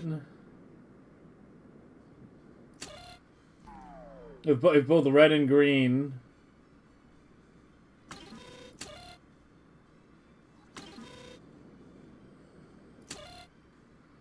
So you just multiply it by -1 and send it back?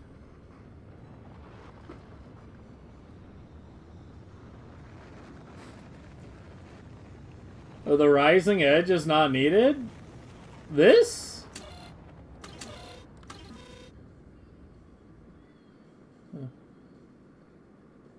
Or this... I'm so... I've never been so confused by such a small number of combinators before.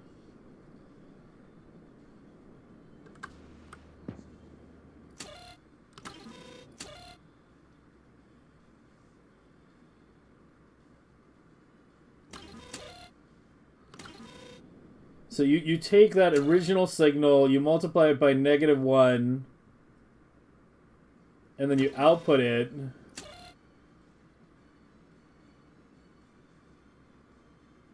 On the input count.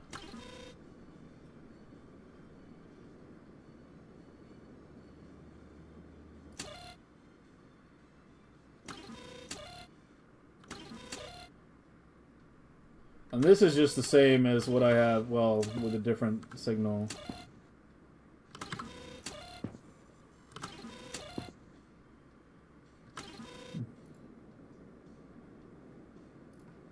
Is that the simpler version?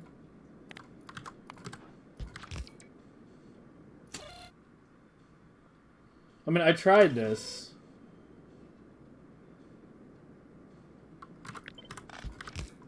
I tried that.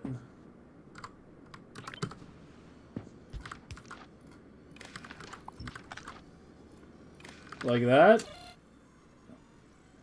Yeah, then it just goes through the roof.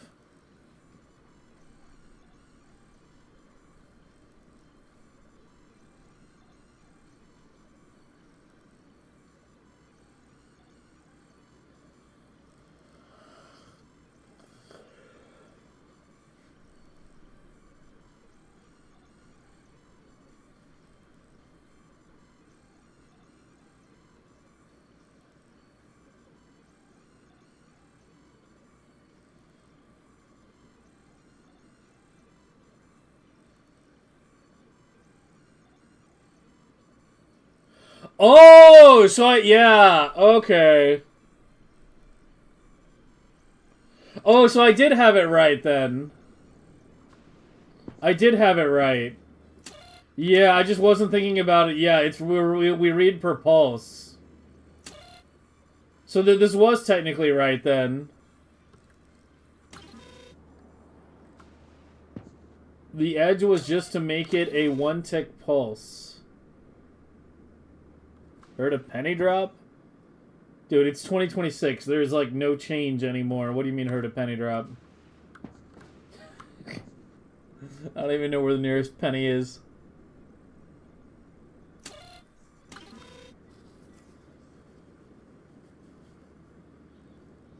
There's actually a change jar in this room somewhere. What's an NFC tap? What?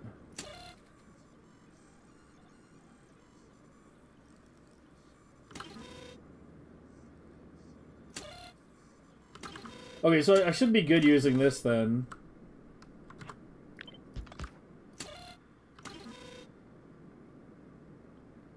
So this is the simpler form of the rising edge. In my car, dude, I have like no change in my car. There's like one set of parking meters by this area that I go to that has a bunch of restaurants that I pick up food from. And they like still expect you to have like quarters and shit. I just never feed the meters. Every time I like go there, I'm like, yeah, I'm gonna be here for less than like 15 minutes. I'm just picking up food. So I never feed the meters. I haven't gotten a ticket yet. But I'm like, quarters, man.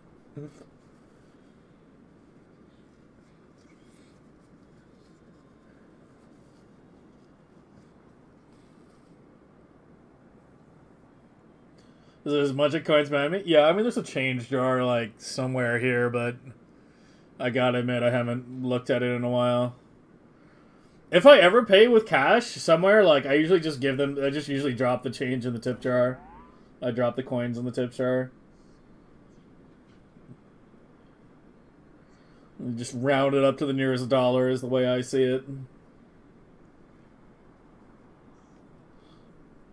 As a guy, like, having coins in your wallet is fucking obnoxious. I think we all know that. You know, paper money in your wallet is fine. Coins in your wallet get really annoying really fast. Wallets were not meant for coins. Mr. Moneybags? Oh yeah, I'm rounding up to the nearest dollar. I'm so fucking rich, man.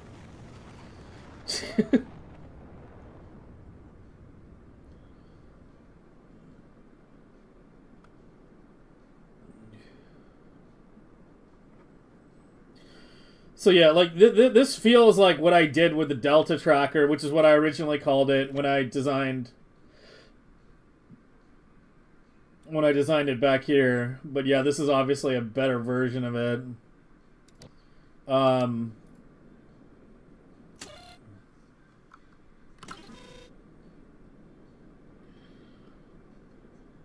Okay, we clearly need to talk and think about Rising Edge shit a bit more sometime today. We'll come back to that. In the meantime, we now know, like, this/this, which should be the same thing. I mean, these should basically be functionally identical. Everything... Well, the difference is, everything outputs everything. Anything will only output one signal.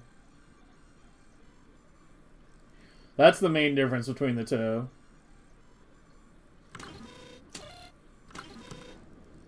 But yeah. So this should work. I was just being stupid about it, but, I mean, whatever. Okay, so let's think. We're gonna have our stack inserters in a row on our ship that are gonna be set to read, pulse, and then we're gonna want to swap that memory thing because we need to read on the red wire. So your short circuit's going to be on the green. That's going to store it. And then we're going to output it to a bunch of display panels. And we're going to want to round to the nearest 1,000. So we want to take each... Wrong combinator type. Where are you? We're going to want to take each. We're going to want to divide it by 1K. And output each. And then connect that.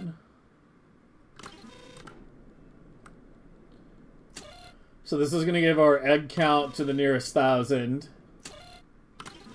And then we're going to want to set up some display panels.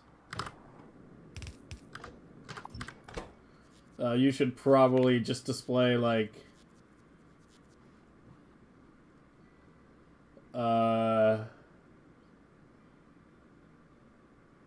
just display a K, I guess. Well, I guess then it would always be on. Fuck it. Yeah, we'll just display a 2-digit number that just displays the number of eggs in thousands that got vented. Do you have a description? No, you don't. We'll just put it on here. Keeps track of total eggs vented. It displays on panels rounded to nearest 1,000.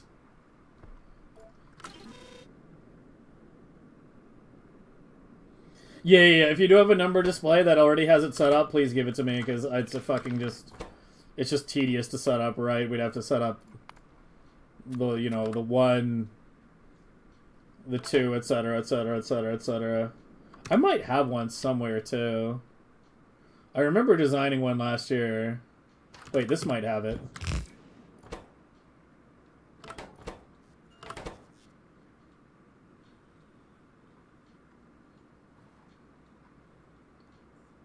Yeah, this is basically what I want, isn't it?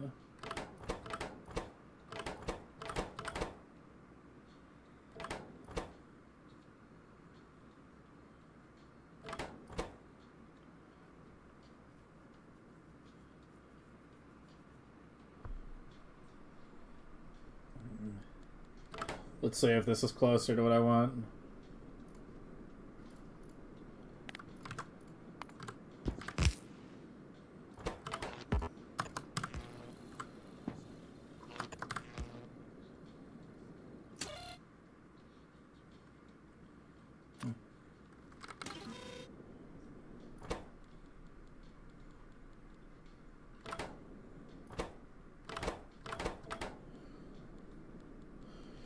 We can do it without the combinators though. Like, hold on, we can use this to make a more compact version.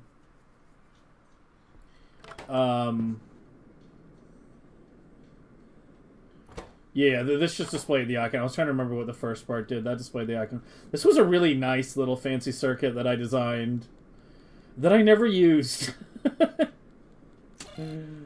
Yeah.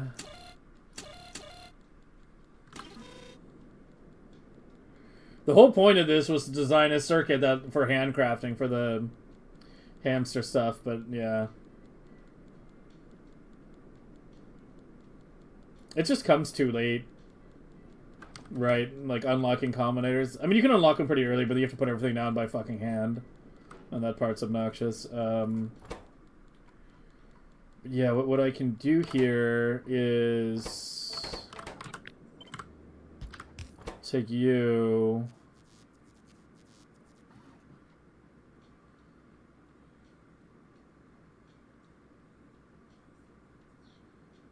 and do you 1,000... 2K,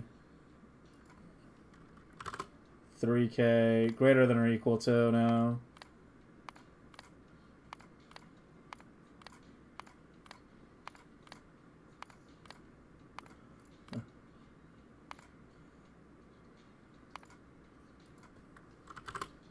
$4K, 5K, 6K.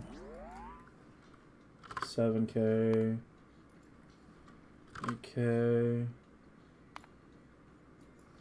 and we can cap out at 9K. I mean, if we're venting more than 90,000 eggs per run, we have a bigger problem, right? Okay, and then,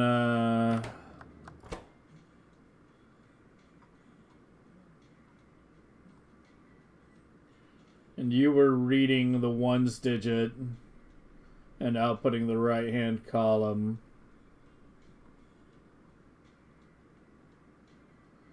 So the way I want you to work now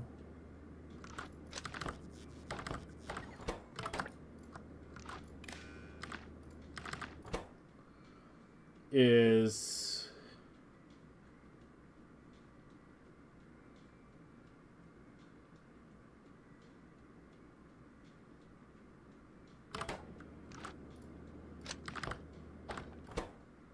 might be easier to just use a combinator, wouldn't it? Right?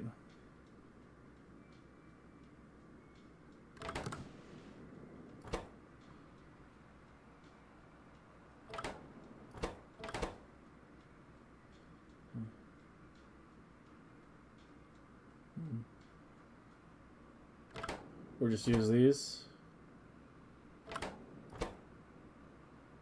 Yeah, I should just use these two, right? That's what I want. These two.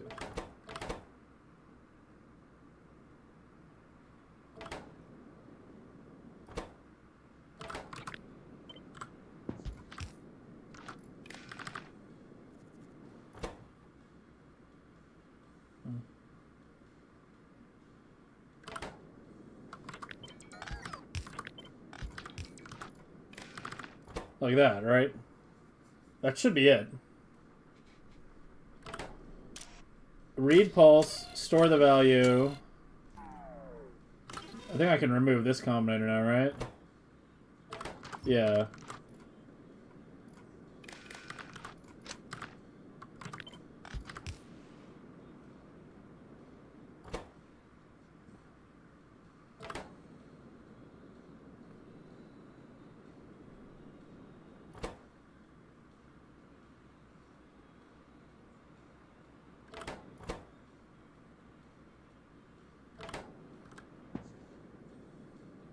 I need the combinator for this, though.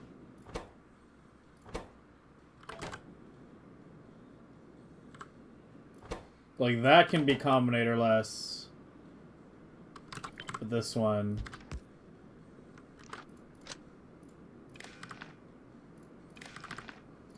needs a combinator.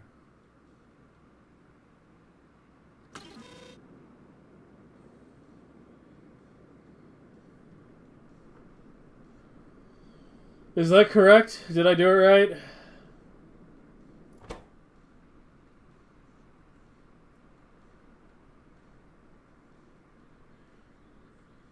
If anything equals these numbers, output that.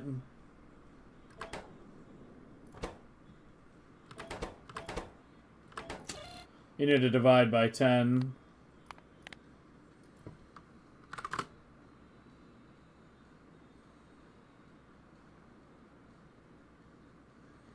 Wait, what am I doing? God, my brain is like...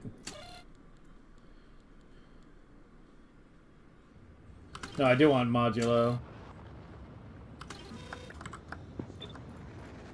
Dude, I just need to fucking implement this. And see. Do I have a ship that I can hijack? I do. No, you're loading eggs already. We'll grab the next ship. We'll do it on ship 15.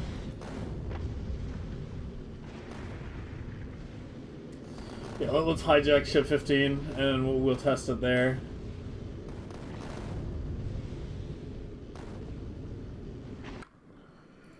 I think that's right.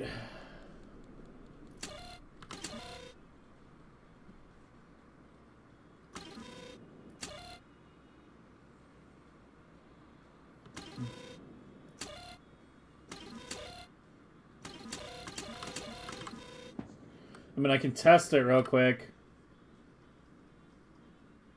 Give me the constant.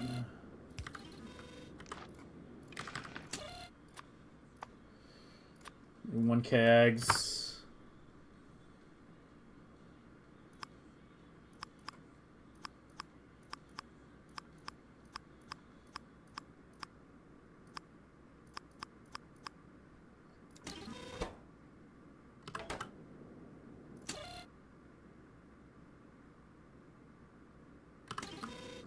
Did I not reset that?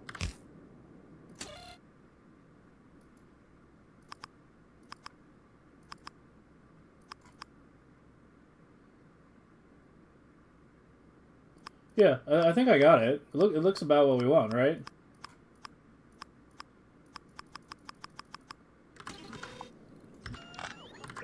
Here, we can set it with a more realistic value, you know, 16 or so. But yeah, it'll be pulsing on and off as it sends. I think that should be good. I think that should be good. Should be getting the last year quants. It needs the key.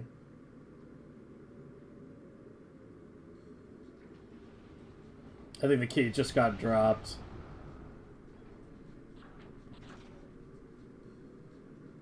Should be launched in a second. It's supposed to get some quants. Why are you taking so long to get the key?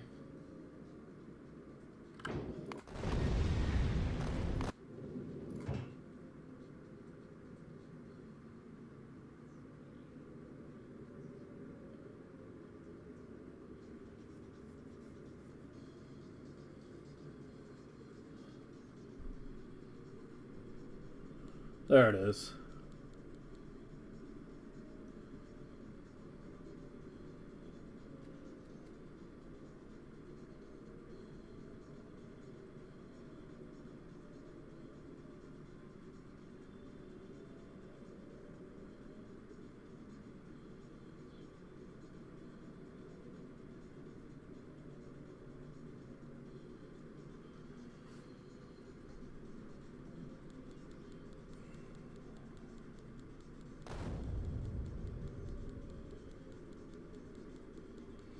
Okay. Head to dry dock, please. And ship 15 will be our little experiment here.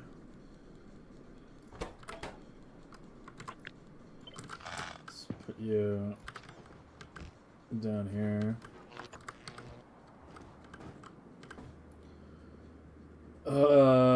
And this was, yeah, okay, we'll worry about this later as well, but I don't think we need it right now.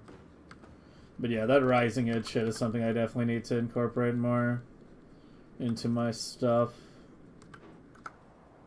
Alright, it shouldn't take you long to get there. Alright, where are we putting this bullshit? I think I gotta remove that Tesla turret.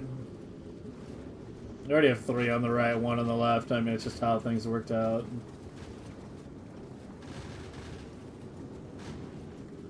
So yeah, we'll probably remove that Tesla turret.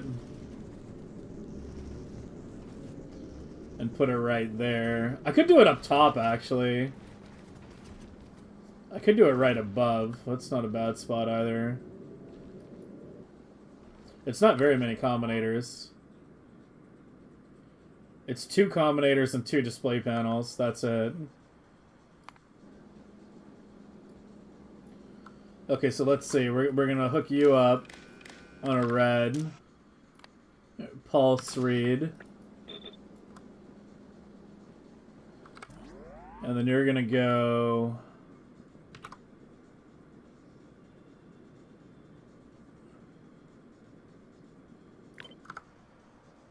Yeah, let's do it up top. Let's try to avoid removing the Tesla turret if we can. We've got some room up here. And I've already got a bunch of the other biter egg shit related stuff up here, so... Connect that to that.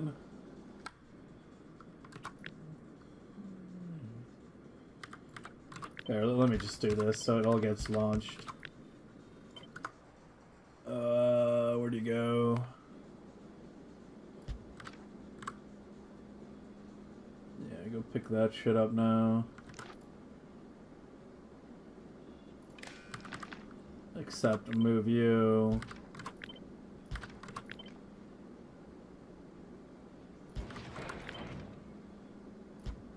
Like that, something like that.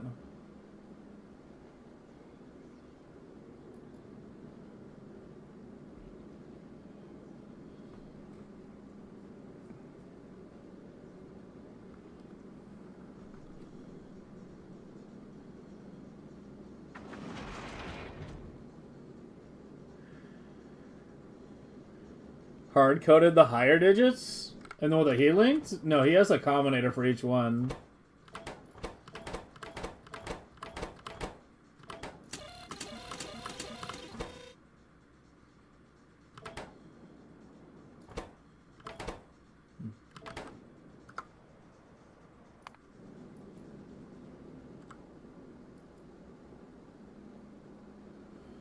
Okay, I think that should work.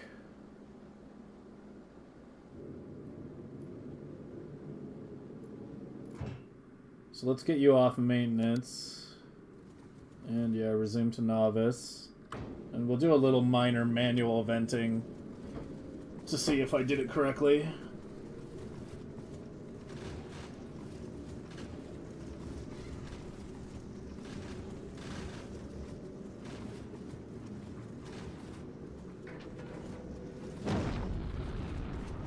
But this will be very useful.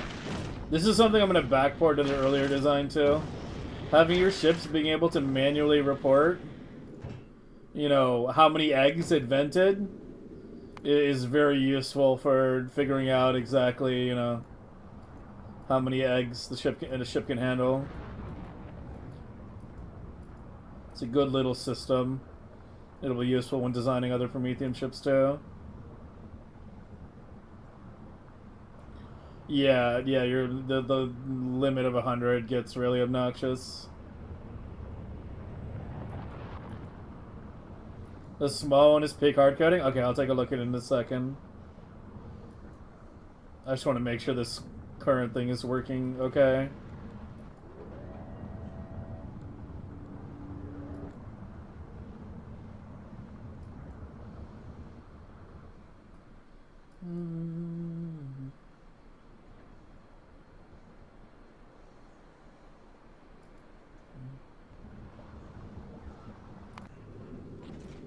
And off we go.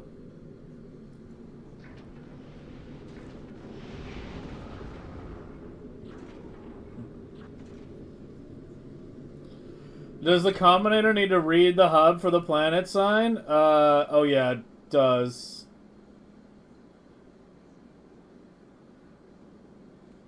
Shit, and I have the memory cell on the green wire too.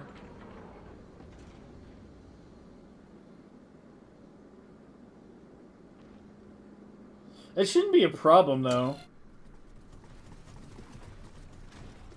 Because it's not outputting back to the network. It's only outputting to here. So I could probably get it off the red wire too. Hold on, let me just make sure the basic part works. We can test that with this. Yeah, it looks like it is. Yeah, that's 1K. 2K. 3K. 4K. Yeah, it looks like it's good.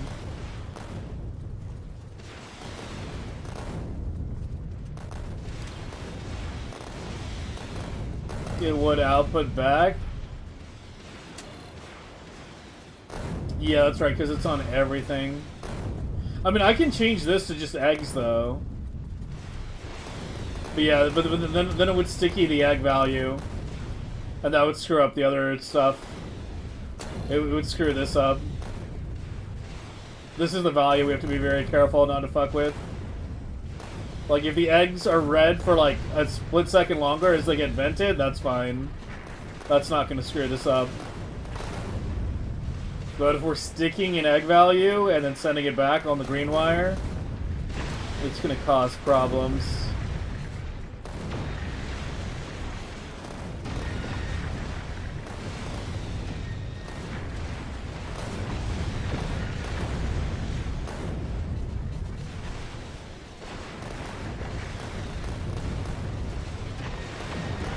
So I need a diode.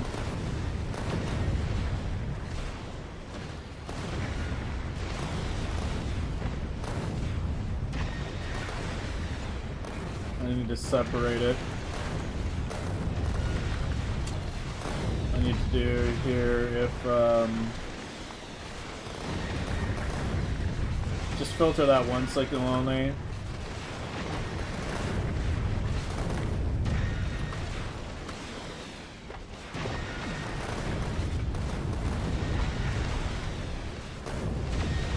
And I'll put it to there. And that should do it.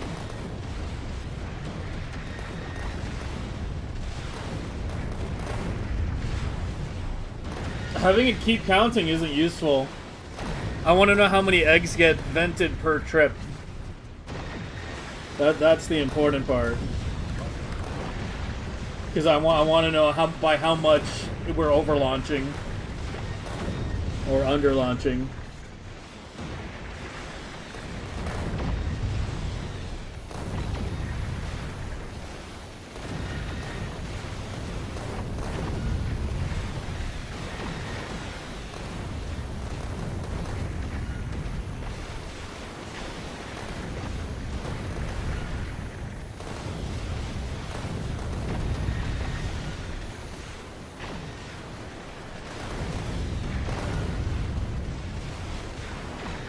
Yeah, we'll have to see it do its whole trip, and I've already vented a little egg, so it might not even vent any at all.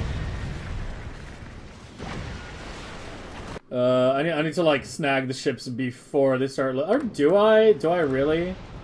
I can just kind of copy-paste it and have you get it from Novice, can't you? As long as I do it soon enough. How many eggs do you have? Yeah, you can do it, you can do it. Just do it.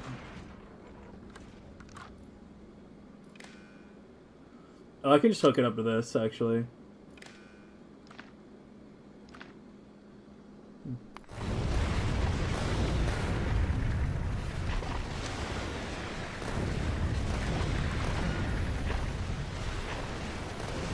Yeah, this basically just exists to change this to the red wire.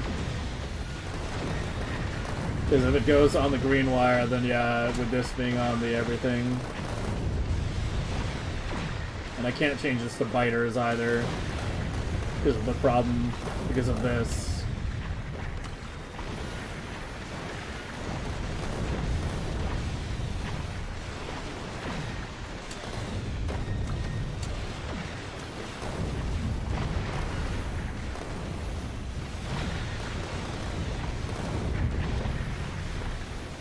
What do you mean, why is everything hooked up to the hub?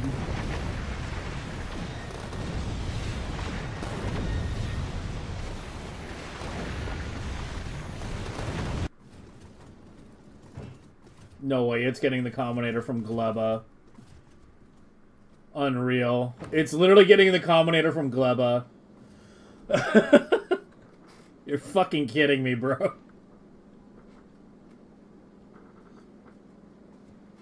The hub has 50 wires? Yeah, I mean, like, I've started trying to get them to, like, you know, chain like that, but... The thing is, like, you have to remember, I kept moving things around, I kept modifying everything, so when things were chained one to the other, I'd, like, move something in the middle, and then I'd have to, like, reconnect the other wires. So that's why, like, within each little system, you know, the wires connect one to the other.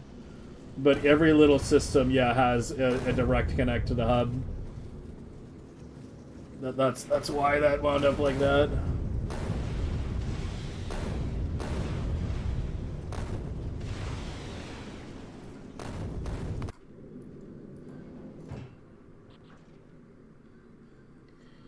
Oh, you're waiting for bathroom key. And then once you get it, we're gonna upgrade you as well. I mean, hopefully this system is good, because I'm just fucking deploying it willy-nilly right now, but... I mean, yeah, that's basically what I wanted. You know. Just display to, like, the nearest 1,000 how many eggs get vented. So we can figure out exactly how much we're overloading the ships by. Because if we're overloading the ships, they're going to go deeper than they have to, right? Like, it's easy to think about it if you just were, say I were to overload the ship with 1 million eggs, right? Like, it would go very deep before the egg timers got low enough to start it to turn around, to trigger all the circuitry. So if you're overloading ships, you're actually getting less effective SPM than if they're perfectly tuned. Because the distance they go in terms of depth is directly proportional to the number of eggs. Did you get the key yet? Hurry up.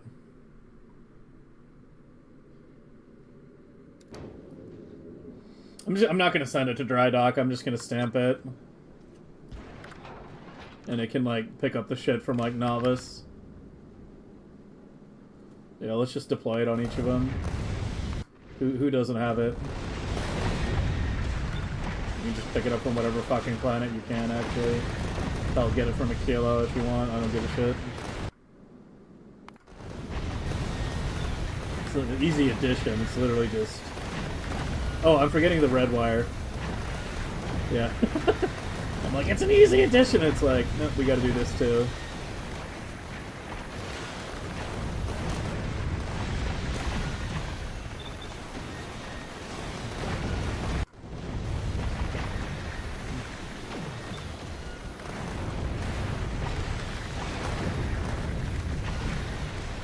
I mean, it's still an easy addition, but yeah.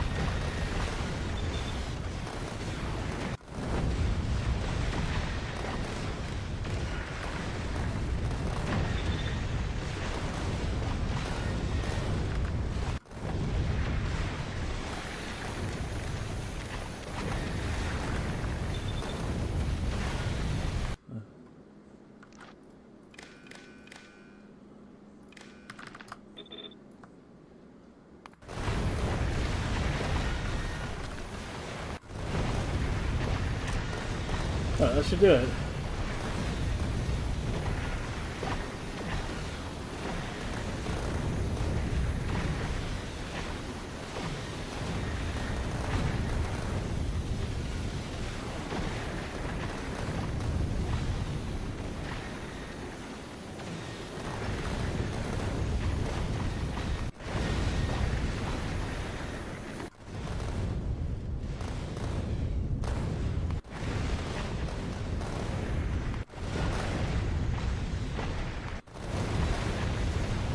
This one's venting, but it doesn't have the panels.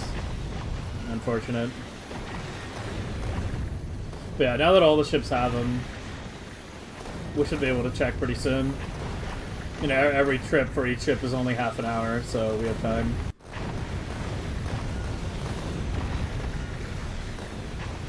Alright, what's the small thing you linked, Andy?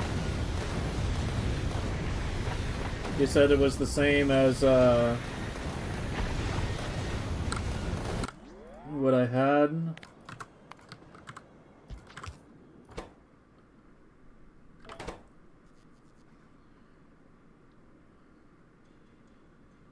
Yeah. Yeah, this is the only 2-digit one, yeah. Where it's like you just put it in for 100 and then have it just read the right digit and output that. And this outputs the left. Yeah, that's the same as what I have here.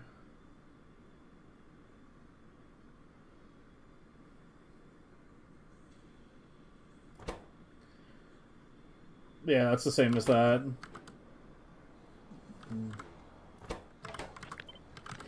But yeah, any more than 2 digits, and you need to use a combinator. I wish I didn't have to use a combinator for... I wish I didn't have to use that. But, like...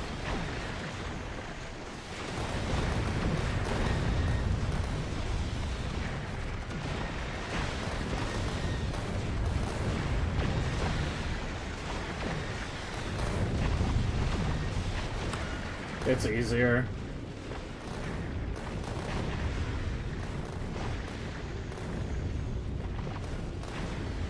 If only the signal will be beamed down to Novice? Yeah, I mean, maybe in Galaxy Age we'll finally get the ability to send signals from platforms to planets, from planet to planet.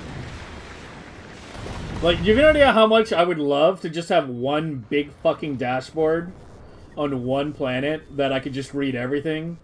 Like some big, like, master control panel kind of thing? Where it's like I just have like Novice display, a Kilo display, Gleba display, you know. Right now we have, you know, every fucking display on every... I have to click on each damn planet. And Fulgora displays are baked into the island setups, so... yeah. It's a whole nother story. No need combinator there? Here?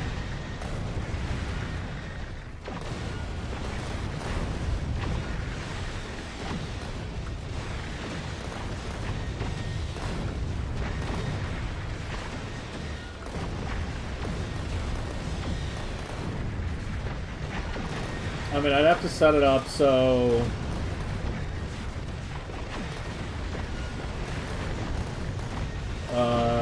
dude, my brain is just fucking melting now.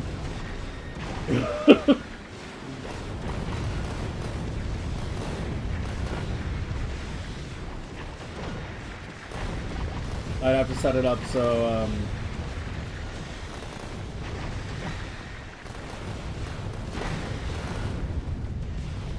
yeah, it would have to be like... It would have to be like this. Like this one.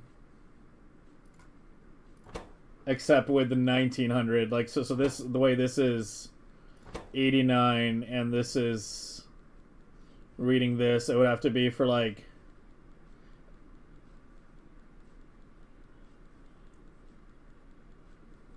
it would be like 1100, 1200, 13, you know what I mean, like 1100, 1200, 1300, 1400, display 1, 2, 3, 4. I mean, if you want to do all that right now, that'd be great, but I don't know if I can be fucked. Oh, you already have one set up? Or did you have a fast way of setting it up that I'm not aware of? VS Code? Okay. He's cheating! But yeah, that's exactly, yeah. Yeah, how do you do VS Code on a combinator? What the fuck? Okay, so you go on the right side now. And then I can remove you. And then just connect that.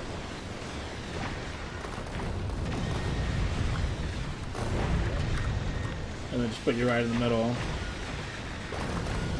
And we can just copy that.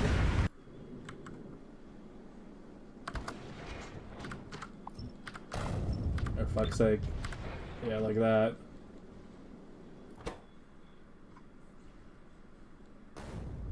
Oh, there's no room for the 0 on this one? Oh, we can just take it out of there then.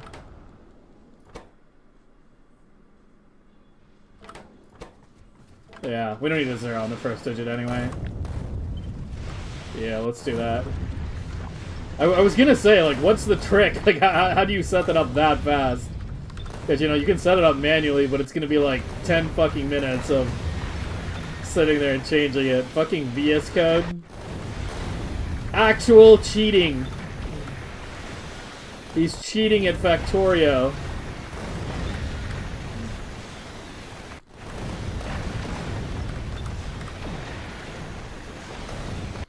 So this one already vented a bit. Apparently. Oh wait, what the fuck? Why are you outputting the novice signal? Wait, what?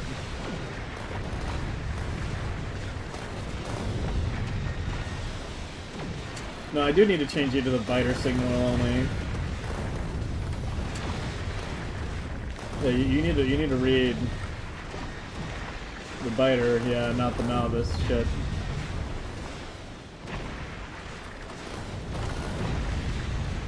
Yeah, there we go.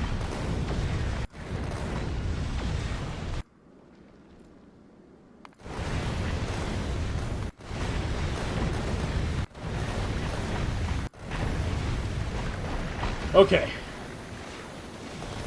So which is the first ship that's going to be coming back in that is going to vent?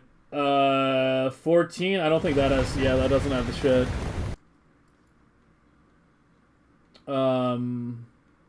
15, yeah. 15. The first one I set up. That'll be the first one to vent. I want to watch this. We changed a good bit with the venting system. I'm not going to watch it right now, but... Here, turn on the debug alarm. Because we changed this. We added all this. We got fancy.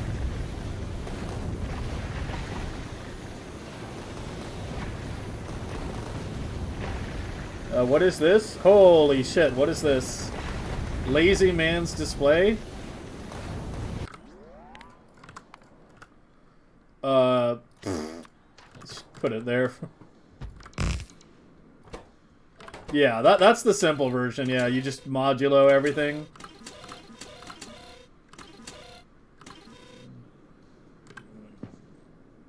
Yeah, that's definitely the lazy one.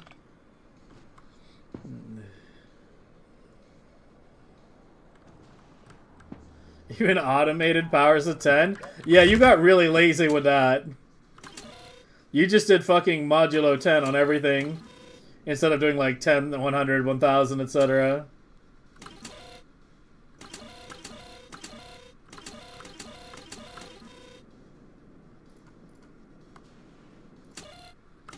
It's definitely a lot more combinators than you need. But yeah, usually you don't need that many digits anyway. Like, we don't care about reading the exact, you know, egg number down to a single digit, right? Like, just getting it to the nearest 1,000 is good enough. Because eggs are launched, you know, 500 anyway. So any adjusting is going to be done in intervals of 500. Expandable and basic. Yeah. Yeah, if you want your trillions display, because you need to know the amount in trillions and the amount in single digits at the same time and everything in between. Yeah, I know it's faster to build, yeah. I mean, like, as I said, like, you can do this by hand, but it would have taken me 10 minutes of adjusting, like, every single number. I guess the advantages of VS Code.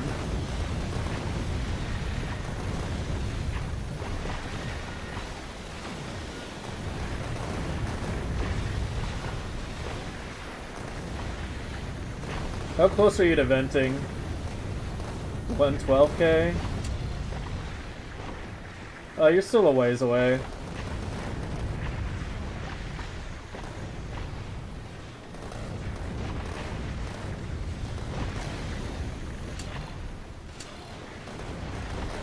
Yeah, it's still a ways away.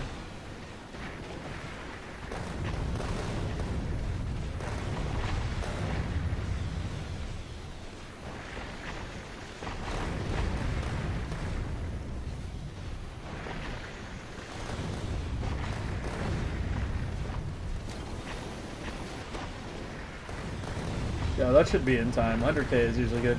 Yeah, we'll check the alarm once that goes off. Okay, well, that was on my to-do list. That was actually the first thing on my big to-do list was a trip report, including vented egg counter for the Prometheium ship. We can take that off the list. Prometheium ship biter eggs flash red when venting with packed RGB. Yeah, we did that. Yeah, I also, I'm looking at my other notes I have for Prometheium ships. Safety system where if rockets get low, trigger a return and vent all eggs, send alarm. The problem that I realized with that is that it's meaningless unless I slow the ship down. Like, if rockets getting low, triggering the return and venting eggs, yeah, that's cool and all, but it's meaningless unless the ship slows down. And I can't slow the ship down without a significant redesign to the fuel area, and I kind of can't be fucked with that. I don't know. I don't know. I think that one's staying on the shelf. What else?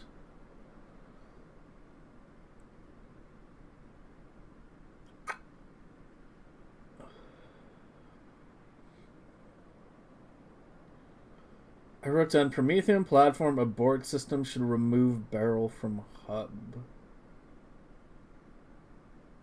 I don't think that's really necessary anymore.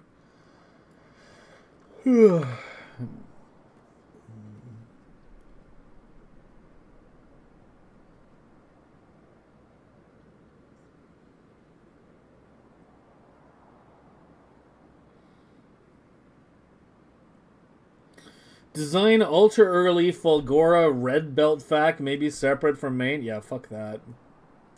We're not doing that. Nope. Nope.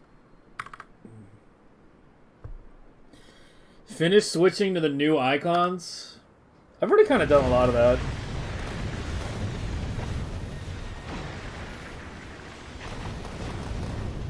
Yeah, we've already done a lot of it.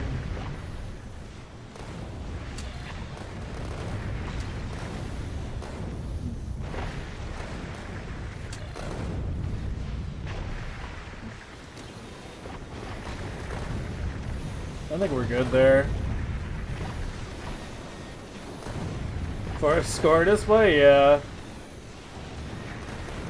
Yeah, man, we've kind of been bouncing between a lot of circuits today. I'm just trying to think of what else to improve while we're on this circuit bender here.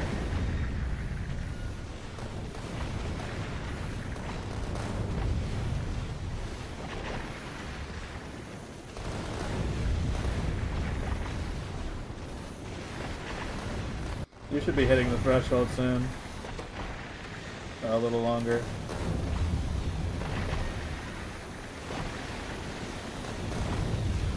But most of my fancy display shit is on here. I do want to go through the Auto Mall and update it to the new icons and like label things better. Maybe try to fix some of the issues people brought up, some of which I'm not convinced are issues, but if I can fix them, then I can fix them. But I kind of don't know if I feel like doing that right now, because, you know, dealing with the Auto Mall is obviously a headache. But yeah, this is one of the ones where I want to swap into the new icons, and I want to label things better as well.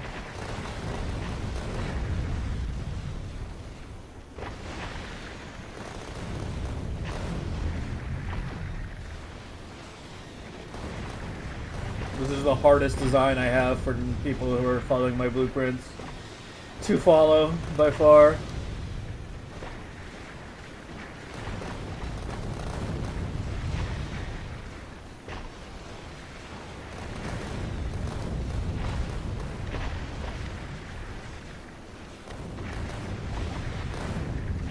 Yeah, these didn't have much in terms of new icons. It's all parameterized. These are fine.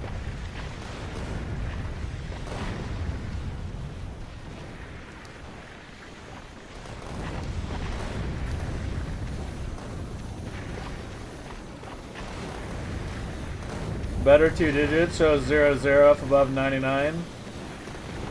What did you sacrifice for that?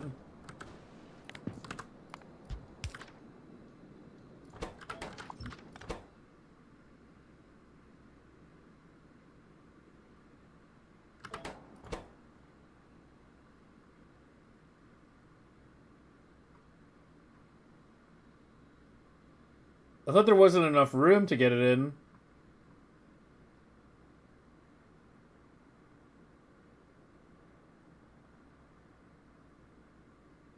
Do we want it showing 0 if above 99k though? Wouldn't I want it to just show 9? I think I would want it to just show a 9, not a 0.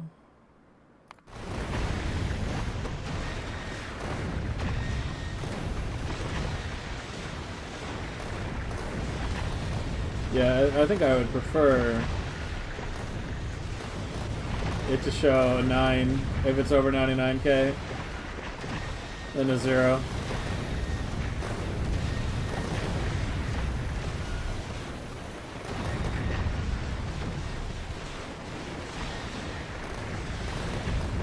Showing 010,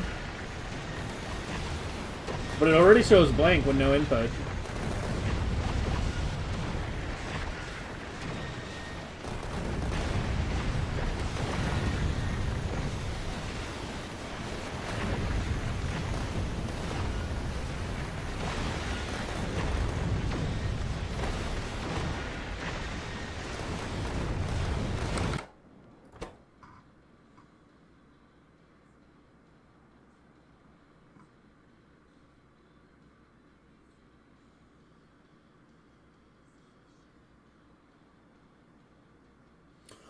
Oh, I like that idea.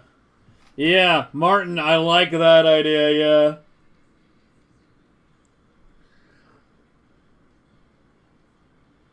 If it's over 99, show an overflow icon, yeah.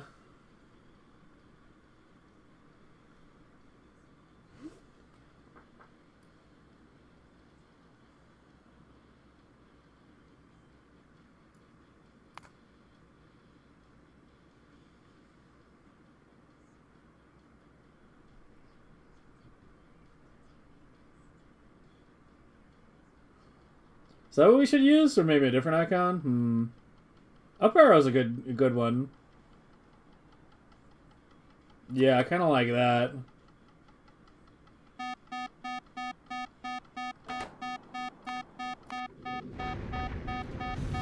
Alright, it's on the final leg right now. Hasn't vented anything yet, actually. I mean, it did pre-vent a little on this one, so it might not vent at all. I can force vent a little to test.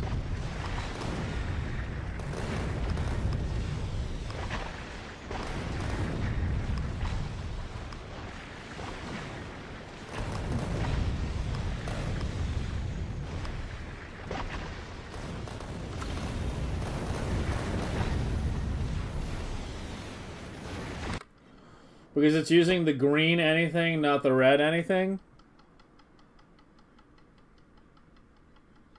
The green, the red one is everything.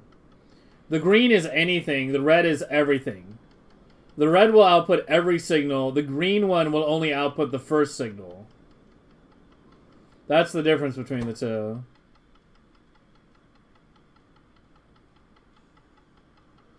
But yeah, I kind of like the idea.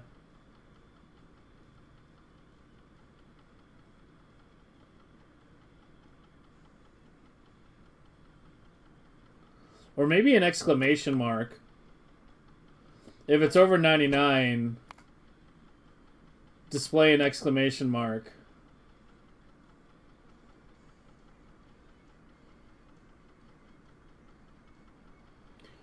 The red one goes true equals 0. The green one doesn't. Yeah. There's that one too. Yeah, there's that as well. Yeah, let's use an exclamation mark if it gets over 99. And we can do that.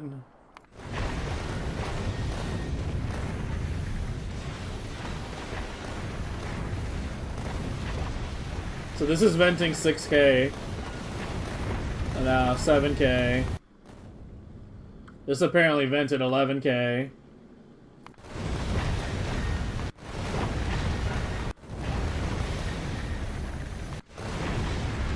And this one's done 10K apparently, or I don't know if it reset properly.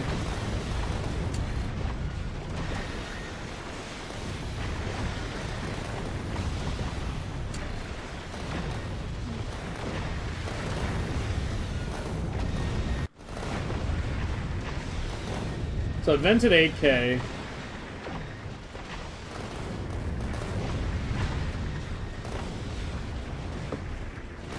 Now we just need to make sure the reset part works properly when it goes back to novice. We should be able to check that on this ship in a moment here.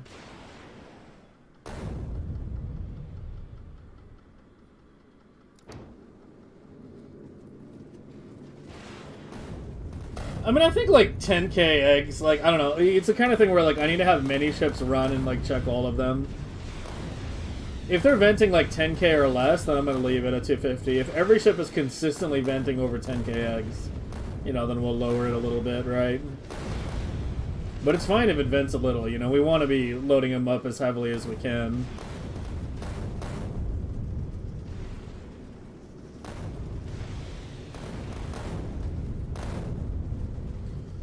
It'd be nice to stay on 250K because it's, you know, a nice $250,000, but it'd be nice if I was actually bringing back, you know, the $750,000 science instead of the 715K that I'm currently bringing back. Yeah, it's coming back right now. We can check the reset. So as soon as it hits novice here, we should see those digits clear. If not, we have a problem.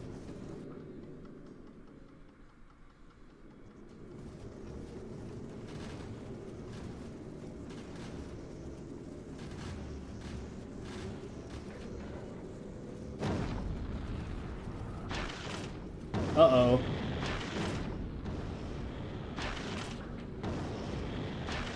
Why didn't you clear? If it doesn't equal 0, output 3.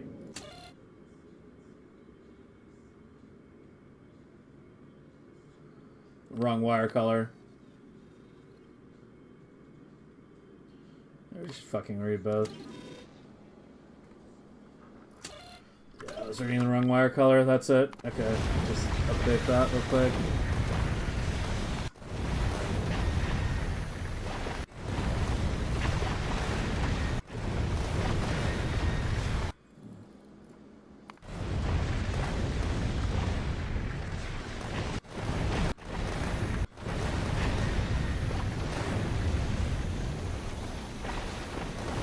How have you already vented 10K eggs when you just started a trip?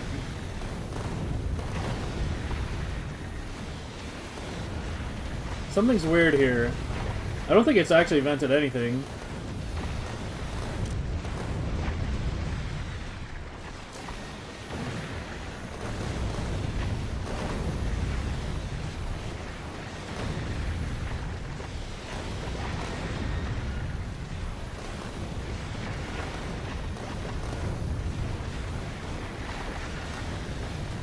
Yeah, why do you have a 10K egg count? This ship literally just started. Like, look, the egg meter is full. It's completely full.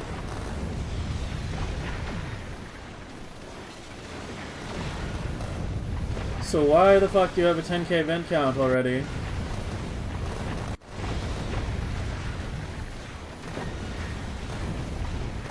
Yeah, this one's finishing up.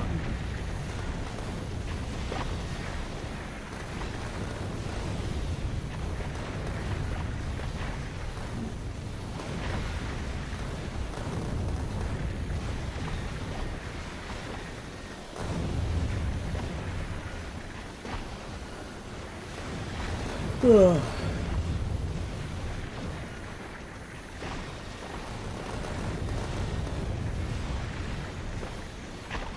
This one's venting quite a few. It's gonna be like 15K or something.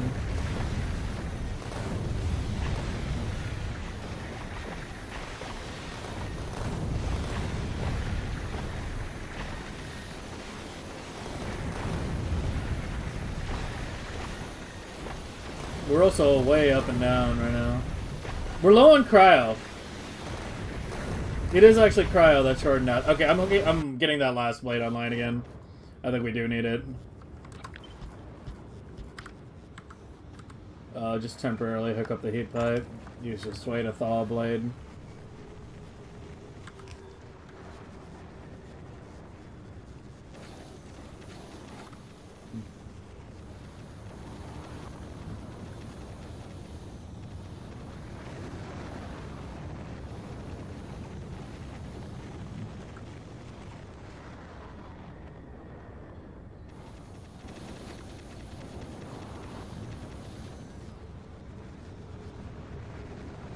But yeah, it's definitely cryo that caused those dips. I'm actually shocked how many cryo blades we needed. Considering, like, I'm only running at cryo at Prometheium Science, you know, levels. I'm not running it at, you know, full speed, right? This is fucking 1, 2, 3, 4, 5, 6, 7, 8 blades. 8 blades. Compared to only 4 on Metallurgic. Like, cryo just makes so goddamn slow. Why do you have an item ingredient shortage? Wait, what's going on here? Don't tell me it's mining out. Wait, huh?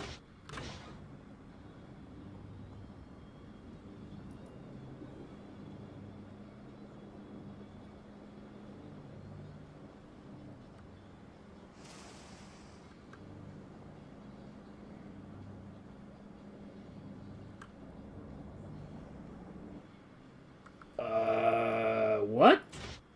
Hold on, we're going to Vulcanus.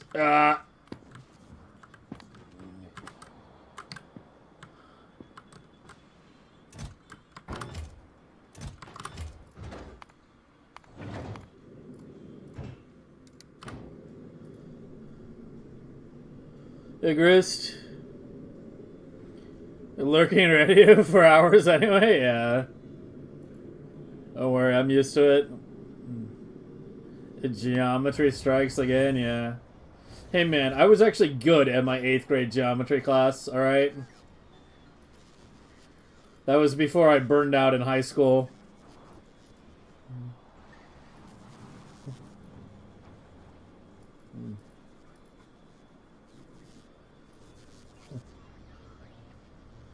Anything you're looking for in the new games? I mean, there's a huge amount of games we're going to be tackling later in May.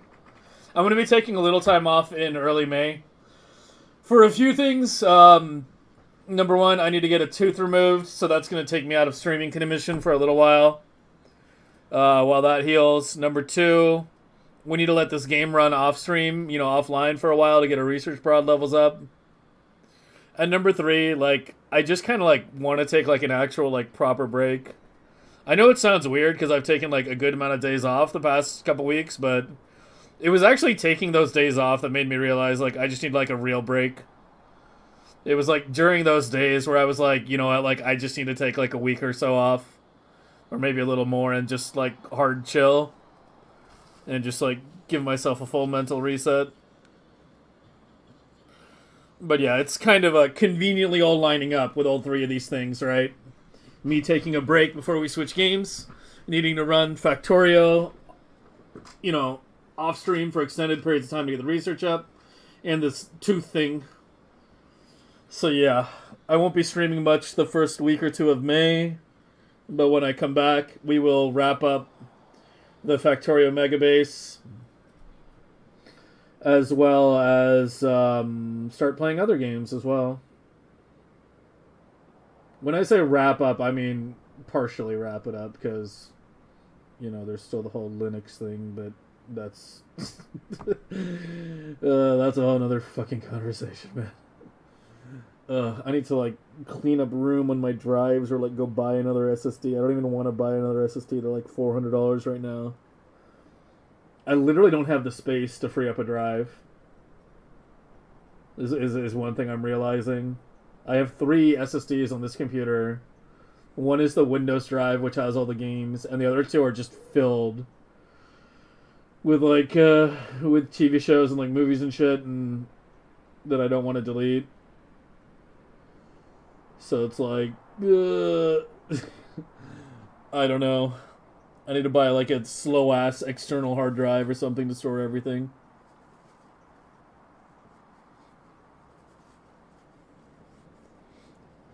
Offload to HDD? Yeah, I mean that's exactly what I just said. Like I need to get like external drives and just load everything onto there so I can free up one of my SSDs for Linux. CypherCat, thanks once again for the raid, man. Appreciate it.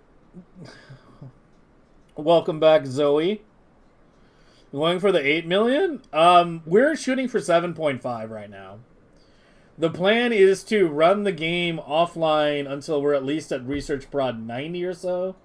In fact, I'm going to throw in robot speed for a little bit so Cryo has some time to rebuffer. Because Cryo is fucked right now. That blade should be thawed by now, though. Or close enough. Yeah, it can go ahead and disconnect that.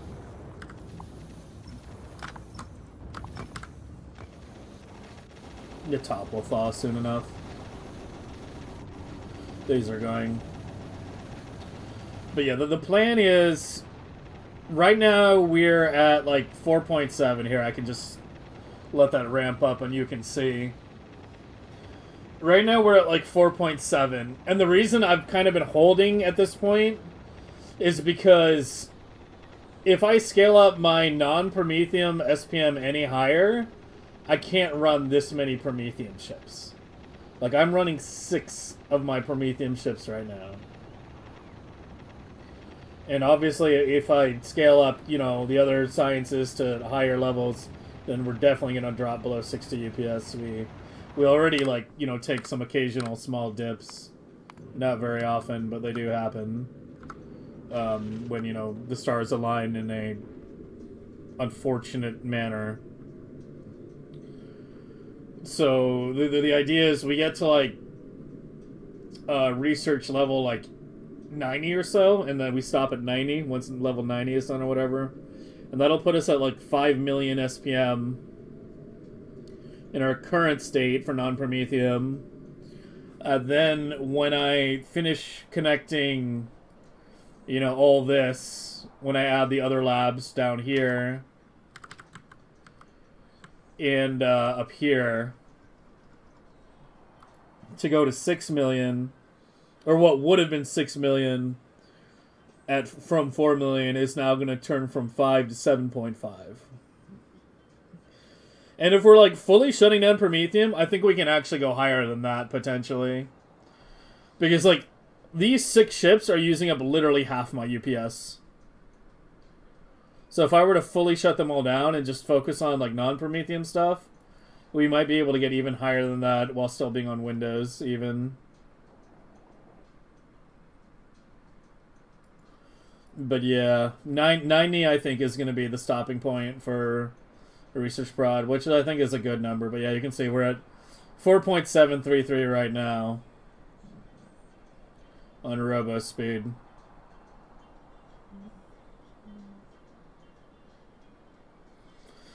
Fixed with Roman numerals? You mean this shit? Yeah, this was me just screwing around off stream. Like, sometimes, there's been times where I was just sitting online off stream and just doodling in the concrete. You can see, like, I did a bit of shit on Vulcanus too, where I made the edges all fancy. I was just sitting there drinking one night and going like, why the fuck not? Oh, I didn't even realize I screwed you up when I did that.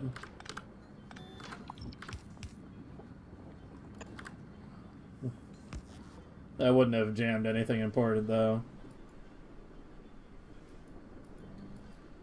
But yeah, I started trying to screw around with a little bit of concrete fanciness. I didn't wind up doing much of it, though. Most of what I played with, I deleted. But yeah, this was me, like, 2 days ago trying to screw around with making, like, Roman numerals, like, in concrete. Trying to find the right width. It worked well for 1, 2, and 3, but it wasn't big enough to do a 4 to 5 properly. So I gotta make them bigger, I guess. Did we Linux? No, we're still on Windows. Linux is like, I don't know. Like, as I said, I'm going to be taking some time off. I'll see if I can set up Linux during that time, but there's some other things I was planning to do during that time. I guess it would be kind of shitty if I took, like, 2 weeks off and didn't set up Linux, but I wanted to go check out Turtle WoW as well. That was, like, the 4th thing on the list. You know, I said, like, there were, like, 3 things. You know, my tooth, needing to let the game run, and wanting to take some time off. But the second part of that is that Turtle WoW is shutting down mid-May, and I never checked it out. I always had meant to check it out someday, and I never did. And it doesn't take me long to level a character in Classic WoW. Like, I can do it relatively fast, so, you know, there only being like 2.5 weeks isn't as much of a bother for me. Obviously, I won't be able to see, like, you know, the raids and shit, but I can at least see, like, the new content they added, the changes they did to the classes, and do some 5-mans and shit. So, yeah, I was planning on spending a lot of that time just chilling and checking that out before it gets shut down forever. So if I'm spending time doing that, I don't know when the fuck I'm going to find time to do Linux. But we'll see. We shall see. But yeah, like...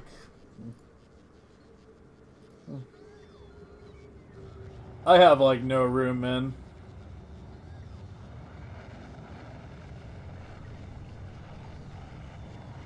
Oh, maybe it's not as bad as I'm thinking.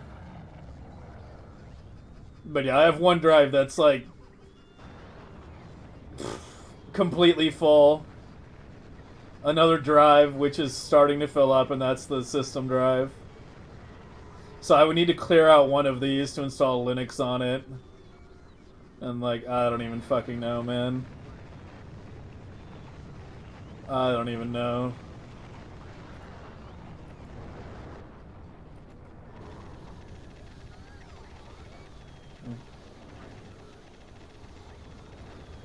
Play something that they turned would be my tip. What do you mean by turned? I mean changed?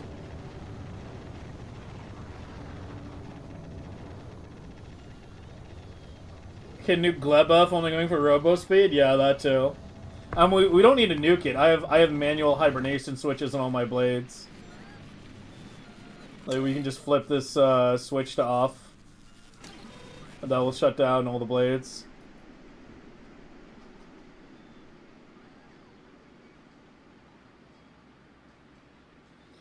Turned? What do you mean by turned, though? What do you mean? You said play something they turned. What do you mean by turned? At a live uncovered ice platform? No, we're too fancy for that. Tuned? I was probably going to play Mage. It's actually something I've been thinking about, like, quite a bit the past few days, because I need to make up my mind. Because I'll probably start tomorrow, most likely. But I was, like, I'm pretty much a Priest and Mage main at this point. Like, whether I play Priest or Mage depends on which expansion it is and whether, you know, I'm just leveling for fun or planning on playing with friends or something like that. But I was probably, since, you know, I'm mainly just going to be leveling and seeing the content they added to the world more than anything else. I was leaning toward doing Mage. I did kind of briefly consider doing Hunter, because Hunter would be faster to level, but the thing is, like, I don't know.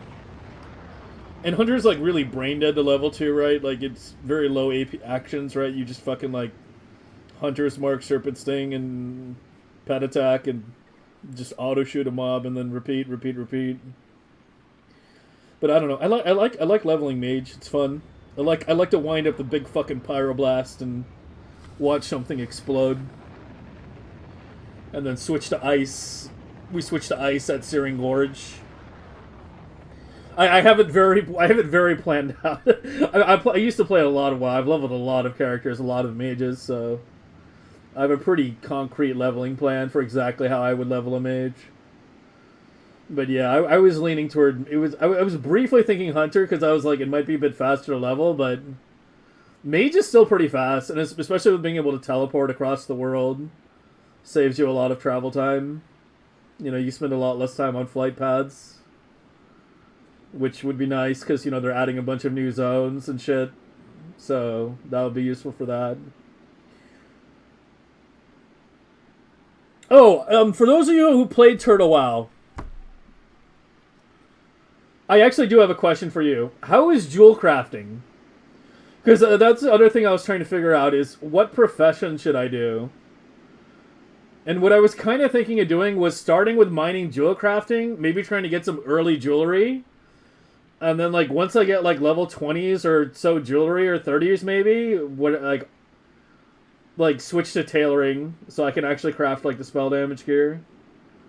Because, like, the first spell damage gear comes at, like, mid-20s. Like, the Phoenix gear, I think it was. I can't remember. And then after that, the next big jump is in the early 40s when you get the Dreamweave set. Yeah, as I said, I told you, I know way too much about leveling mages. But, like, yeah. The thing with tailoring being, like, the optimal profession to choose is there's nothing to really pair with it very easily. Like, you can't really level enchanting, you know, solo very well. Like, right? Like, you'll never get enough mats from quests to keep it leveled up to appropriate level. Like, it just doesn't work. Trust me, I've tried. You either have to, like, have people helping you with mats, or you need to, you know, buy them off the auction house. And I'm expecting the auction house to be pretty dead. Right? So, yeah.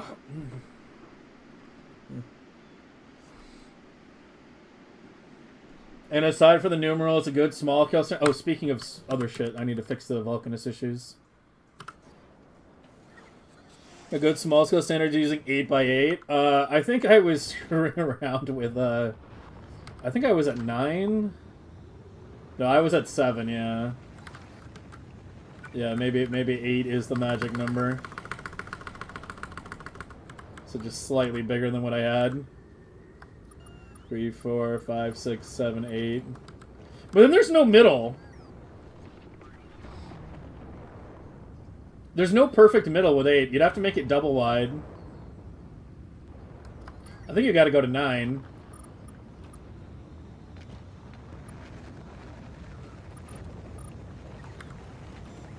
Like that. 1, 2, 3, 4, 5, 6. It needs to be 1 higher. Whatever. I can play with it later. I mean, this wasn't for anything. This was literally just me screwing around.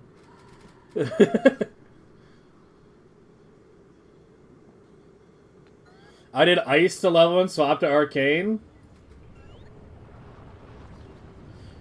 Well, I mean, I was looking at what they've changed with Mage in Turtle WoW. I can try out Arcane at some point, because normally Arcane you can't level with it. But yeah, I can definitely try respecking into Arcane at some point and checking it out. Ice is not the fastest way to level, though. Well, unless you're AoE grinding. And I'm a questing enjoyer, what can I say?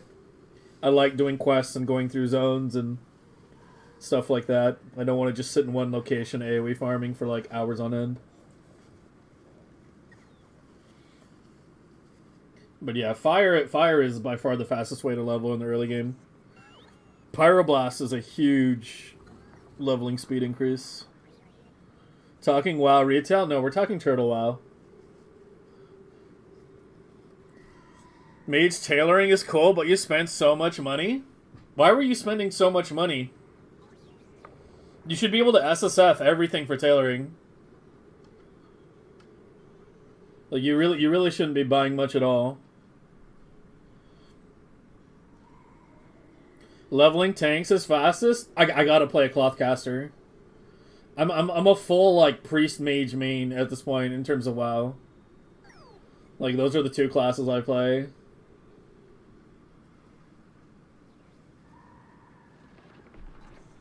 Someday I need to properly level a druid. I think it's like I think druid is the only class I've never fully leveled, but I've leveled everything else.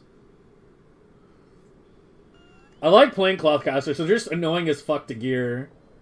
Because, like, classic WoW has very little spell damage on shit, so you really have to, like, go out of your way to find it. You know, use Fiery Wrath, Frozen Wrath, greens and shit when you can. But yeah, alchemy's all right. The thing with the thing is like, as far as damage increases go, alchemy alchemy doesn't give you any damage boost as a caster until you get to Swamp of Sorrows and you can start making arcane elixirs. I mean, once you get to that point, you can make an absolute shitload. But yeah, like it's like 20 spell damage at like Swamp of Sorrows level. So like level 40, it's relatively late in the leveling process, or like halfway-ish through, I guess you could say. A little more than halfway. So yeah, like tailoring just gives you too much damage in the early game. Unless you can like buy every bit off the auction house, it just gives you too much damage. Wait, which was the one that was broken? Hold on, we have shit to fix. That was you. Not getting triangles, because you're not getting carbon.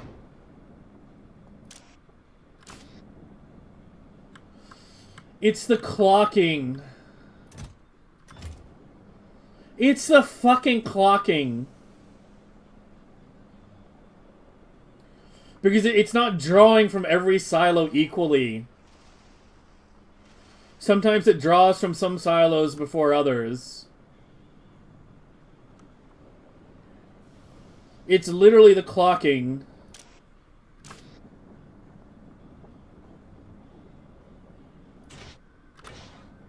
It's literally the clocking. Because the top ones are full. So they've stopped. And that's what governs everything else, because it's a lead follower setup. Yeah, it's a fucking lead follower setup. I mean, I can temporarily get it reactivated by simply moving the stuff that's in the top ones to the lower ones. Whoops. You can control-click beacons to take modules out? Holy, I never even realized that. I've never, like, tried to do that. That's fucking wild.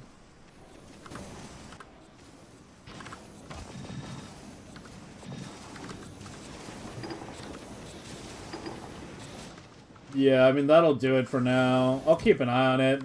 In the end of the day, it's probably fine in the long term. Since this makes enough, you know, it doesn't need to buffer.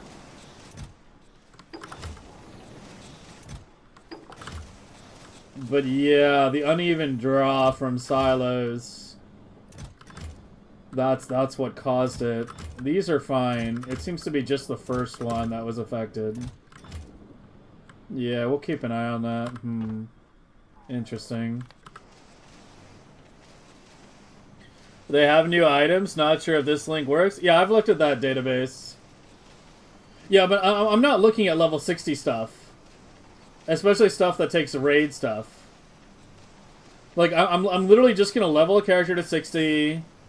You know, see all the new side zones. Like, I'm mainly interested in seeing all the zones they had added in the world. You know, I'll do the 5-mans that I can do while leveling, especially the new ones. And then do, you know, some of the 5-mans at 60. I'm sure there'll be, you know, people running those. You know, just trying to run them, you know, for the last time to see them before the server shut down. But yeah, I'm not worried about, like, level 60 gear or raid gear at all. Like, I'm mainly kind of trying to, like, plan out my leveling. Because that's changing a bit. Compared to, you know, normal WoW. I know they added some new tailoring recipes. But yeah, that's why I was asking about jewel crafting. Because I was trying to look it up on this database. And they don't have the jewel crafting on here. Like, I can look up the tailoring recipes for Turtle WoW on this database. And there's, like, a couple new ones. I can't remember which ones. But there's, like, a couple new ones in there.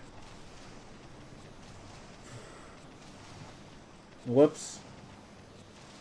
But yeah, it was tricky looking up the jewel crafting shit. I was basically looking up like low-level rings and trinkets and amulets and trying to find which ones were listed as undefined for that. Here, I have it somewhere. Yeah, here. Yeah, it was one of these. Yeah, this is how I was trying to look it up. I was literally just trying to look up, like, low-level rings. Yeah, right there. You see that? You see it says skill undefined? The jewel crafting is not showing up properly. These are the jewel crafting recipes, right? Rough copper ring, polishing oil. Like, that's one of the new professions they added, so I was tempted to check it out, but, you know, if the total bonuses for casters are, like, shit compared to, you know, tailoring, then I don't want to, like, gimp myself while leveling. Because when you're leveling a caster in WoW, in Classic WoW, if you have, like, really good spell damage, it feels great, right? Especially as a mage. Like, you Pyroblast Fireball a mob, and it just dies. Pyroblast Fireball another one, it just dies. Like, if you can kill, like, most equal level mobs with just a Pyroblast Fireball, then it feels smooth.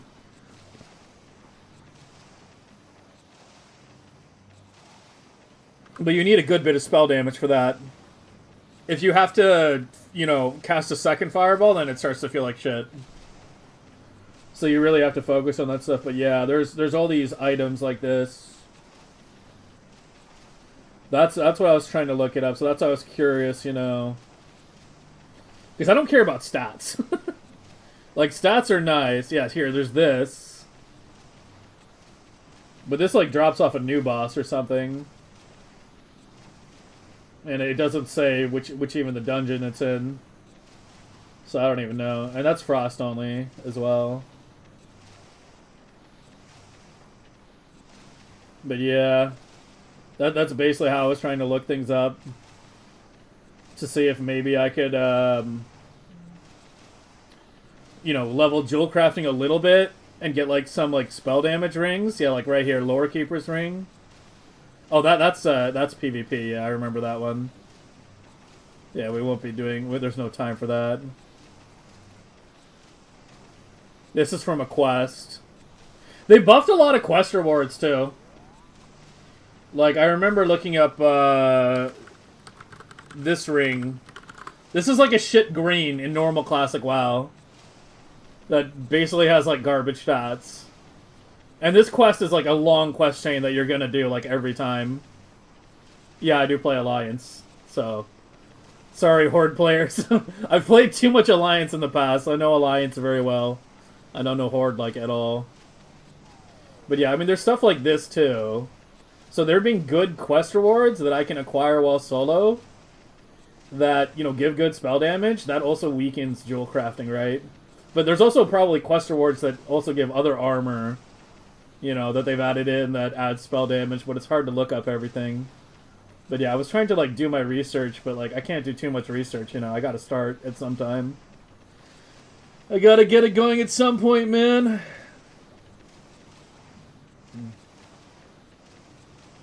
Database, turtlecraft.gg, item 50556.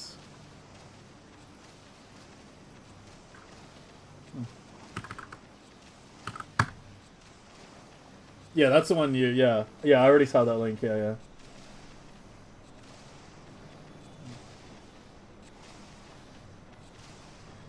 Golden Goblet?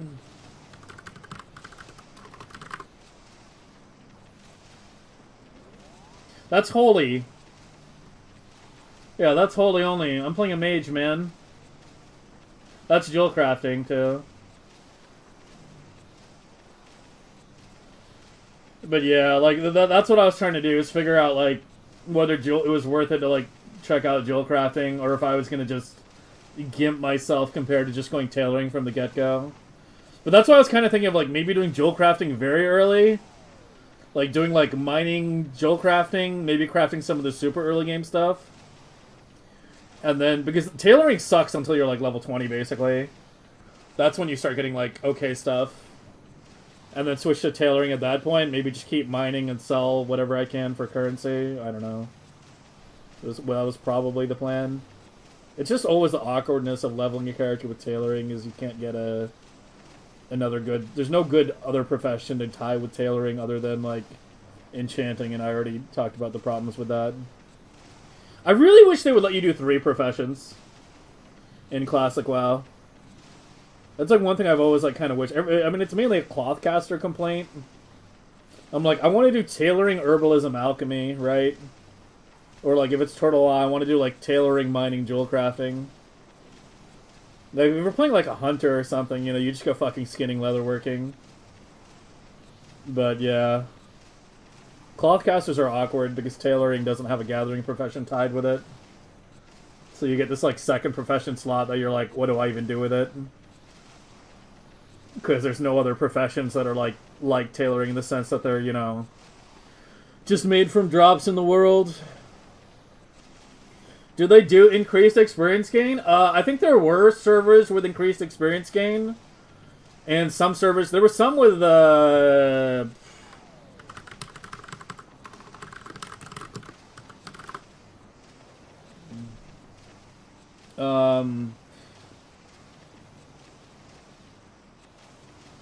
I think they had some servers. I can't remember where I read it.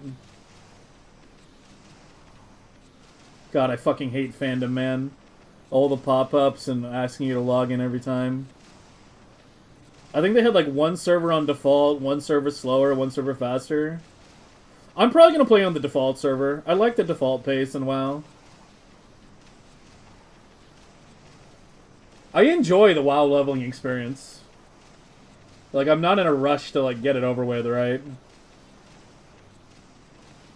But yeah, I need to see, like, where it was.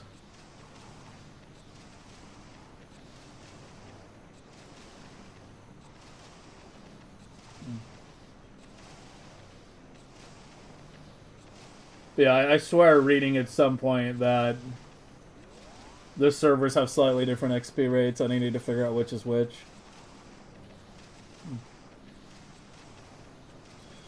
Check the forum for guides? Yeah, I can try to do that. Yeah, I know about the tent mechanic. I heard you don't start the survivor profession until STV, though.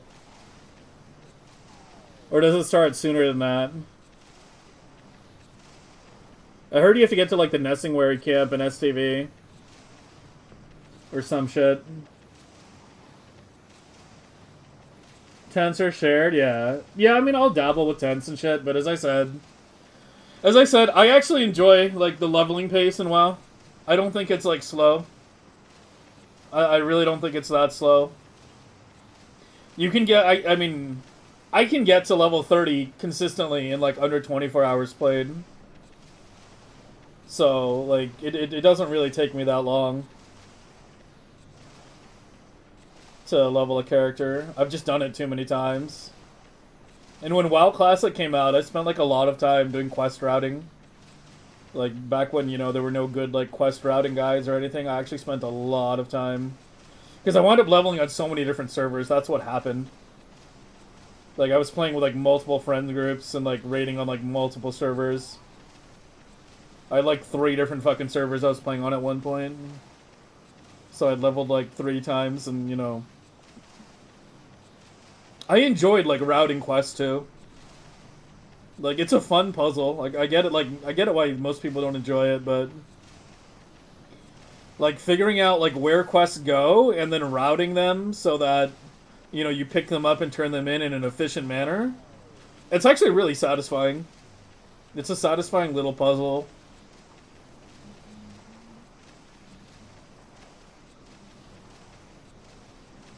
Because, like, when you do it properly, you realize that, you know, that leveling really isn't that slow at all. Most people just suck at routing. That's really what it is. Most people put no effort into that kind of thing.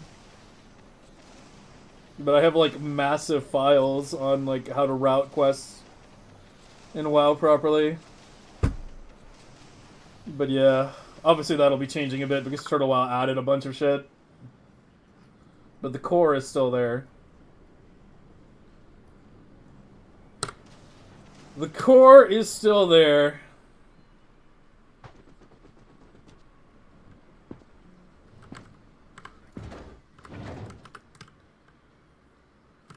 Where are my rocket silos?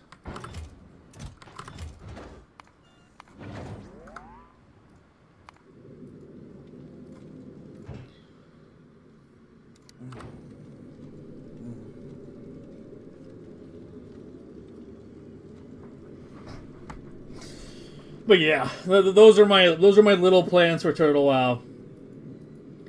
Over the next couple weeks, I'm gonna try to enjoy it while I can before I get shut down.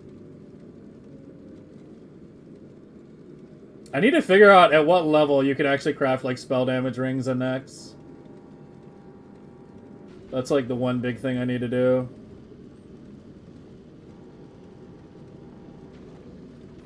See, I don't know if this random bonuses can potentially be of like a fiery wrath or shit like that.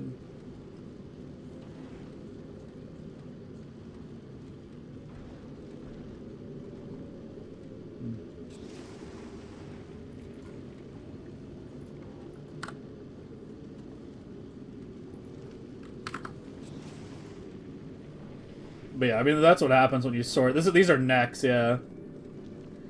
Yeah, there's one at 42. That's from jewel crafting. 44, also from jewel crafting, but with more materials than this one. But it's not really that much better. This is a level 42 epic. But it doesn't even have an icon, so it looks like it didn't get added. There's like this shit. Like that's the thing. Like there are actually some low-level quests that give some crazy loot. I noticed that. Like this requires level 24, level 30 quest that gives you, you know, basically like a, you know, starter level 60 worth damage neck. So that's pretty crazy, but I have no idea what this entails. I'm guessing it's like some 5-man world boss or something. But I don't even know.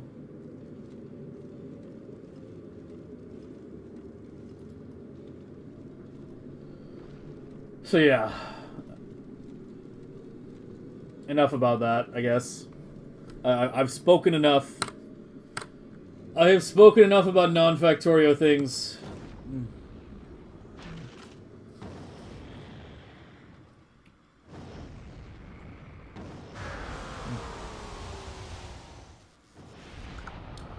In the meantime, how are we doing on the ships? No vents, no vents. Vented 10k. It looks like they're consistently venting around 10k. This is 10k. That's 10k. This one vented 20.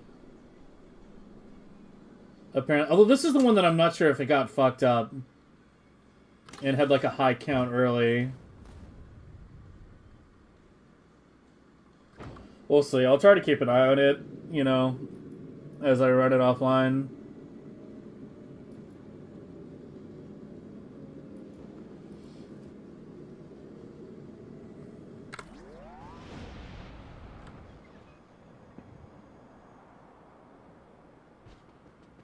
Alright, what else? What else shall we do with our remaining time today? Why is my white at 0%? It might be time to add your thrusters back. Hopefully you don't explode.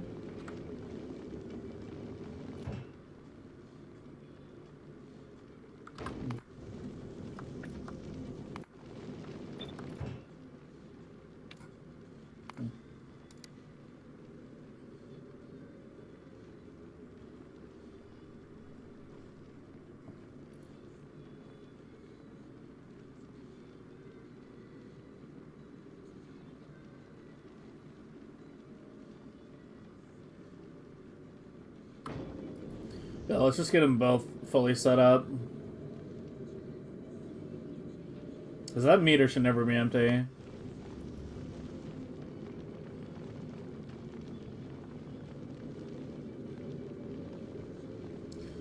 But there you have it. 4.732 million SPM. 58 hours.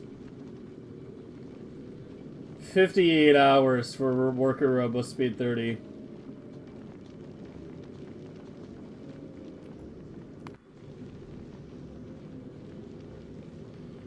Should be getting long. What's my laser damage at right now? Oh, it's pretty good. Yeah, it's 26. I maybe should try to finish that level. And maybe do that instead of the Robo Speed right now.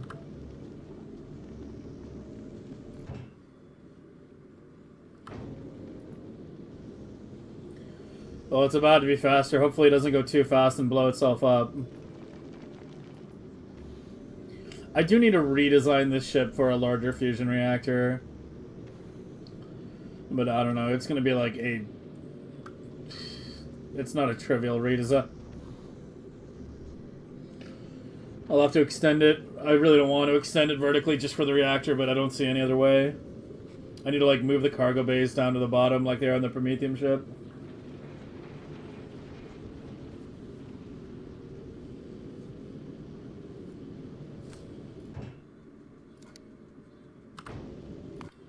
And you two, now go to Vulcanus.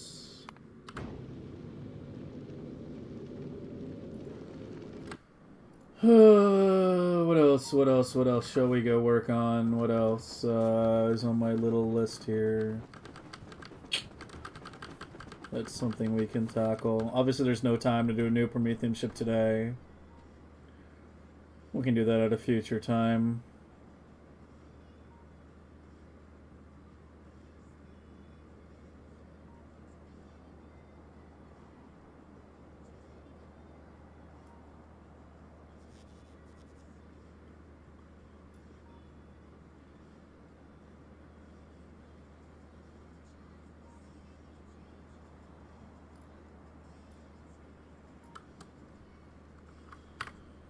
Yeah, a lot of these are kind of...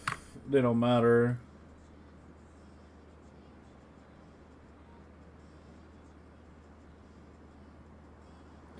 How's the tooth? Not as bad as yesterday. Not as bad as yesterday. I popped some painkillers before the stream as a preemptive measure, and... Yeah, I seem to be okay today. I'm still gonna try to get it removed ASAP this week. I haven't made an appointment yet, but, you know... It's like an oral surgeon, not an actual dentist, so I doubt they have a very long waiting list. And if they do, I'll just tell them I'm in pain or something. And hopefully get one a bit faster.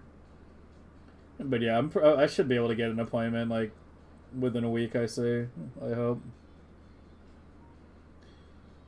Now, I've already seen the dentist. The dentist is who I saw who evaluated it. But yeah, they said I have to go to another place to actually get it removed. But yeah, it's pretty fucked up.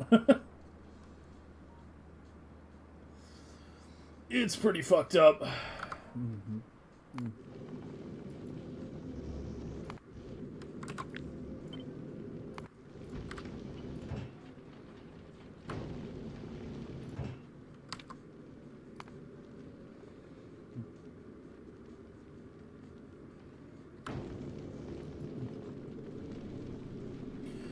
A dentist did yours? Yeah, last time I had it removed, the oral surgeon came to the oral surgeon came to the dentist, but apparently that's not how it works in this place.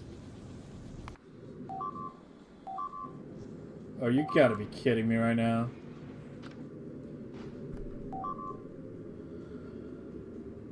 Oh...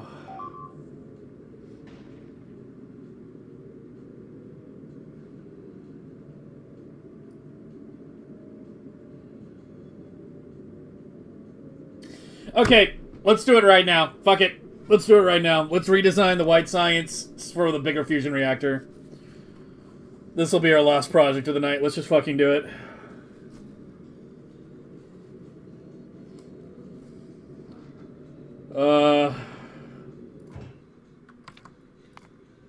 Okay, come back to Vulcanus.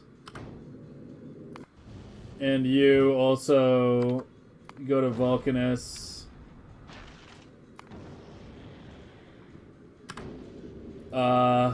And we'll just go up mining prod for a little while.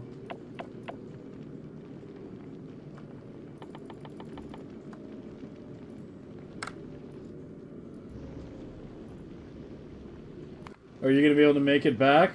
Yeah, I think I can at least make it back. Yeah, it just needs a bigger fucking reactor. So we're going to take the thrusters. We're going to take... we're going to go to a 2-core 8... it's going to be the same size as these ships, which feels really weird when you think about it. The fact that my white science and my fucking Prometheium use the same size fusion reactors, but whatever. We're removing you and you because you were unnecessary. Okay, so let's start operating on you. You're both stopped at Vulcanus with the same conditions. Yeah, just stay there. Okay, here we go. Okay, so you're getting shifted down a bit. By how much, we'll see. We have 13... About 20. About 20 cargo bays. Ideally, if I can just do it in one line, in one row. Like that.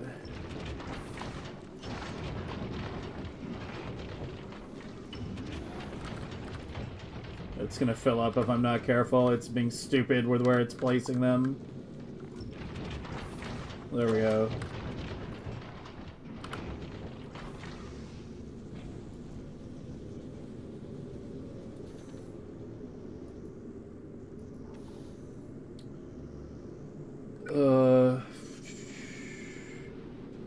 Okay, so the fuel will just go through there. We can worry about that later. The big thing we need to worry about is fitting the new reactor.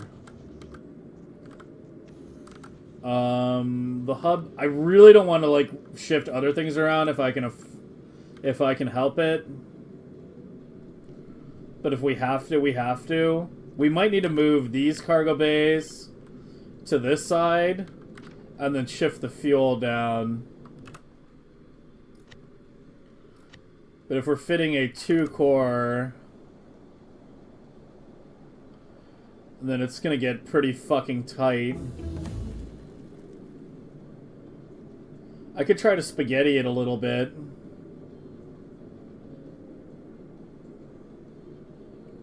Yeah, let me see if I can spaghetti a reactor instead of using a fixed one.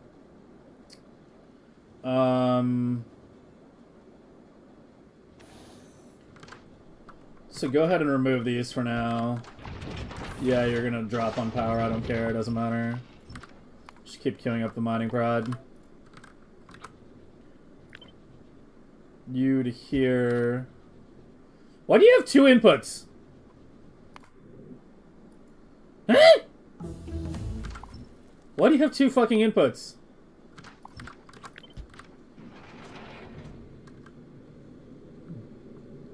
We'll worry about you later. You're kind of easy to move around. At least relative to everything else.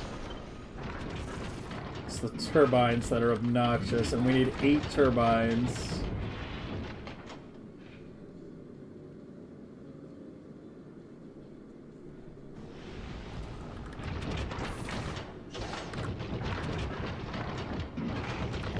Maybe go to the right.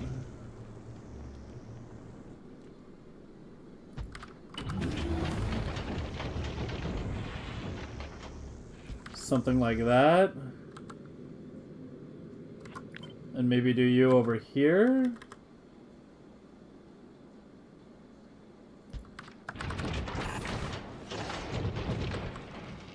Will that work?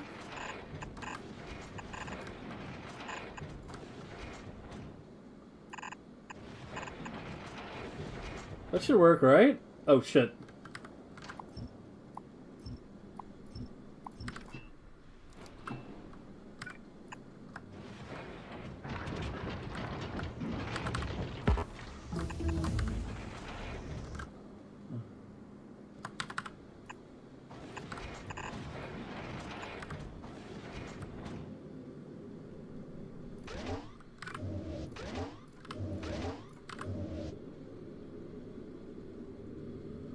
That should work, right?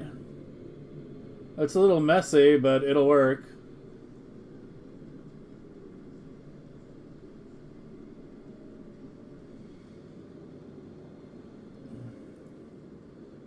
Bottom reactor missing fluid input? That's easy to fix.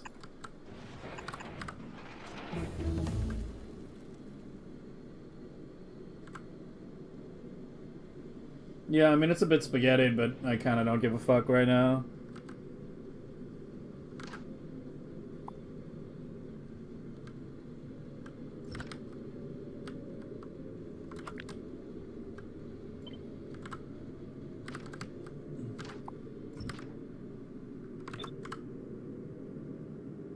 You go here. Ideally, the pipes are going to get tight, but I think I can make it work.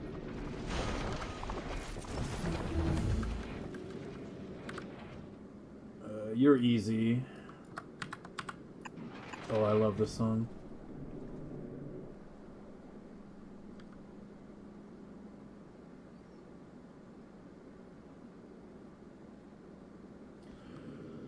They're a bit trickier. One sec, I gotta blow my nose.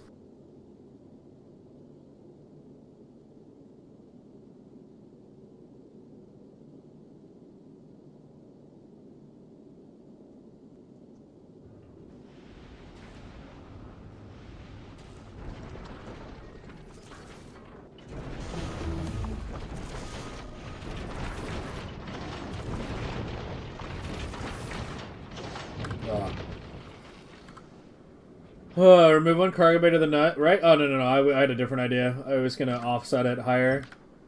Here, you basically do it like that. And then we can go like that.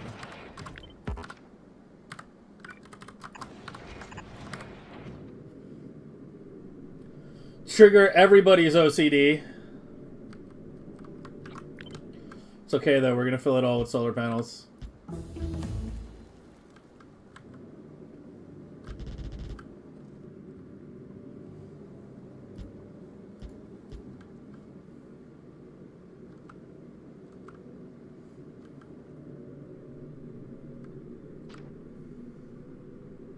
If only those pipes... Oh, shit.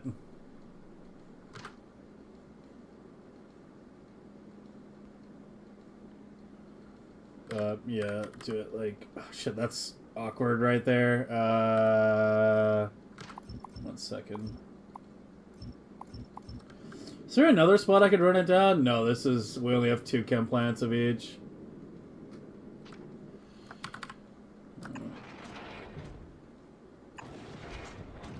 I really just want you here. So we just fit this around that. Yeah, there we go. That works.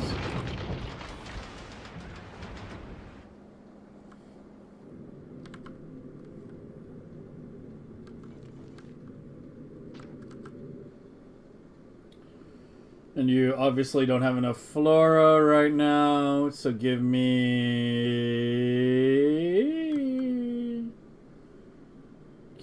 an, where the fuck is a good injection spot? Here, just do it down here. Just remove that.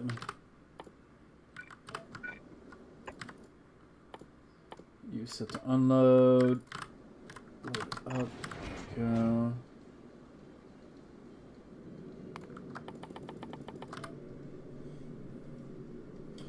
Over 9,000? I would have to install a mod for it. Here's the thing, this run is technically completely modless so far. But yeah, if I wanted to get mining prod higher, I would need to install the research auto queue mod.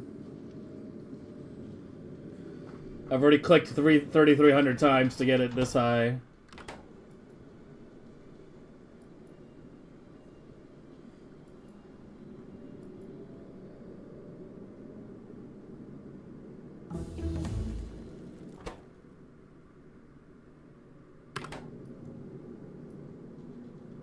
I almost named tonight's stream after that song. It is kind of the beginning of the end, isn't it?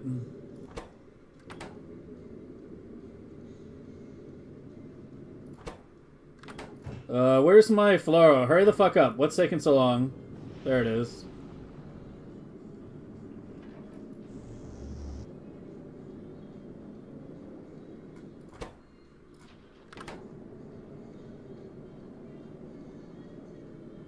Yeah, that's good. That's high enough. Alright, review back. Alright, you should be good to go then.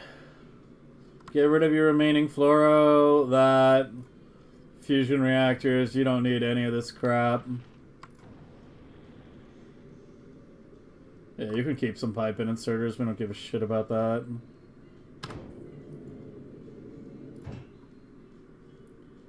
We don't need that many extra cargo bays.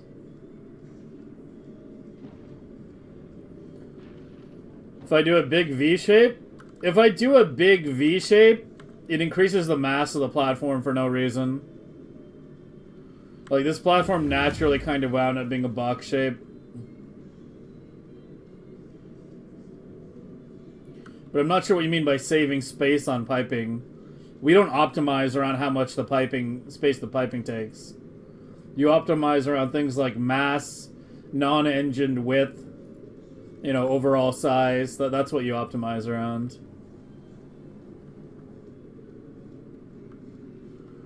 Okay, let's see if you're good to go.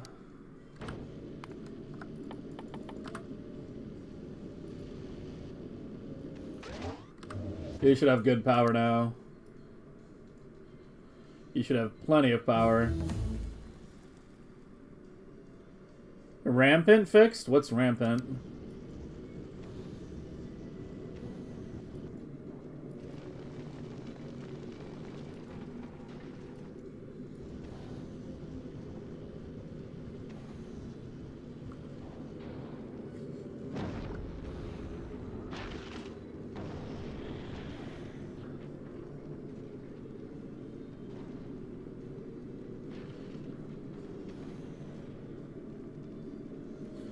It's worse, though.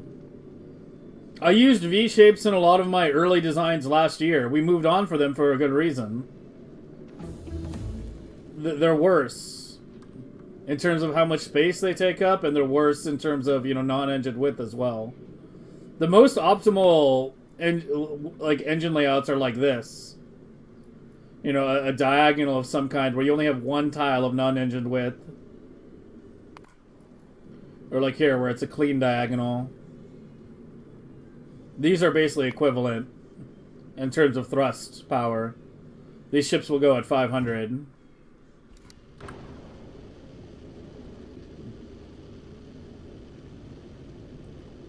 But like, when you're saying do a V, it means like you're saying I should go out like this for no reason. I'm gonna have all this huge empty space in here with nothing to fill it with besides solar panels. You know, it doesn't help me in any way.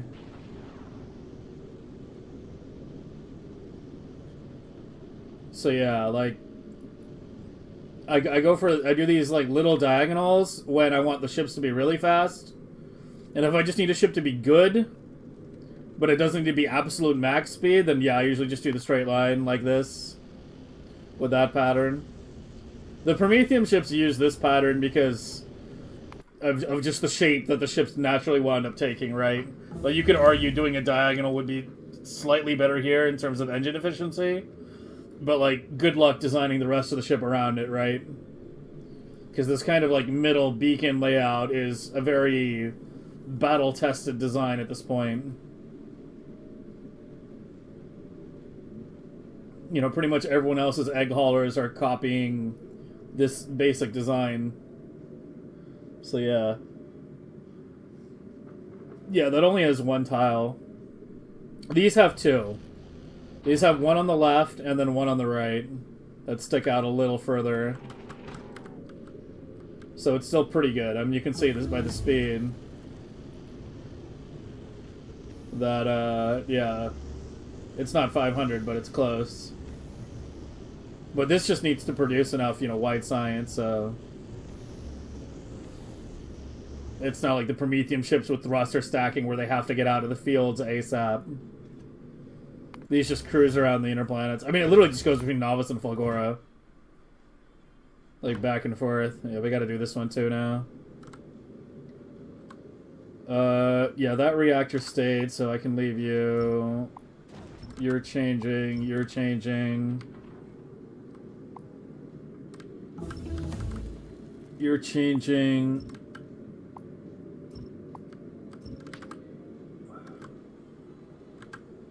You're changing, you're moving down here.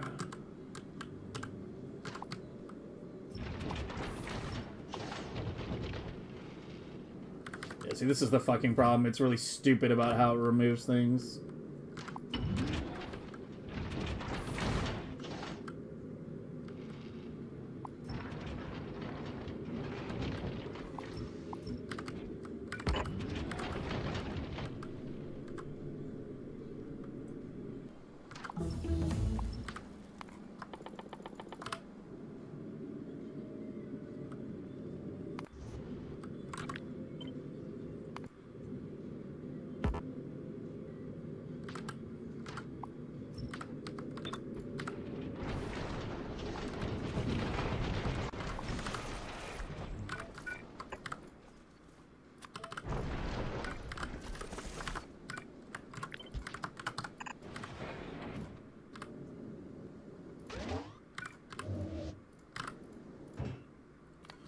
I did recheck maintenance on you, right?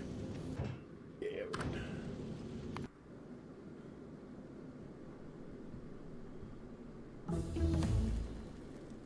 If you share your casino ships, yeah, I mean, you can post them on Discord or in chat if you want.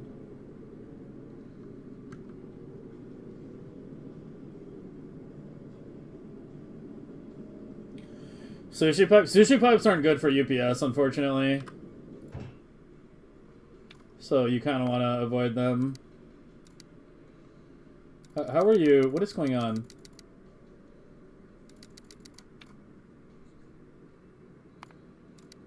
There we go.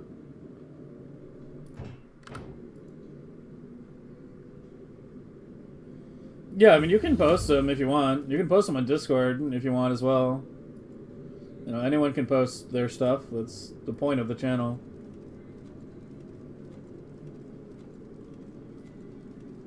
Not UPS run. Oh, science casino ships. Yeah. So you did the U approach then, the YUU approach. You just tried to go legendary everything in space, except purple, I guess. Kind of hard to do purple in space. So.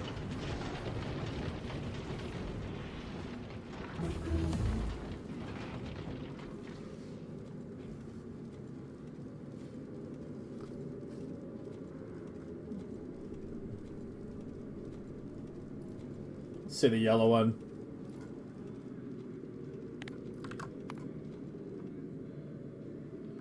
Not as big as I thought it would be, actually.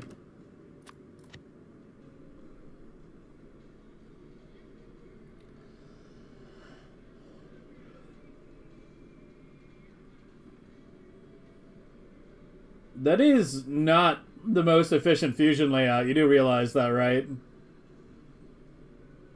Like, you're not getting as high adjacency bonus as you could. If you do, like, you know, a fancier layout.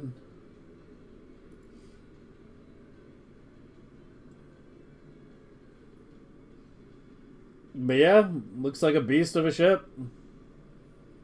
You should post them on Discord. Maybe somebody will, you know, find you some. Do you not have fluoro barrels? What is going on? There is no way the entire planet of Vulcanus is out of fluoro barrels.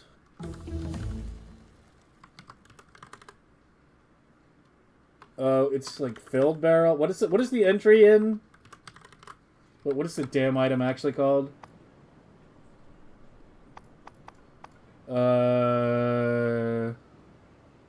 fuck, where is it?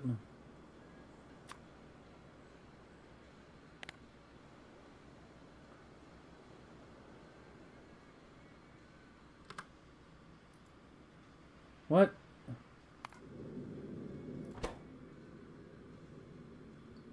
Fluoro cold barrel. Are you actually out? How? I feel like something's wrong. I think something's wrong with the supply end. That should never, like, run out. No, there's barrels. It be there. You're coming right now.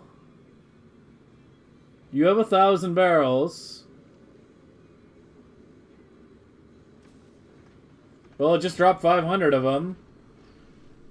How did it even run out, though? It's not like I've been, like, starting a bunch of reactors up.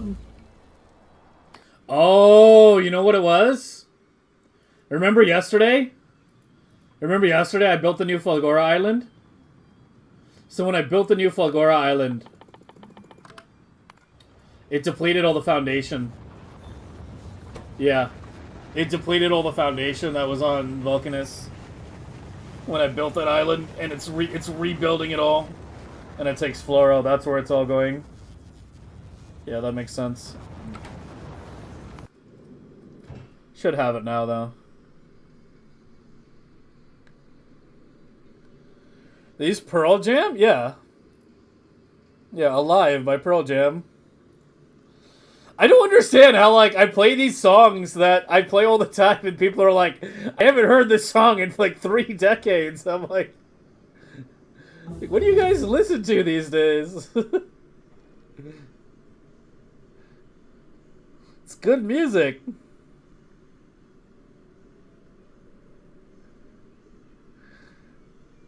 There's been a couple of times in the past couple days. Yesterday, someone was also saying, who was I playing where someone was like, I haven't heard this in like 30 years. I can't fucking remember. But yeah, I got Pearl Jam on here, yeah. Came for the gameplay, stayed for the music. Yeah, I know.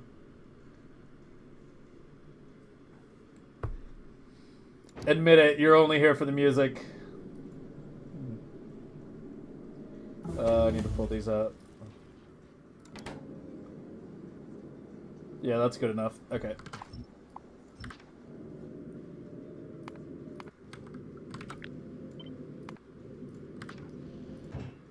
Okay, that should be good. Now, hopefully you won't blow up this time. And we can go back. We should be... Yeah, we got Prometheium alert, so... Finish those mining prod levels, and then maybe... one more, and then go back. What's the time per mining prod level? 41 seconds. 41 seconds. Oh, Andy!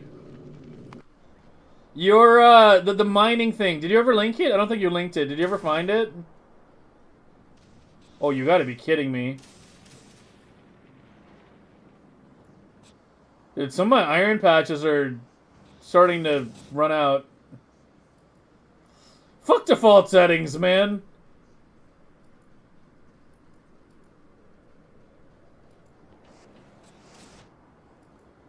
Maybe I do just want to crank mining prod. You know, maybe I will go ahead and install a mining prod Q mod. I don't know. I don't need these running any further out. You did link it? Or you did find it? Link it again. We can go try to play with it real quick.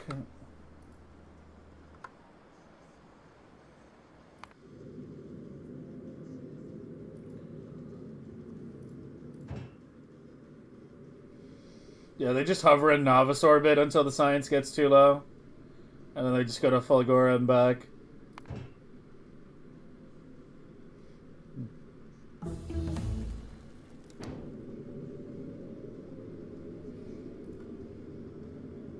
Yeah, I mean, it's just my problem for fucking doing default settings. I don't know. I did default settings because we were going right off the hamster shit, and I was, you know, in full DS mode, and I did last year's Megabase on DS as well, but I kind of regret it, honestly.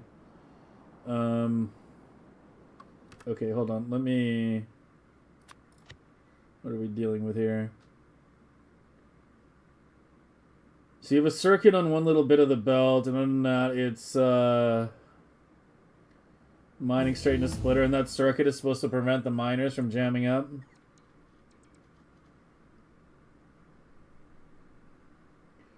And that's the longest block you could make with underground length, I guess. Yeah. Okay, we'll give it a shot. Let's do it down here. So I think this stone patch was pretty wide. So we can just do part of it. Without... Wait, there's something missing here. Oh.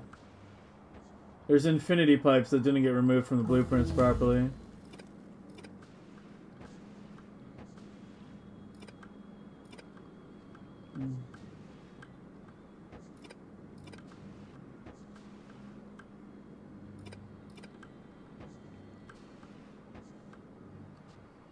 Is that all of them? Yeah, I think we're good. Which one is that? Military science? No, they did get removed. How are those still in there? I don't fucking know. Whatever.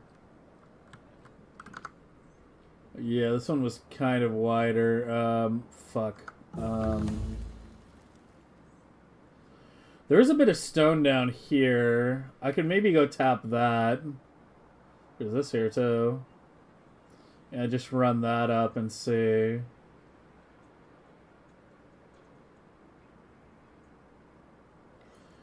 Yeah, it's kind of hard to... We need... That's the thing, we need good-sized patches for the shit. Because that's only 8 miners. That's only 8 belts.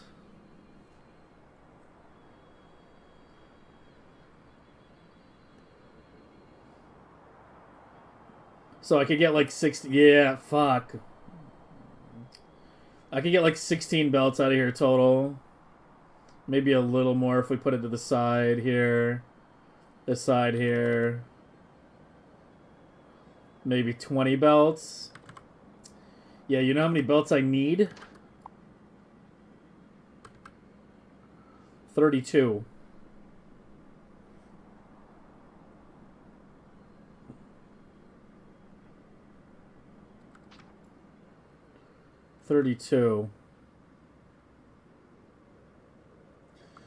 The occasional political rant? Yeah, we talked a good bit about it yesterday. Haven't talked about it at all today. Today's tangents were on classic WoW. Today's non-Factorio tangent was me talking about fucking classic WoW. Ugh. But it's okay. We're gonna do a ground invasion of Iran next weekend, and we're gonna pretend that everything's fine and going according to plan while they hide all their casualty numbers. Just watch. I don't fucking know, man.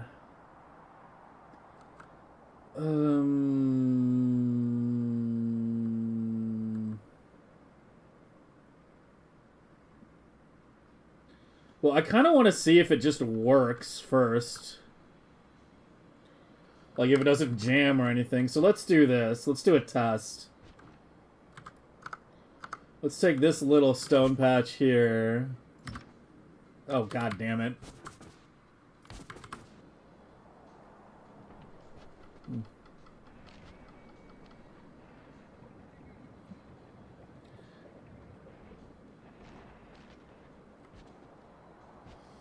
Are you in the Discord channel, by the way, Havoc? Because I kind of thought you'd be one of the first people in there, but if you're in there, you're not under another name. About the Graveyard of Empires? No, even I haven't heard that phrase before.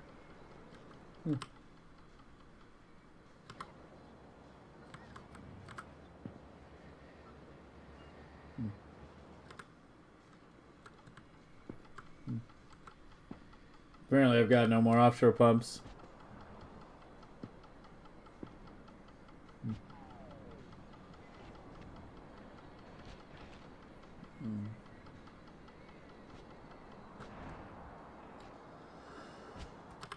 Oh, for fuck's sake! I didn't click the one that gives me the construction bots. Ah! It's like the one thing I went down there for, or back up there for.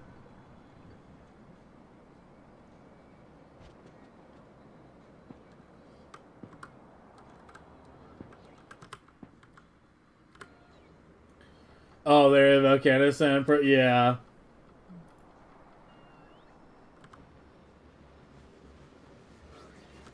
Yeah, I mean, like, it's not going to go well. If they're stupid enough to actually go through with it, I think it's going to be a complete fucking disaster.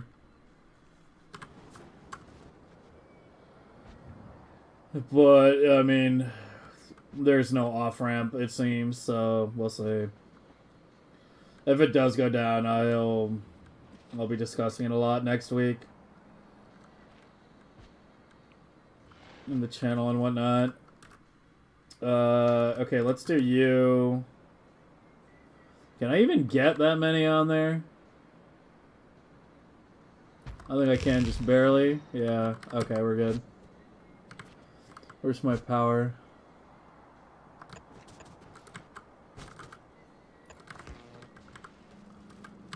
Maybe don't start flowing just yet.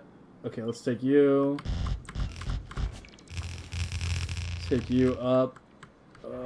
We're going to come. We're just gonna steal. We're just gonna hijack a couple of the belts over here.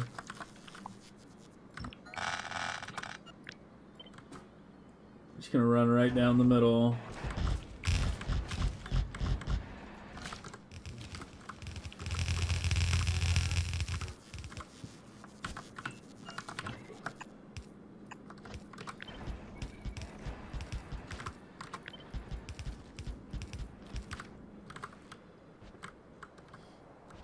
And then come up and over. And I'll keep an eye on this off stream and make sure if there's no issues, I'll try to deploy it wider. But, you know, obviously patch size is a bit of a fucking problem here. So let's cut 8 belts. That's 9. So right here. That's what we're going to cut.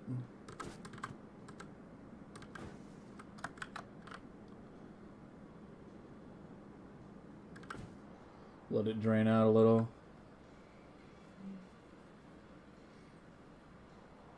You invade, you collapse soon after? Yeah, I mean...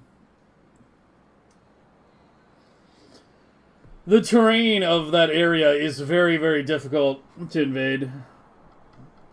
It's extremely mountainous, extremely rugged.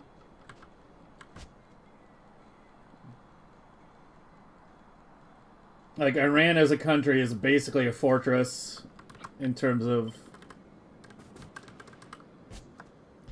where it's located and whatnot.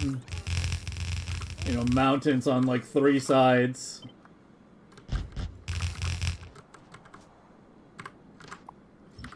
I mean, we already know that the whole pilot thing was a lie. I think that should be obvious to anyone at this point.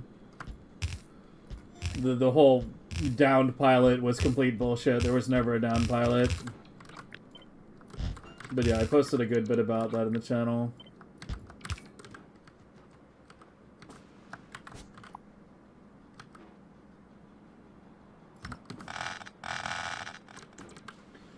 But it's like, you know, their first little foray did not go well for them, right?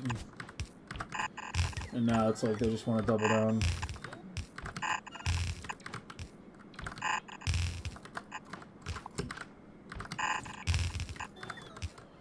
Alright, let's see how this works out.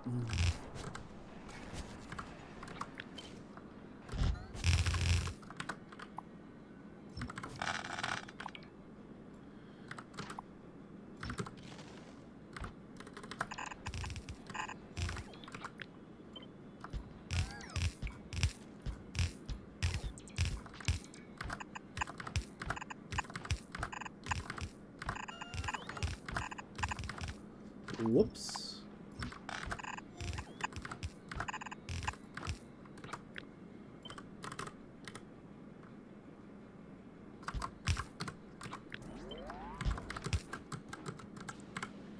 Alright, here we go. Uh-oh. Andy!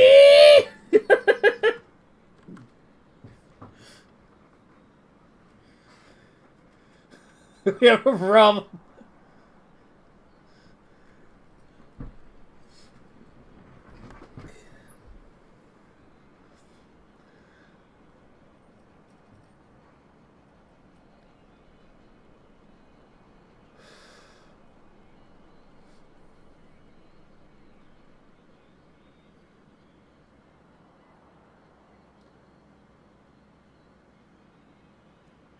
Yeah, I don't know.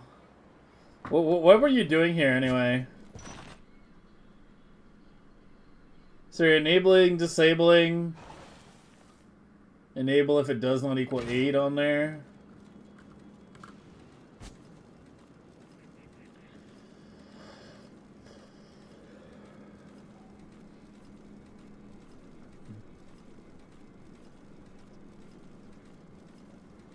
The horizontals don't have a gap? What do you mean?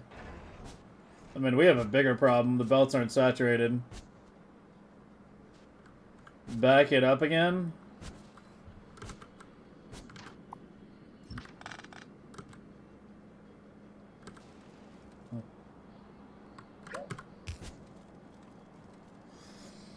Oh, still cursed.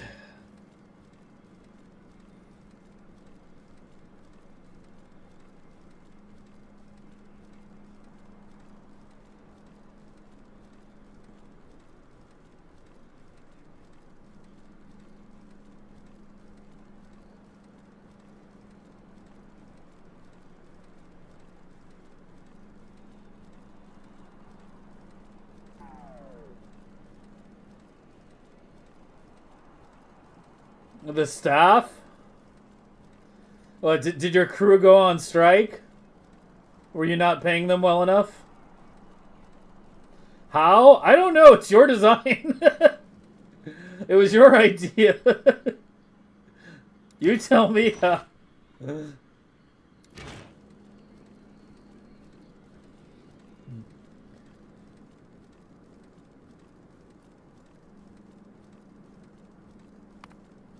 It's a gray science. It's gonna be It's gonna be pinging me with a gray science issue. Yeah, yeah. Gray science in the bottom right, which is what we're feeding right now with this bullshit.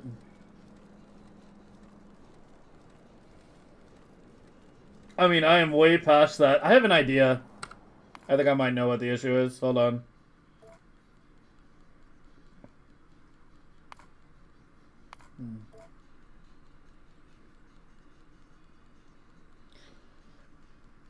Yeah, this was Andy's idea. Like, I've just been using silo mining because I'm on fucking default settings, and I kind of had to. But it sucks because it's like, you know, for every 30 belts, I need 100 active inserters. And there's no way to clock them. I have an idea for what I think the problem might be.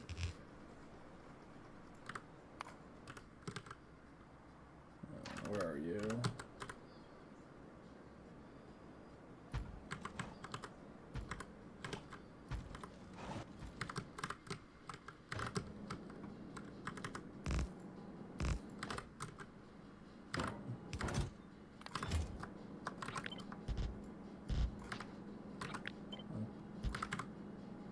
Oh, for fuck's sake. There we go.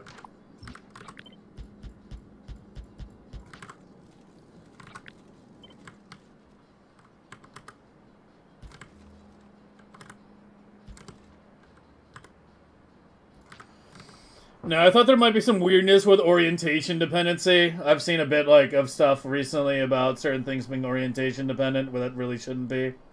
Like, apparently inserters, like, here, I'll find you guys the link rather than just describing it to you. I should have linked it in the main Discord. I linked it to A-Buck. Because I figured he would fucking, like, lose his shit if he didn't know about it. Well, he replied already. He said, this sounds suspect. Yeah. But it was this, yeah.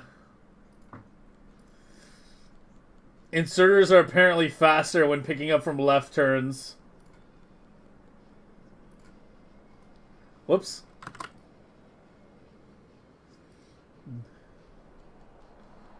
There's apparently some weirdness there. Where, like, if it's turning, they pick up faster than if they're picking up off a straight or the other direction turn. Yo, Hans, how you been, man?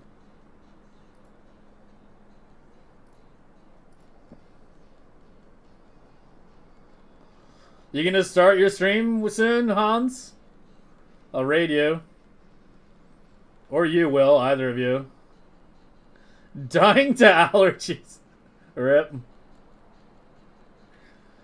Well, Zuri went crazy a few years when surgeries of facing south were faster. It took 2 years to get it fixed. Yeah. Yeah, is Smitty still here, or did he fall asleep? He hasn't talked in a couple hours. I think he went to sleep. Yeah, A-Buck also replied about the rail shit on the clocking thing. He thinks he fixed it.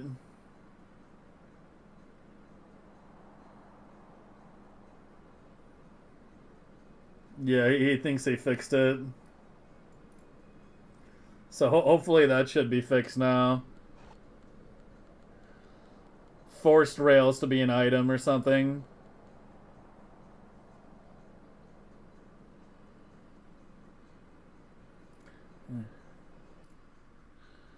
A plant in your neighbor's yard started blooming? Yeah.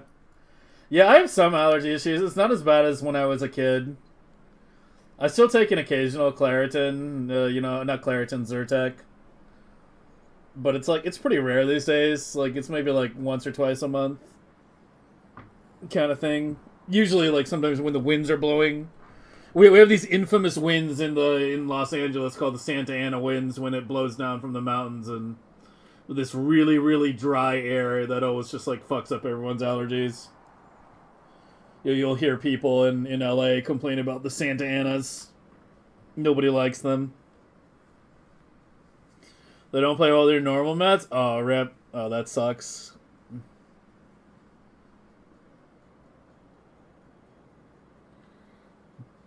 So 2 feet from an air filter and pray, yeah. Yeah, I'm afraid I don't have any other advice for you. You can't take any? Like, not even basic, like, Zyrtec kind of shit? Like, the basic, what's the fucking active ingredient in this shit? I have the bottle right here.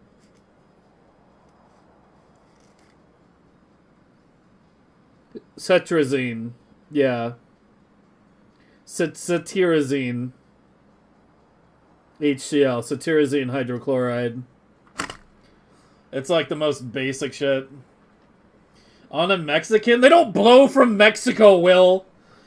Typical British not knowing a thing about the United States. They blow from inland. They don't blow from Mexico. They blow from the mountains inland to like the north and the east shit. Mexico's to the south. Also, everything here is named after Mexican shit. I don't know if you've noticed. I live in California. California is a Mexican name. Los Angeles literally means the angels. You know, San Francisco, San Jose, San Diego, Santa Barbara, Santa Clara, etc., etc. Everything here has a Mexican name. Like, half the roads have fucking Mexican names. Yeah. Mexican or Spanish? It's Mexican as far as I'm concerned. Spain ain't got no claim to here. It's all Mexican now.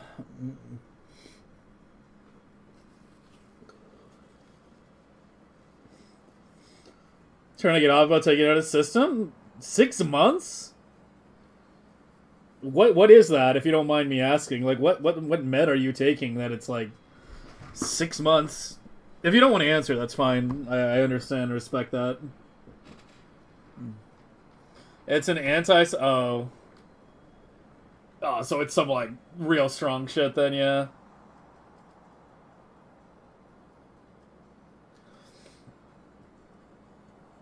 Didn't Spain control Mexico? I don't know, a long fucking time ago. I feel like Mexicans and Spanish are, like, you know, language aside, have kind of diverged pretty significantly a long time ago, right? Like, Spanish, like, Mexican cuisine, I'm sorry, Mexicans have, like, some of the best food on the planet. As far as I'm concerned. I fucking love Mexican food. Okay, but yeah, I thought this might be a directional thing, but it's not. That's why I went into the sandbox. Yeah, I don't know, Andy. Do you have any other ideas? It breaks at Mining Prod 1910? Are you serious? So it breaks if your mining prod is too high?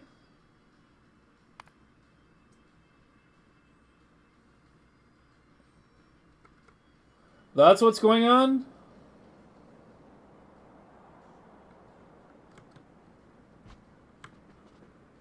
Well, fuck. Can I just load an autosave so I don't have to fucking, like, reconnect everything? I'm lazy right now. 34 minutes ago. I don't think I did much in that time. If the white science chips are complete, then we're good.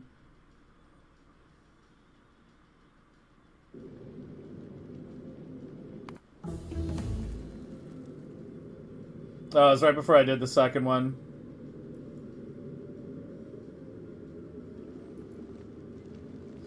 Which is faster, redoing the second white science chip or redoing the belting down there? I think it might be faster to actually redo the ship. Is this one's good to go? We can just copy paste it.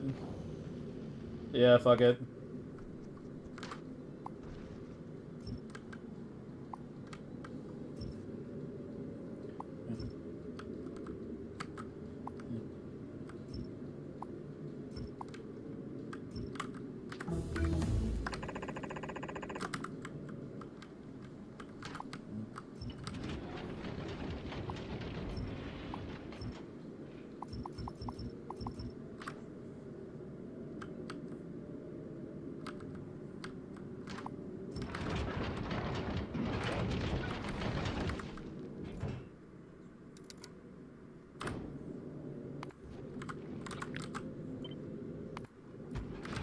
There we go. Done.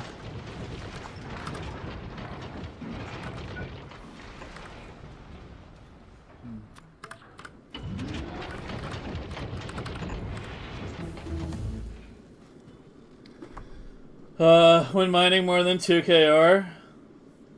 If I don't have any modules, it works? Wait, really? Wait, hold on.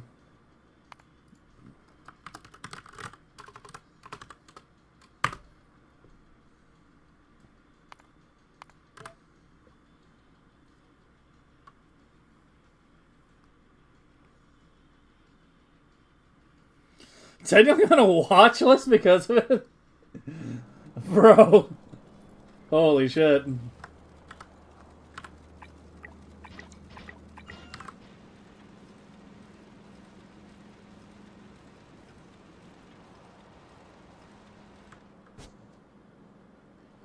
I mean, is it gonna break if I get mining prod higher?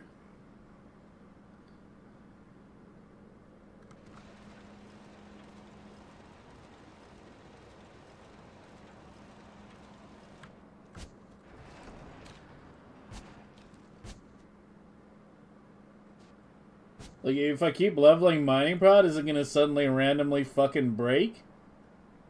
No, you can't go basic miners. They drain the resources faster. Like, we can take out the modules, but we absolutely cannot.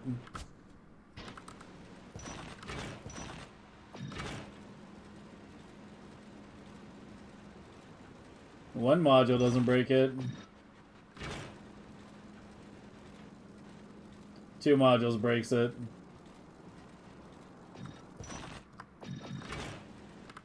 Fascinating.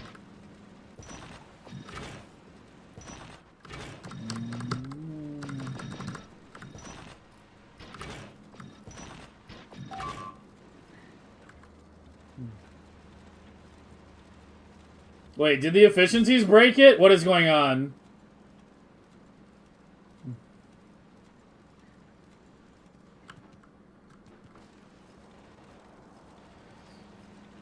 Andy, I think this thing might be too temperamental. I don't know if I trust it. I don't know if I trust it. Holy, this thing is like... This thing be made of glass, bro.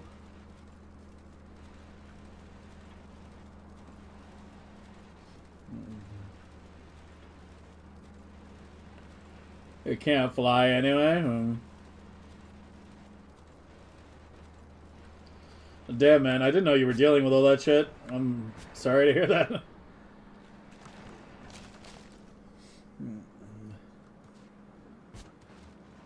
Look at input to science? I mean, what do you mean look at input to science? It's... I don't know. I put... All I did was put efficiency modules in it, and it broke again.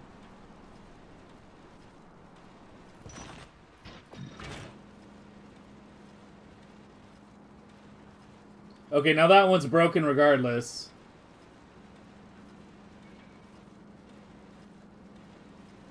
Yeah, I don't know. It's an interesting concept, but like, holy shit, it feels just so easily breakable.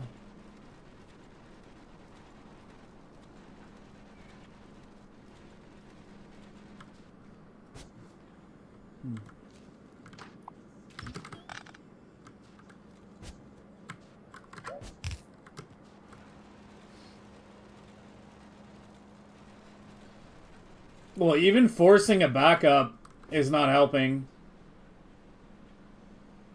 Yeah, even on the ones without the modules, even forcing a backup's not helping.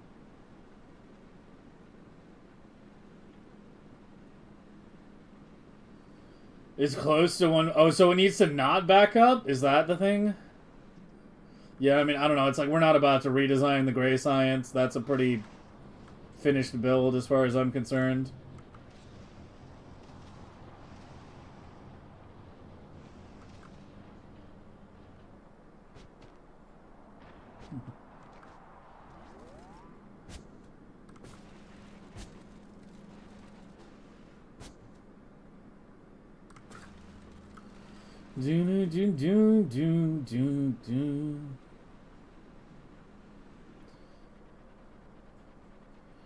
A fifth belt? Yeah,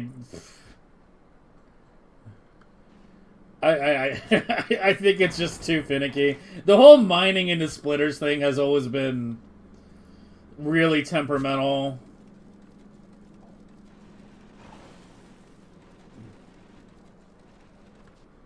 It's an interesting concept, but I think we're just gonna stick with the current one for now.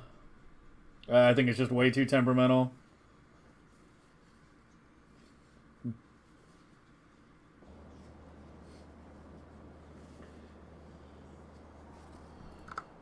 Let me finish you.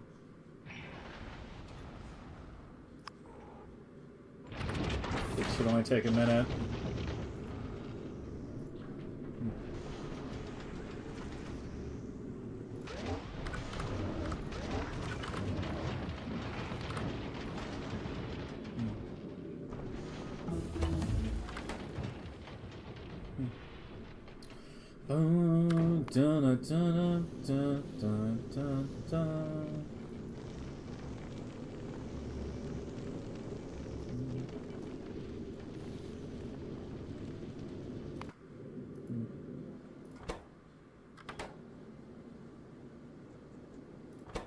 Alright, just waiting for the fluoro. That's it.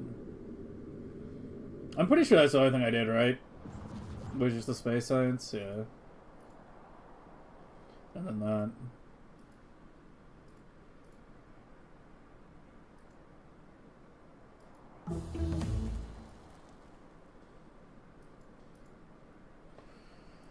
Pretty sure that was all.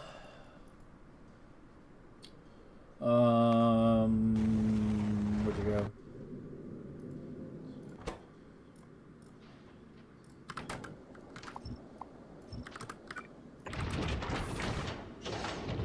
And you should be good to go. Off you go. Oh, not enough thrust. It needs to get some asteroids. Yeah, I kind of removed that part.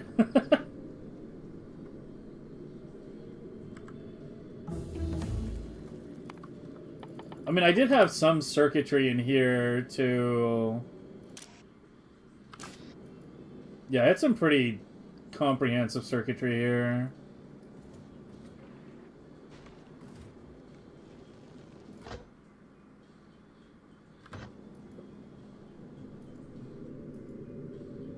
I think it's still trying to simulate... Whatever, just fucking launch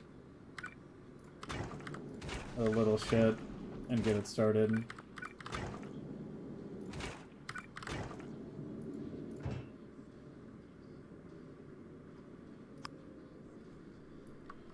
And get rid of that shit.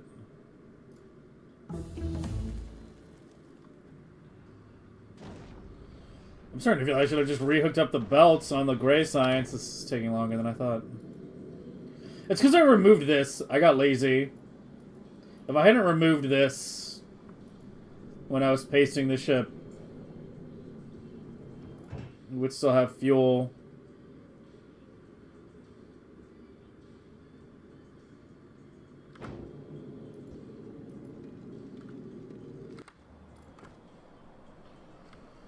Okay, we got a nice little blue pond in the middle of the base.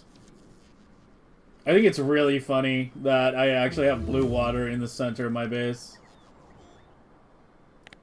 Not surrounding it, though. We got green water down here. It's green up here. But we have a fishy swimming pool right smack dab in the center. All my Prometheium ships are stalled because I've been on mining prod for too long. Go back to research prod. Alright, you good to move now? Are you still throwing tantrums? Yeah, it should be good now. Alright, drop the remainder.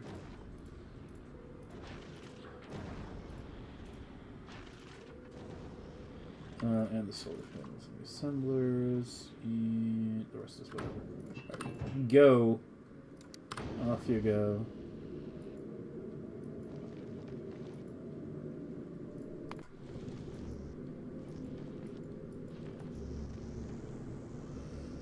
Let's check the thing. Okay, so you vented 20k eggs. You vented 0. You vented 10k. 9k. 1k. Or 10k, sorry. Yeah, most ships are venting around 10k. 10k eggs. I think this was an anomaly. But I'll keep an eye on it. Yeah, we did some good work on the Prometheium dashboarding today. Still trying to think if there's anything more we could improve. But I'm pretty happy with the improvements to it.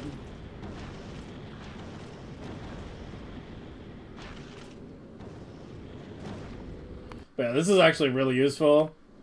Being able to just click through all the ships on a kilo and see how many eggs were vented on the last trip. Yeah, that's actually like really useful.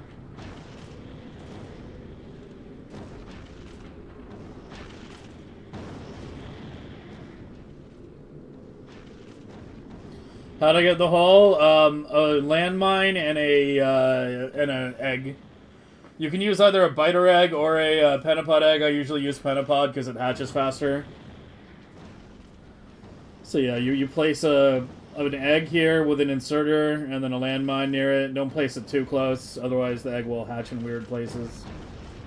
And then you deconstruct in a hole around the area. And then let you vent directly into a hole, which is faster than venting to a belt. Because if you vent to a belt, you can vent at 80 items per second per inserter. But if you're venting straight into a hole, it's 120.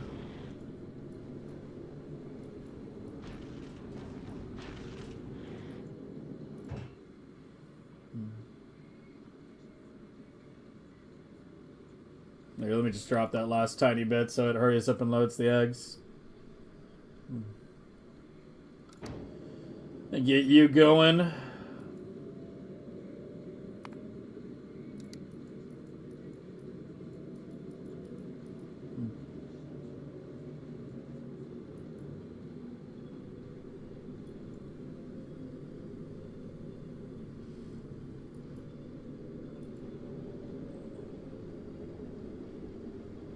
The landmine ships from Spage, yeah.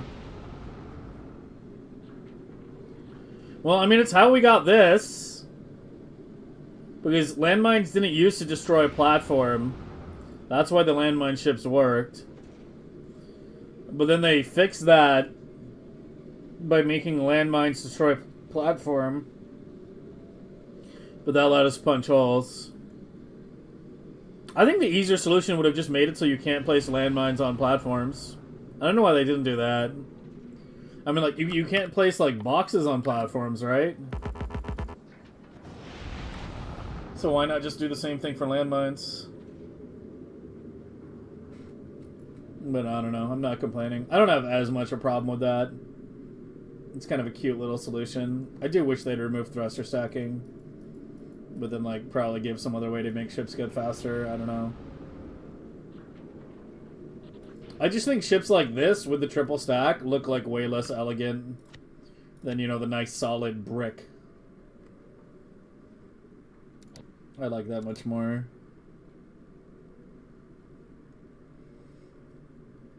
Automall platform with landmines around it? Yeah, I never did the whole Automall platform. It's something I've talked about it a bit, but, like, it's the kind of thing where it's like, if I had a ship designed for it, I might have used it a bit more. But it's also kind of the thing where it's like, if you get your interplanetary logistics, if you get Vulcanus set up quickly, you know, with like 100 rocket silos, and you have like good ships for interplanetary logistics, then it sort of becomes obsolete really quickly.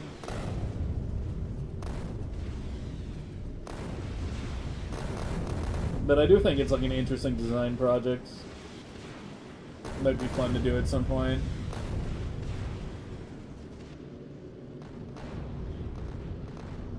Alright, well, it's almost 5 a.m. It's about time to hit the dusty road. Alright, so, quick recap for those who missed it. I'm not going to be streaming too much for the next week, maybe 2. Most likely 2. For a number of reasons. I've talked about it quite a bit the past couple days, but I'm going to reiterate it, you know, for the end of the stream VOD watchers, etc. Number 1, I need to have a tooth. I have a tooth that needs to be removed. I have a wisdom tooth that needs to be removed. I'm going to be getting that taken care of this week. You know, which means I'm going to have, like, a bunch of, like, bandages in my mouth for a couple days kind of thing. So obviously, like, that's going to interfere with streaming, so I'm going to be taking some time off to just deal with that and recover. Number 2, we need to let the game run a bit longer off stream, you know, just raw AFK time in order to get the research up. Why are you dipping? Don't fucking dip me right now, motherfucker. What?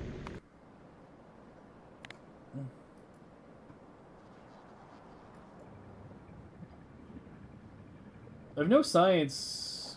Oh, it's probably just ag, yeah, because I wasn't mining prod for a while. Yeah, I should catch up soon. Yeah, ag's a wee bit low right now. It's the ag that's in the hub. The ag that's in the hub is hard. I keep that buffer lower. It's not that much lower right now, though. But yeah, the ships get rid of the ag. We have timers on the ships that get rid of the ag if it's been on the ship for too long, but it's harder to move it out of the hub. I should have pre-warmed it. I actually added the switch for it. That's what this switch over here, where the fuck was it? I can't even find it anymore. That's what this switch is for, to force the recycling. So that we can pre-warm ag before we actually switch, but yeah, it should be fine. It should be fine soon. Yeah, it's ag right now. It's coming right now, though.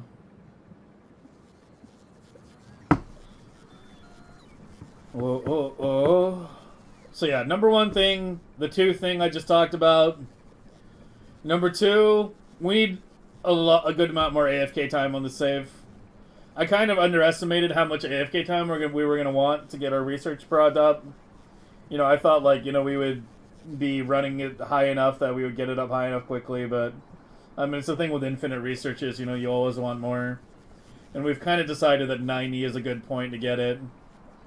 But going from research prod 80 to 90 was, like, I did the math, it's something like 500 hours. 500 hours of running the game, you know, constantly. And I've already put in a good amount of time over the past couple weeks, so I've put in like 250 hours or so on the game off stream. Like right now, out of the hours on here, I'd say about 320, 330 of that has actually been actively played. And then the other like 240 hours are like literal just offline AFK time, just letting the research prod go. So yeah, we want to let the game run for a little while longer. Get to research prod 90, let things, you know, get the numbers up a little bit before we switch off Prometheium for good. So that's number two. Number three, we're going to be switching games toward the end of this month.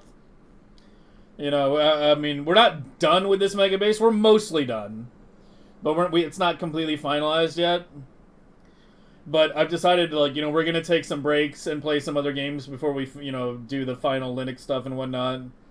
Because I feel like I kind of need a break from Factorio. I've been doing, like, nothing but Factorio for a year and a half.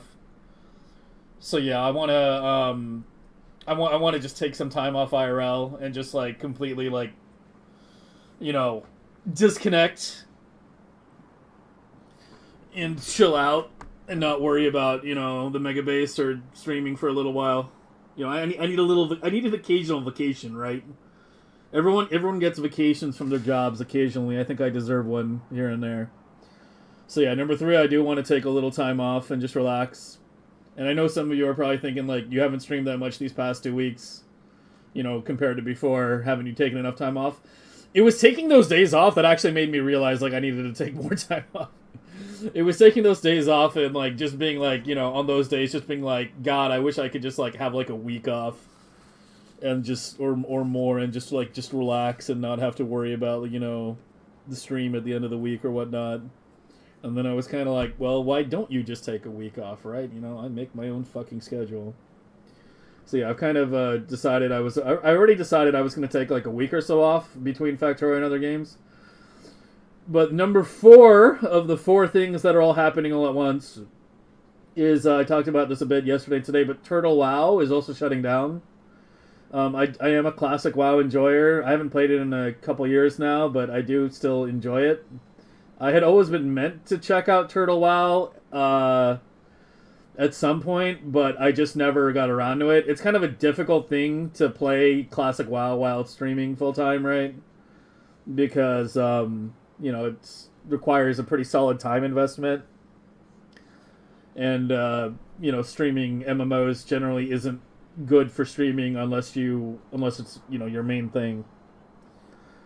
They're sort of like a classic WoWs where streamers go to die, basically.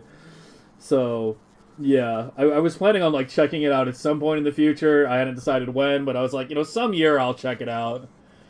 And now it's shutting down, and I never had a chance to really, like, check it out. And so now I'm like, fuck, I want to go check it out. So within the last couple weeks before it shuts down, I want to go level a character, chill in classic WoW, and, you know, see what the fuss was all about. So yeah, those 4 things. Us needing to run the game offline, me needing some time off, me wanting to check out Turtle WoW, and me needing to get my fucking tooth removed. So this will be the last Factorio stream for a little while. But yeah, I'll still be running the game offline non-stop, trying to get the research prods up. And then I will see you sometime in like early mid-May we'll do a couple more Factorio streams where we finalize the base as is. You know, ramp up to 7.5 million SPM or whatever our target is going to be. I might try to see if I can get the Linux stuff done during this little break that I'm taking, but I've already talked about that enough. I'm not going to repeat the whole things that I have to deal with before switching to Linux. Because, yeah, that's a whole other story. You've either heard it by now or you haven't. But yeah, that's kind of my plan for the next month. You know, get my tooth pulled, be in massive pain for a couple days, try to enjoy some WoW and just some time off. Then we'll come back, wrap up this Megabase part way. You know, we'll wrap up the Windows part of it, and the 7.5 million. And then I'll see at some point if I can like switch to Linux, and we can maybe push it even further. So yeah, that's where we're at. That's where we're at. What am I being linked? Hold on, what's going on here? Factorio.school.view. What are you linking? Mall ship? I mean, just give a Factorio bin link. Also, hope the dentist goes well. The bill is the painful part. Yeah, I'm not looking forward to that either. Don't remind me. Especially with American cost of healthcare. Dude, when I went to my dentist to just get it checked out, like, it was literally like a 10-minute appointment. They, like, looked at it, took an x-ray, and they were like, yeah, you need to have it removed. Like, 10 minutes in and out. And they charged me, like, over $100. And I was like, really? Like, it was like a 10-minute fucking visit. And then I'm like, that's like the minimum charge, isn't it? And they were like, yeah. I was like, fuck. Like, what the fuck, man? I need to find a new dentist. Like, I got charged like $100 for 10 minutes. And they didn't even remove the tooth. So, yeah, like, I don't even know. Not looking forward to that. I managed to eat and sleep. Yeah, I mean, like, I'm definitely going to be taking it pretty easy. I just kind of want to, like, turn my brain off regarding, everything. I'll still post some political stuff in the political channel if things still, I'll still, like, keep drip feeding you guys with content, theory and stuff, so you have stuff to read and, like, keep up on. And obviously, if things keep blowing up, I'll be covering that as well on that channel. But yeah. What's the list of games that I'm going to be playing next month? We're going to start with Dyson Sphere Program, most likely. I want to do Timberborn and Mindustry as well. There's a bunch of RTSs as well I kind of want to check out. Some have released, some have demos and whatnot. But yeah, I would say those three for sure. Between Timberborn, DSP, and Mindustry. For sure, we're going to be checking out. Where was Mindustry? I don't remember. Is it up here? Yeah, I put it up here. Yeah, this one. I almost forgot. I keep forgetting about this one. But it's another factory-style game. But yeah, we'll be checking out some other games besides factory-style games as well. But of the three, like, factory-style games that I have on my list, Mindustry, DSP, Timberborn are up there. But yeah, I definitely want to take, like, a bit of a break from Factorio and just, play other shit. We'll be coming back to Factorio later in the year and doing all the modded stuff that we planned on doing. Like, K2C, maybe like Warp Drive Machine, Panodons, obviously, and whatnot. Well, I will get to that at some point, but I've been doing basically non-stop Factorio for a year and a half, with the exception for like a month break for PoE last year, which I kind of regretted because that league kind of sucked. So yeah. We got a bunch. When did I last play PoE? PoE 1 I last played Mercenaries last year in like June or whatever. I played Mercenary League for about a month, give or take. Maybe a little less than a month. That was the last time. The last time I played PoE 2 was when fucking it came out. was when it came out.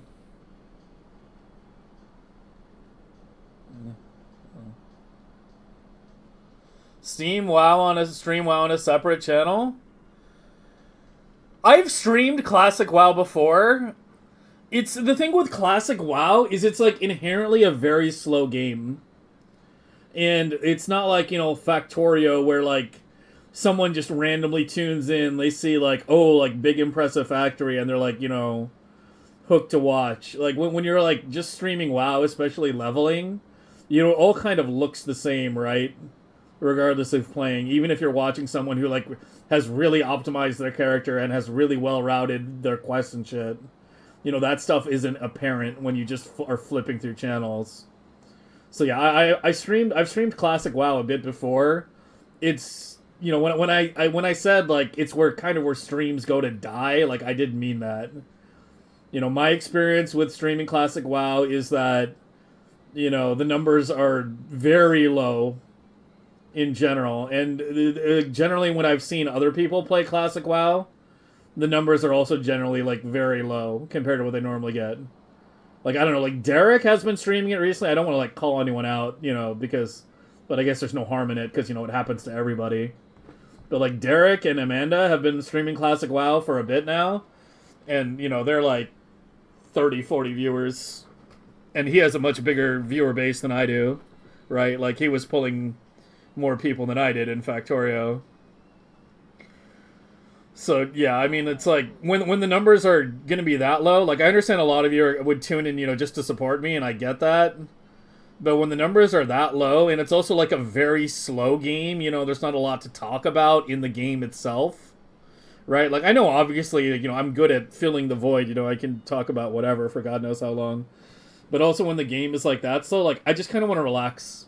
I just kind of want to relax. Just like Classic WoW on one monitor, maybe a TV show on my other monitor, and just chill and take it at my own pace and not worry about anything. There's also the fact that it's a private server, and the last time I streamed a private server, I was not a partnered streamer. Like I was just like some random like tiny affiliate, and obviously my channel is a decent bit bigger now, and I'm also partnered. And I'm, I don't want to get on Blizzard's bad side by, streaming private servers as a partnered streamer. So there's that. That's also, I think, a bit of a concern. But yeah. So yeah, I'm not planning on streaming it. No, I'm like, I'm just gonna be leveling to 60, like checking out like the stuff, the content they added, the dungeons, and then it'll be over because it's ending in like 15 days. It's ending on the 15th. So we have like 2.5 weeks before it ends. I can level a character to 60 in like 1 week, but it's not a lot of time still. The best dentists in Cuba? I think the best doctors in general are in Cuba these days. It's kind of their specialty.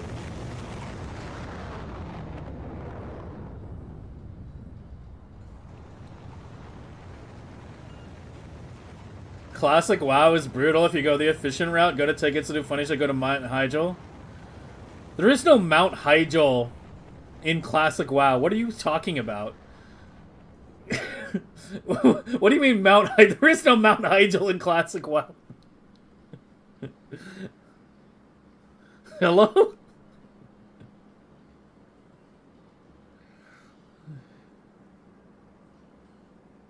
What are you even talking about?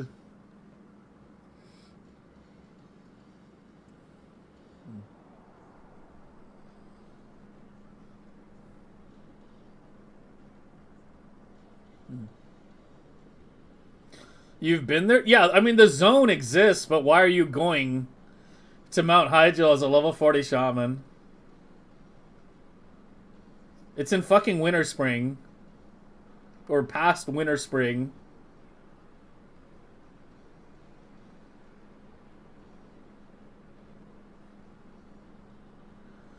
So it's like, I don't know. I play Alliance. Went into Ironforge. Yeah, I mean, I know about getting, like, to a lot of the secret areas. Like, I know how to get to, like, the secret troll village in, to the west of, in between Darkshore And Fellwood, I know how to get, underneath Ironforge and Stormwind, but I don't understand by what you mean by needing to go. Yeah. Oh, you meant sorry, I misread what you meant. I misread your sense. I thought you meant like doing that as like the efficient thing. I didn't realize you meant it as a funny thing. I don't know. I don't find it brutal though. I talked about it a bit ago. Like I don't know. I feel like I'm a weird like leveling and atmosphere enjoyer. Like I understand like a lot of people with the classic WoW, they just want to like rush to level cap. They hate leveling. I enjoy leveling. I enjoy leveling. I enjoy like going through the zones, like completing the quests and like taking in the atmosphere. Like I have fun. I'm a leveling enjoyer. I'm a 1 to 60 enjoyer.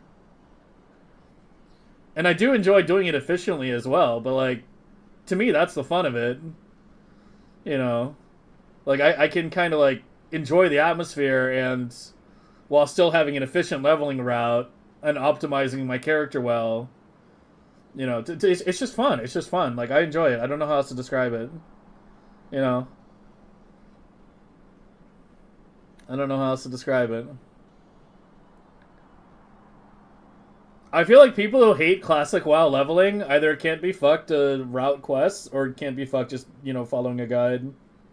I use my own routing. I've been playing long enough that I have my own routing that I use. But it makes a really big difference when you have like quests well routed or not. It's the difference between going to one area and getting like 3 quests, then going to like, another area, getting 2 quests for that same area, going back, then going to another area, getting another quest, then going back again, versus picking up like all 6 quests in a row, and then going and knocking them out all at once, right? And then you're just so much faster. Like, as I've said, like, leveling in WoW is actually pretty fast if you, if you build your character properly and you, like, your like quest routing is good. Like as I was saying earlier, you can get to like level 30 in under 24 hours played. Like easily. Consistently. You can hit level 60 in under 4 days played. Like with good routing. The only good route is to do all the quests. Well, it's funny you say that, because the way I routed things, I actually do most of the quests. Because, like, I enjoy, like, questing more than I enjoy just raw grinding. So, yeah, I actually do route, like, most of the quests, including some of the more, like... Including some of the longer ones. Like, the Worgen quest for Howling Vale, that starts in Ashenvale and then goes to Duskwood and shit. Like, I actually have that properly routed. That was actually, when routing that quest, that was actually the quest that made me realize that WoW Classic designers were a lot smarter than people realized. Because, like, it's a quest that, like, doesn't seem to route very well if you just kind of, like, do it randomly. But if you, like, build your quest path around it, a lot of things just make sense. Like, there's a lot of quests that would have you traveling around a lot that suddenly line up very well with doing that if you follow, like, one specific route. I don't know. Like, routing in Classic WoW it's a really fun puzzle to solve. That I think, like, very, very, very, very, very few people enjoy doing. But I'm one of those weird people that does enjoy doing it. Like, you'd be surprised how many quests, like, line up efficiently. Like, the only, like, major quest lines, like, the only, like, really long quest lines that I remember, like, I was like, I just can't route these. Like, even as a mage... With like city teleports, I literally can't route these. Were the Stone Talon ones? You know that really long chain that begins in Stone Talon, in the middle of Stone Talon. It's like this super long chain that has you traveling like all over the world. You guys probably don't even know which one I'm talking about, but there's this one in Stone Talon where it's like the quest givers are like in the middle of the map. And then they give you, like, it's like this super long chain, like 20 quest long chain or something like that. I couldn't route that. I tried so hard to route it, and I'm like, no, it's just... It's just garbage. And it also has this one step where it has you farm this fucking rare drop from Dust Devils in Westfall, which are a very rare spawn. And it'll take you like an hour to fucking go farm it. And it's like a level 25 quest that has you killing like level 17 mobs. I'm like, no. Like, this is just way too inefficient. I can't do this. It's way too inefficient. It's so bad. That's like the only major quest line I think that I just couldn't route at all. But a lot of the other ones, yeah, I did route, including Starhand and Heart. Starhand and Heart, the Howling Vale. You know, they're all routed properly in my routing. And very efficiently, too, if I do say so myself. Oh, Smitty, there you are. A-Buck fixed the rail thing. He sent me a message. He fixed the rail thing on the, clocking thing.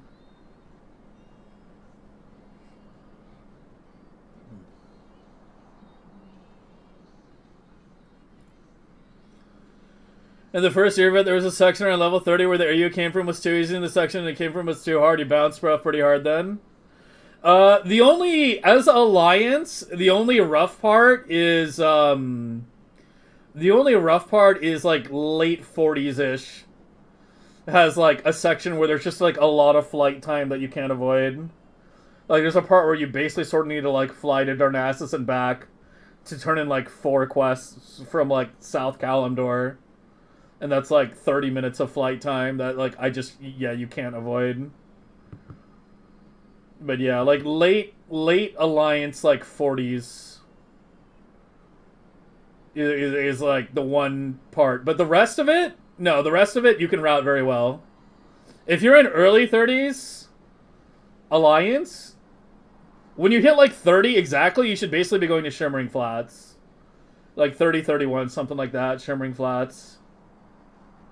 Here, you guys want me to find my fucking routing? I don't even know where it is.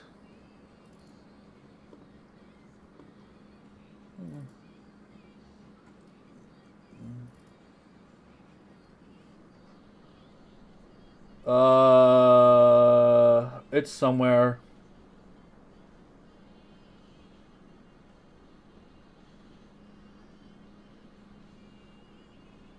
Oh, I have a whole other folder. I'm like looking in my big notes folder. It's like, yeah, classic routing.txt, 200 kilobyte file. There's my file, 200 kilobyte raw text file.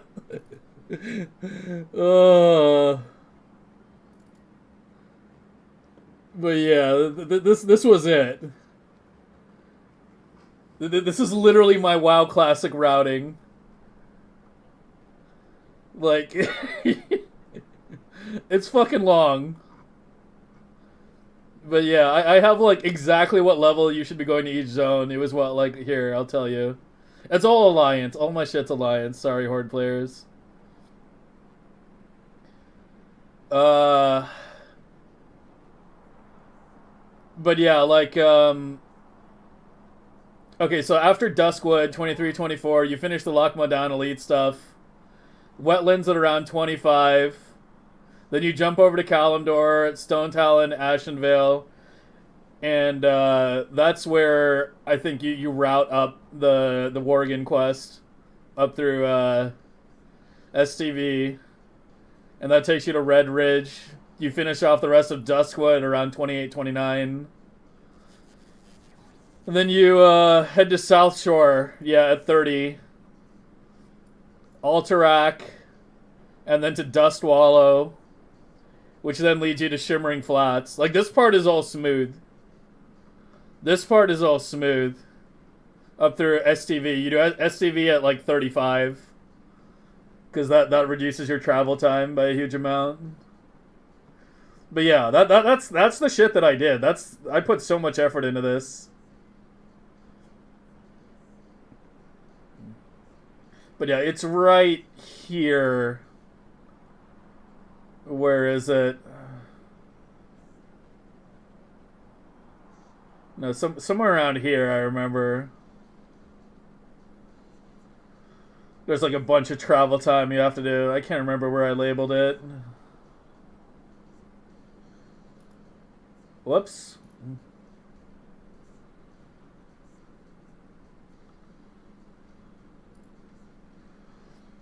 That's STV, which we just called Vietnam, apparently. But yeah. Yeah, that's basically what it looks like. You know, you get the idea. You get the fucking idea. You never did Stone Talon? Okay, so here's the thing with Stone Talon and routing through a lot of these zones. You have to run through Stone Talon at some point as Alliance to get to Desolace. You have to. You know, you have no choice. Like, at some point, in order to get to Desolace for the first time, you have to take the Talon Deep Pass. You have to go through Stone Talon. So essentially, this is where I keep talking about, like, you know, what you're trying to aim at with the routing.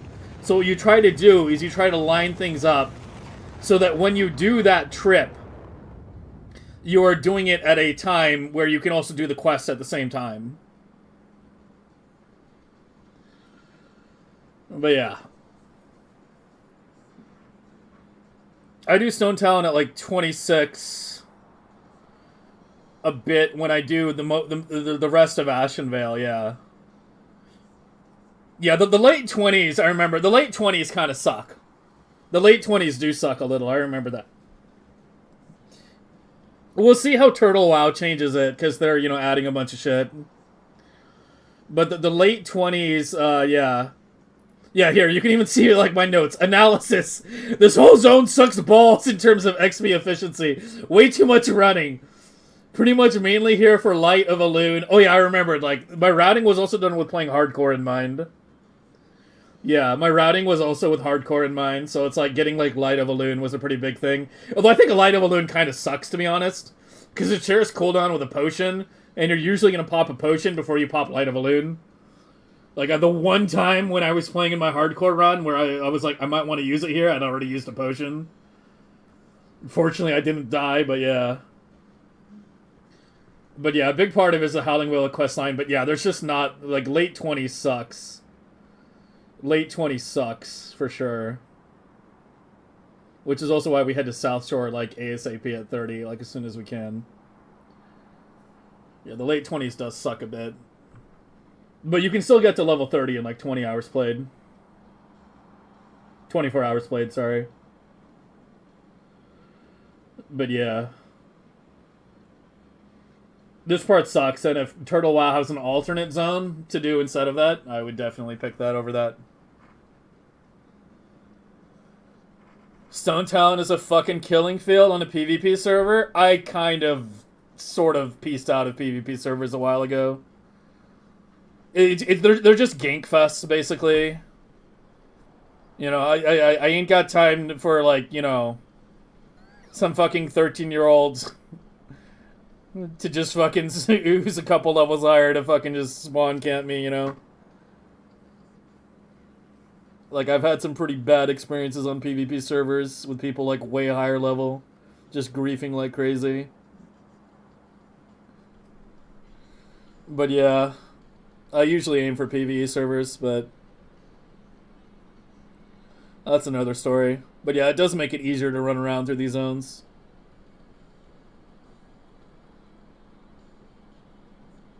But yeah, you have to remember, again, as I said, like, a lot of this routing I had planned with hardcore in mind.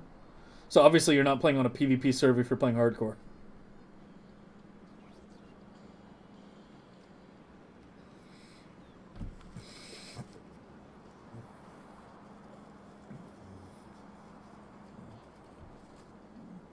You seem to be really looking forward to playing it? Yeah, I mean, it's a nice little break. It's a nice little break. And, like, I put a lot of thought, time, and effort into all this, you know, when I wrote all this shit. Like, it's pretty good. When I wrote this stuff, this was, like, better than any of the other publicly available routing by, like, a big margin. A pretty big margin. I don't know these days. A lot of people have spent a lot of time working on it. And I've always just used my own, so I don't know how it compares to what's publicly available. But when Classic WoW came out and I was working on this, it was like way better than any of the crap that anyone else was putting out.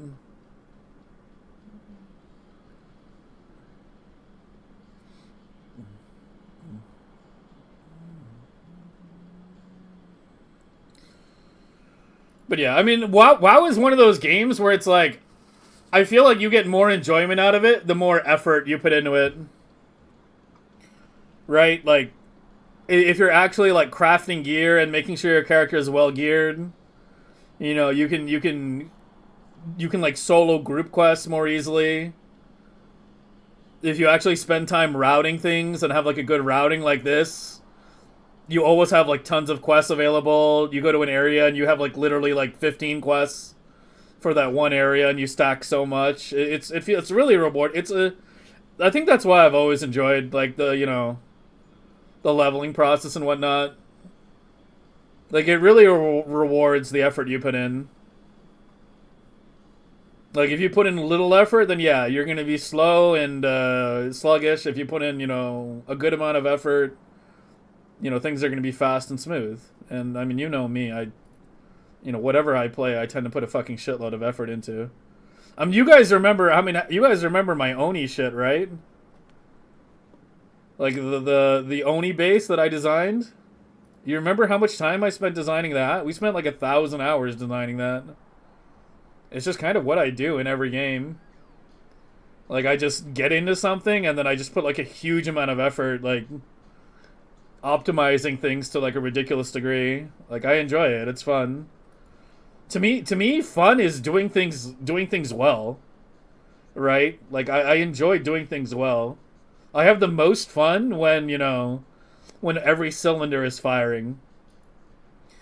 Like, if we're talking about WoW, when I step into a new questing area and, I've got, I just finished crafting some new spell damage gear. I completed like a couple group quests in the previous zone that gave me some solid rewards. Soloed those, took the challenge and acquired that stuff. And then step into an area and it got like 15 quests lined up. Just knocking them out one at a time. Boom, boom, boom. Yeah, it's fun. I enjoy it. What can I say?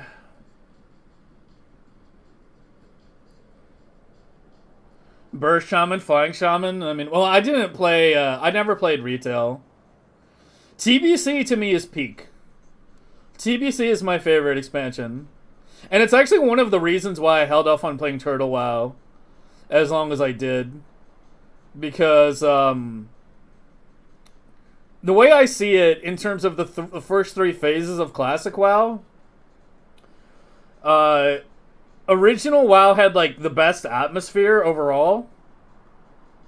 And just, like, good world building and shit. TBC, I think, had overall the best questing. Because my favorite part of leveling in any WoW expansion was in TBC. When they added all the group quests, they would add like the 2-man, the 3-man, and the 5-man group quests. Like in Classic WoW, you just get like normal quests and then quests to kill elites. And the quests to kill elites, are generally kind of like meant for you to have, at least like a 3-man sort of group, right? And there's some that you can solo. But it really depends, on which ones. Like, I remember the dwarves in the wetlands are an absolute bitch to solo. At least as a mage. I remember the Nekrosh guy in wetlands is literally immune to fire. So if you're a fire mage, which is by far the fastest way to level a fire mage, you literally cannot even do that quest. Because you're firing, like, some weak-ass frostbolt against some, like, really tough elite. What else? Oh, yeah, the group quests. Yeah, the reason I was saying I think TBC questing was peak was because, yeah, they had, like, the 2, 3, and 5-man group quests. And soloing those is, like, my favorite part of leveling in any WoW expansion. because you know they're like a challenge to see like how well you know your character and how well you play and how well you've optimized your character, right? Like the 2-man quests are easy to solo. Like anyone not completely incompetent should be able to solo those. The 3-man quests you can solo if you know you're well set up and you know what you're doing. You should be able to solo pretty much all of those. But you have to like actually put effort in your character, right, in order to be able to solo those. The 5-man quests were the real challenge, and that's where the real fun is. Like soloing those was actually like really difficult, but it's so rewarding. It's so rewarding when you if you can actually pull it off. Like I remember soloing the big bone worm in TBC in a tarot car, which is like a 5-man quest with like a fucking really high HP mob. And it took me like 5 tries. It took me like 5-6 tries before I took him down. And I had people who were like, "Do you want help?" I'm like, "No. I'm gonna fucking do this with my green quest gear, man. Just watch me." And yeah, I actually did it. And I don't know. I really enjoy shit like that. I enjoy like difficult solo challenges in games. Like, you know, when it's just you and you're being challenged to the limit of your character and your ability. Like, to me, that's like super fucking fun. So yeah, TBC questing is like peak. And then I think skill balance peaked in Wrath of the Lich King. Like, classes were the most fun, especially, I mean, I'm kind of biased, I guess, because as I said, I play Priest and Mage, and Priest and Mage were definitely best in Wrath out of all the expansions. Like, Mage is like a one-button build when you raid in, you know, the earlier expansions in TBC and regular Classic.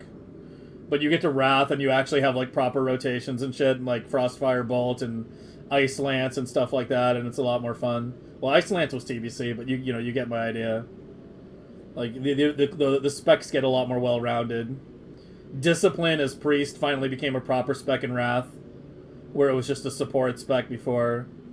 Same with Arcane for Mage, became a proper spec in Wrath, where it was just a support spec before. So yeah. Yeah, that's part of the reason why I held off on Turtle WoW as long as I did. Is because, you know, I was like, oh, it's only vanilla stuff, you know, and they've made some new abilities and some changes. But I was like, you know, I kind of wish they fucking backported Frostfire Bolt, but yeah. They went with another direction, but yeah.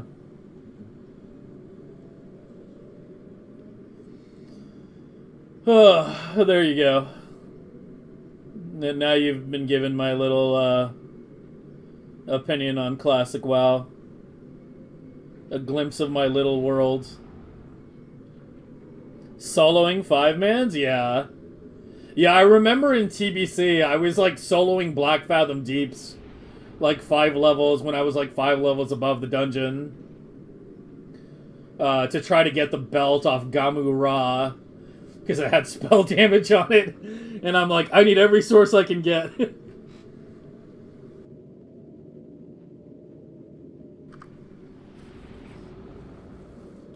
But yeah, some classes are better suited to it than others, for sure.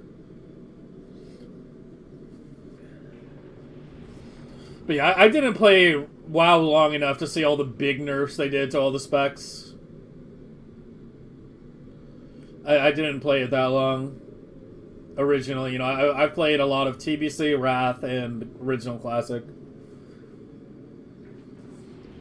But I know that later in retail, they started, like, diluting a lot of the class identity, like removing a lot of the, you know, unique abilities for... Oh, yeah, I can't believe I didn't mention that. That's, like, one of the best parts of WoW to me, and that's where, like, a lot of the skill really shines. It's not in, like, the basic abilities that each class has, it's in all the niche ones that people don't even think about. You know, stuff like Eagle Eye for Hunter, being able to scout out areas and find the mobs you're looking for, you know, from a distance, like find out where the roaming NPCs are. Mind Soothe as Priest is fucking hacks. I've often said Mind Soothe is one of the strongest abilities in the game that nobody fucking realizes how strong it is. Mind Soothe is basically stealth, but for your entire group. Like, when I played Priest, I got so good at just mind-soothing my way through entire dungeons. Like, if it's got humanoid mobs, I'm like, okay, everybody follow me exactly. I'm literally just gonna put on some hit gear and we're gonna mind-soothe our way, like, all the way to the boss, basically. But yeah, Priest had a lot of, like, fun abilities like that.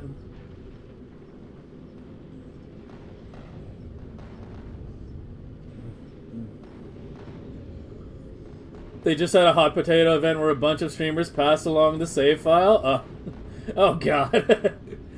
It would have gotten to me and I would have, like, torn down half of what people did. I don't even know.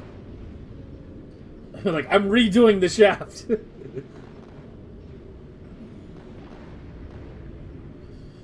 Use it to be sneaking a beardy? Yeah, there's a lot of dungeons. It's really strong in Dire Maul. Because it's all ogres, you can just mind-soothe your way past so much shit.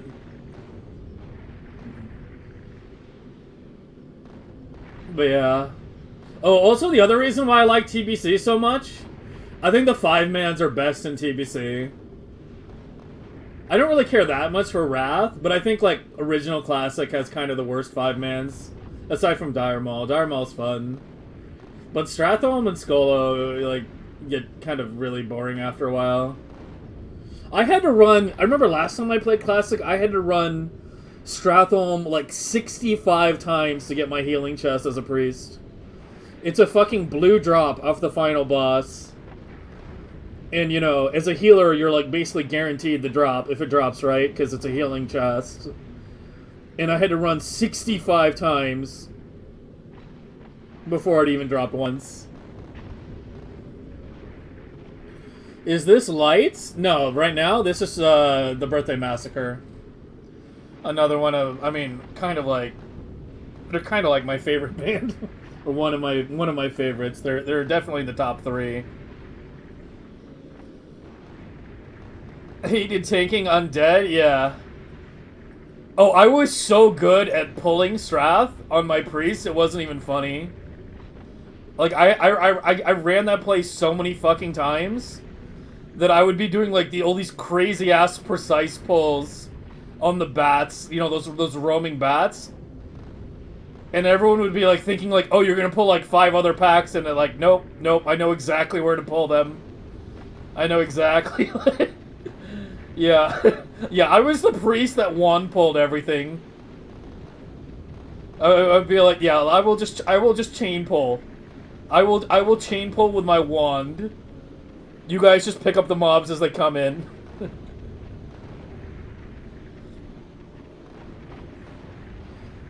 Yeah. Strath was a bit chill as a priest too, because you had Shackle Undead, so you had the ability to CC stuff pretty easily. But yeah, that was a Birthday Massacre, Kill the Lights. That was the song.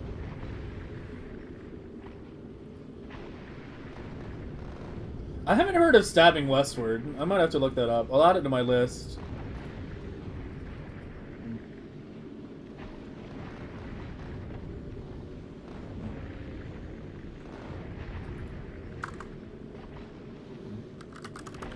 Stabbing Westward. Alright, I'll try to check them out during my days off.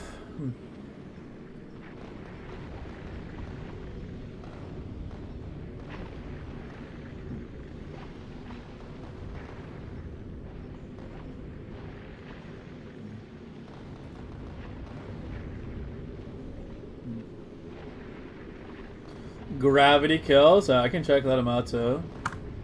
I will take the recommendations. But yeah, I love TBM. I actually listen to them off stream probably more than any other band.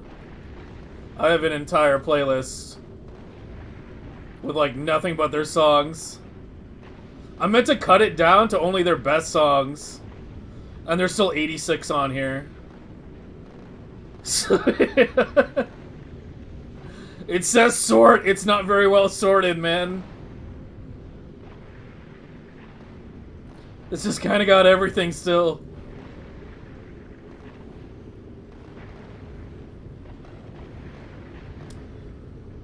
Uh, yeah, TBC had the best 5-mans, though. TBC had so many heroics. You could, like, wake up in the morning and do 5-man heroics all day. And you would take you, like, the entire day to go through all of them. It would take you, like, literally 12 hours to do every heroic with a decent group. Wrath heroics kind of bored me a bit.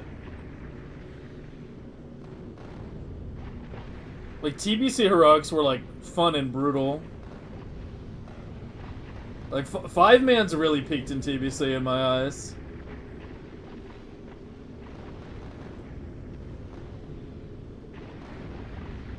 Rating kind of peaked all over. Rating depended more on the instance.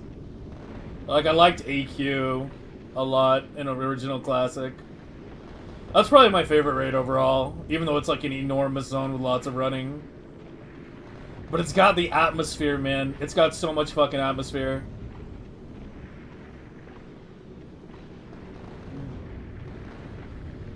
Alright, well... I'm sitting here talking myself hoarse for hours longer than I planned on streaming. Yeah, you guys got me rambling on classic WoW now. I feel like we play a game every stream. What are we gonna get Hobbit rambling on this stream? Politics? RTS games? WoW? Music? There's always fucking something. There's always something, man. How you guys doing on the vents? 9,000, 6,000, and it's still going. Yeah, we got the nice flashing light now.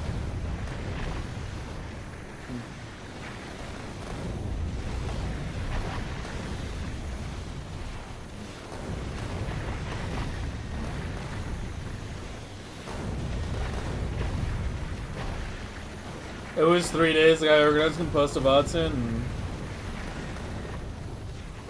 Okay, here's the other thing with me doing like a community Oni thing. I used too many mods when I last played Oni. I can't play that game unmodded, man. You can't even zoom out. Like, imagine Factorio, where the furthest you can zoom out is like this.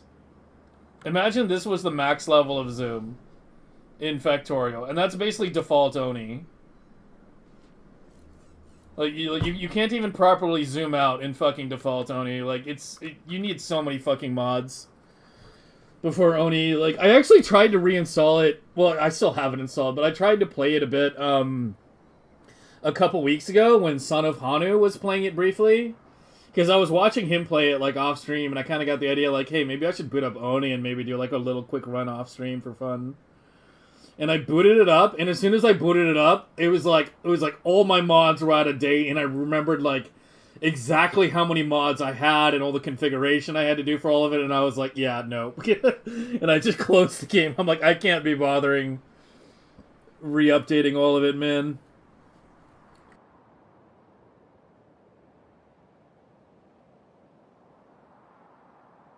He has no mods and he can't zoom out? Not very far, though.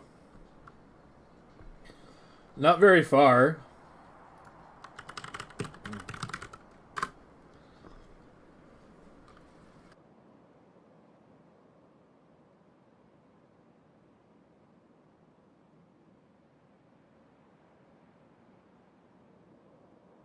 But yeah, there were so many mods I don't install, like to minimize the notifications and shit like that.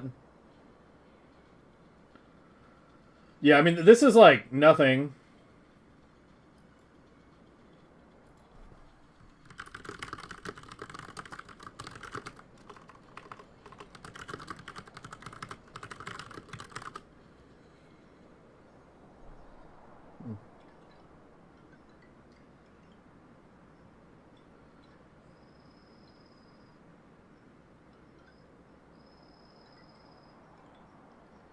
Oh, when he reads my message. Give him a second.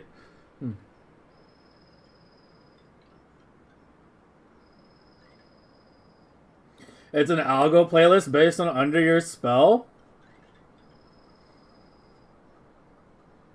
Link me your playlist. I can check it out. Like either now or like link it on Discord. Like we have a music channel on Discord too. You could post it there.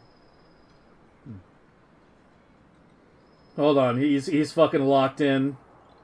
He's not reading chat.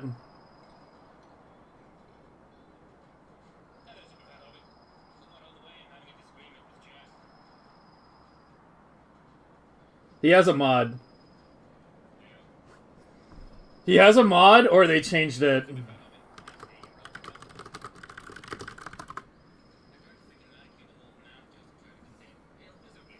It's fucking loud, holy shit.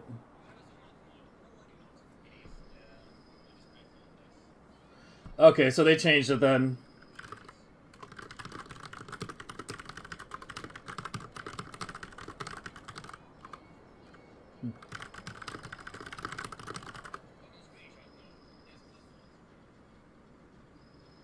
Oh, it's screenshot mode. Wait, I don't even know.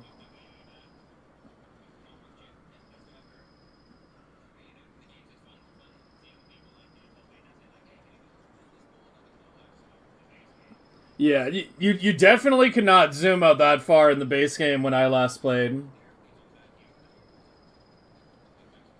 Oh, yeah. Ah, yeah. Yeah.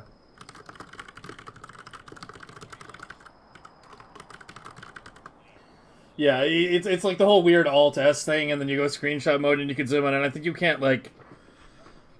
You can't, like, fully interact with everything in screenshot mode or something. I can't fucking remember. But yeah. I had a bunch of fucking mods. Here. I think I still have the game installed.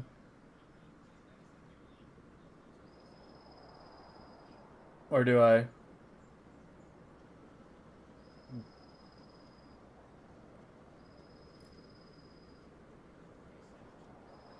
Where did I put it?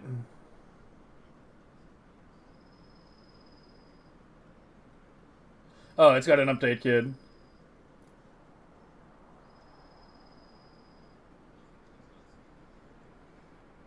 It's a yeah, but it's not smooth. Like, you can't zoom smoothly in and out. Like, it's hard to describe.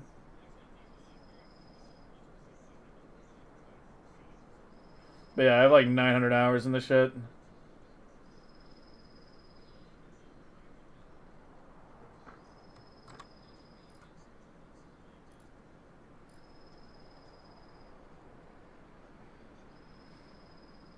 Yeah. It's like, oh my god, I'm just getting spammed.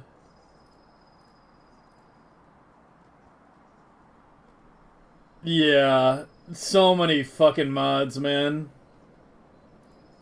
that I wound up installing. Yeah, there's the list. There you go. Bigger camera zoom out, fast track, blueprints fixed, build over plants, bigger building menu, duplicate stat selector. They're all quality of life mods. Every single mod here is quality of life, except for this one, which I wound up using to rebalance the game a bit in terms of how duplicates are generated and started.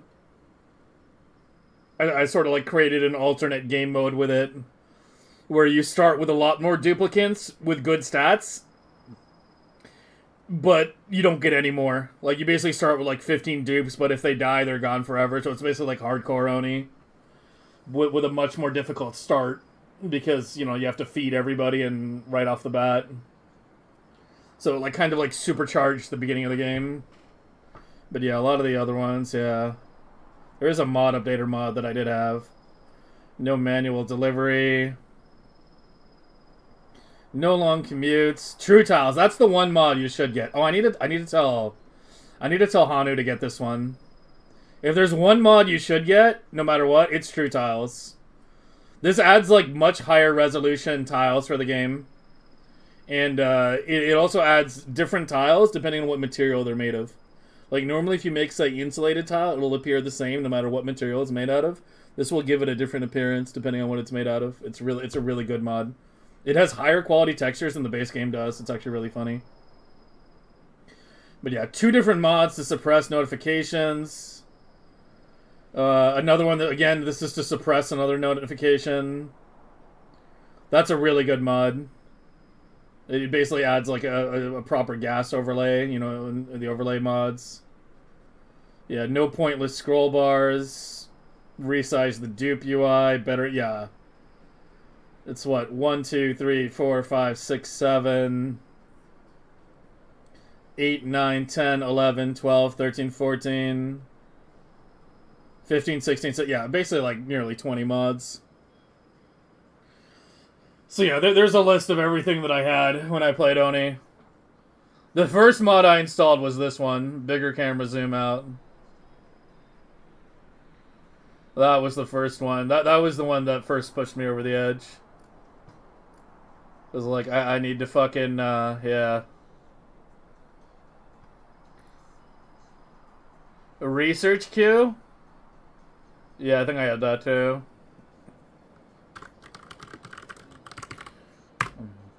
Alright, we'll go ahead and raid Hanu since he's right here. I feel like I'm fucking actually becoming hoarse right now.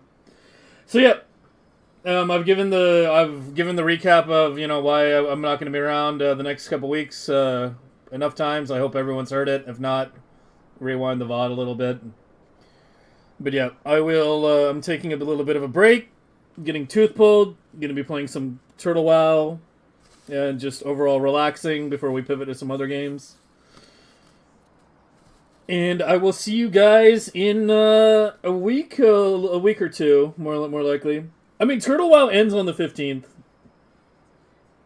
Turtle WoW ends on the 15th, so at the latest, it'll be the 15th. But it really depends on how long it takes me to do everything I want to do. You know, how dead it actually is, whether I can actually get groups for 5-mans or whatnot. But yeah, I'm going to enjoy my little vacation. I hope you enjoy your little break from me. You know, you're going to have a couple weeks without any good music. I feel very sorry for you.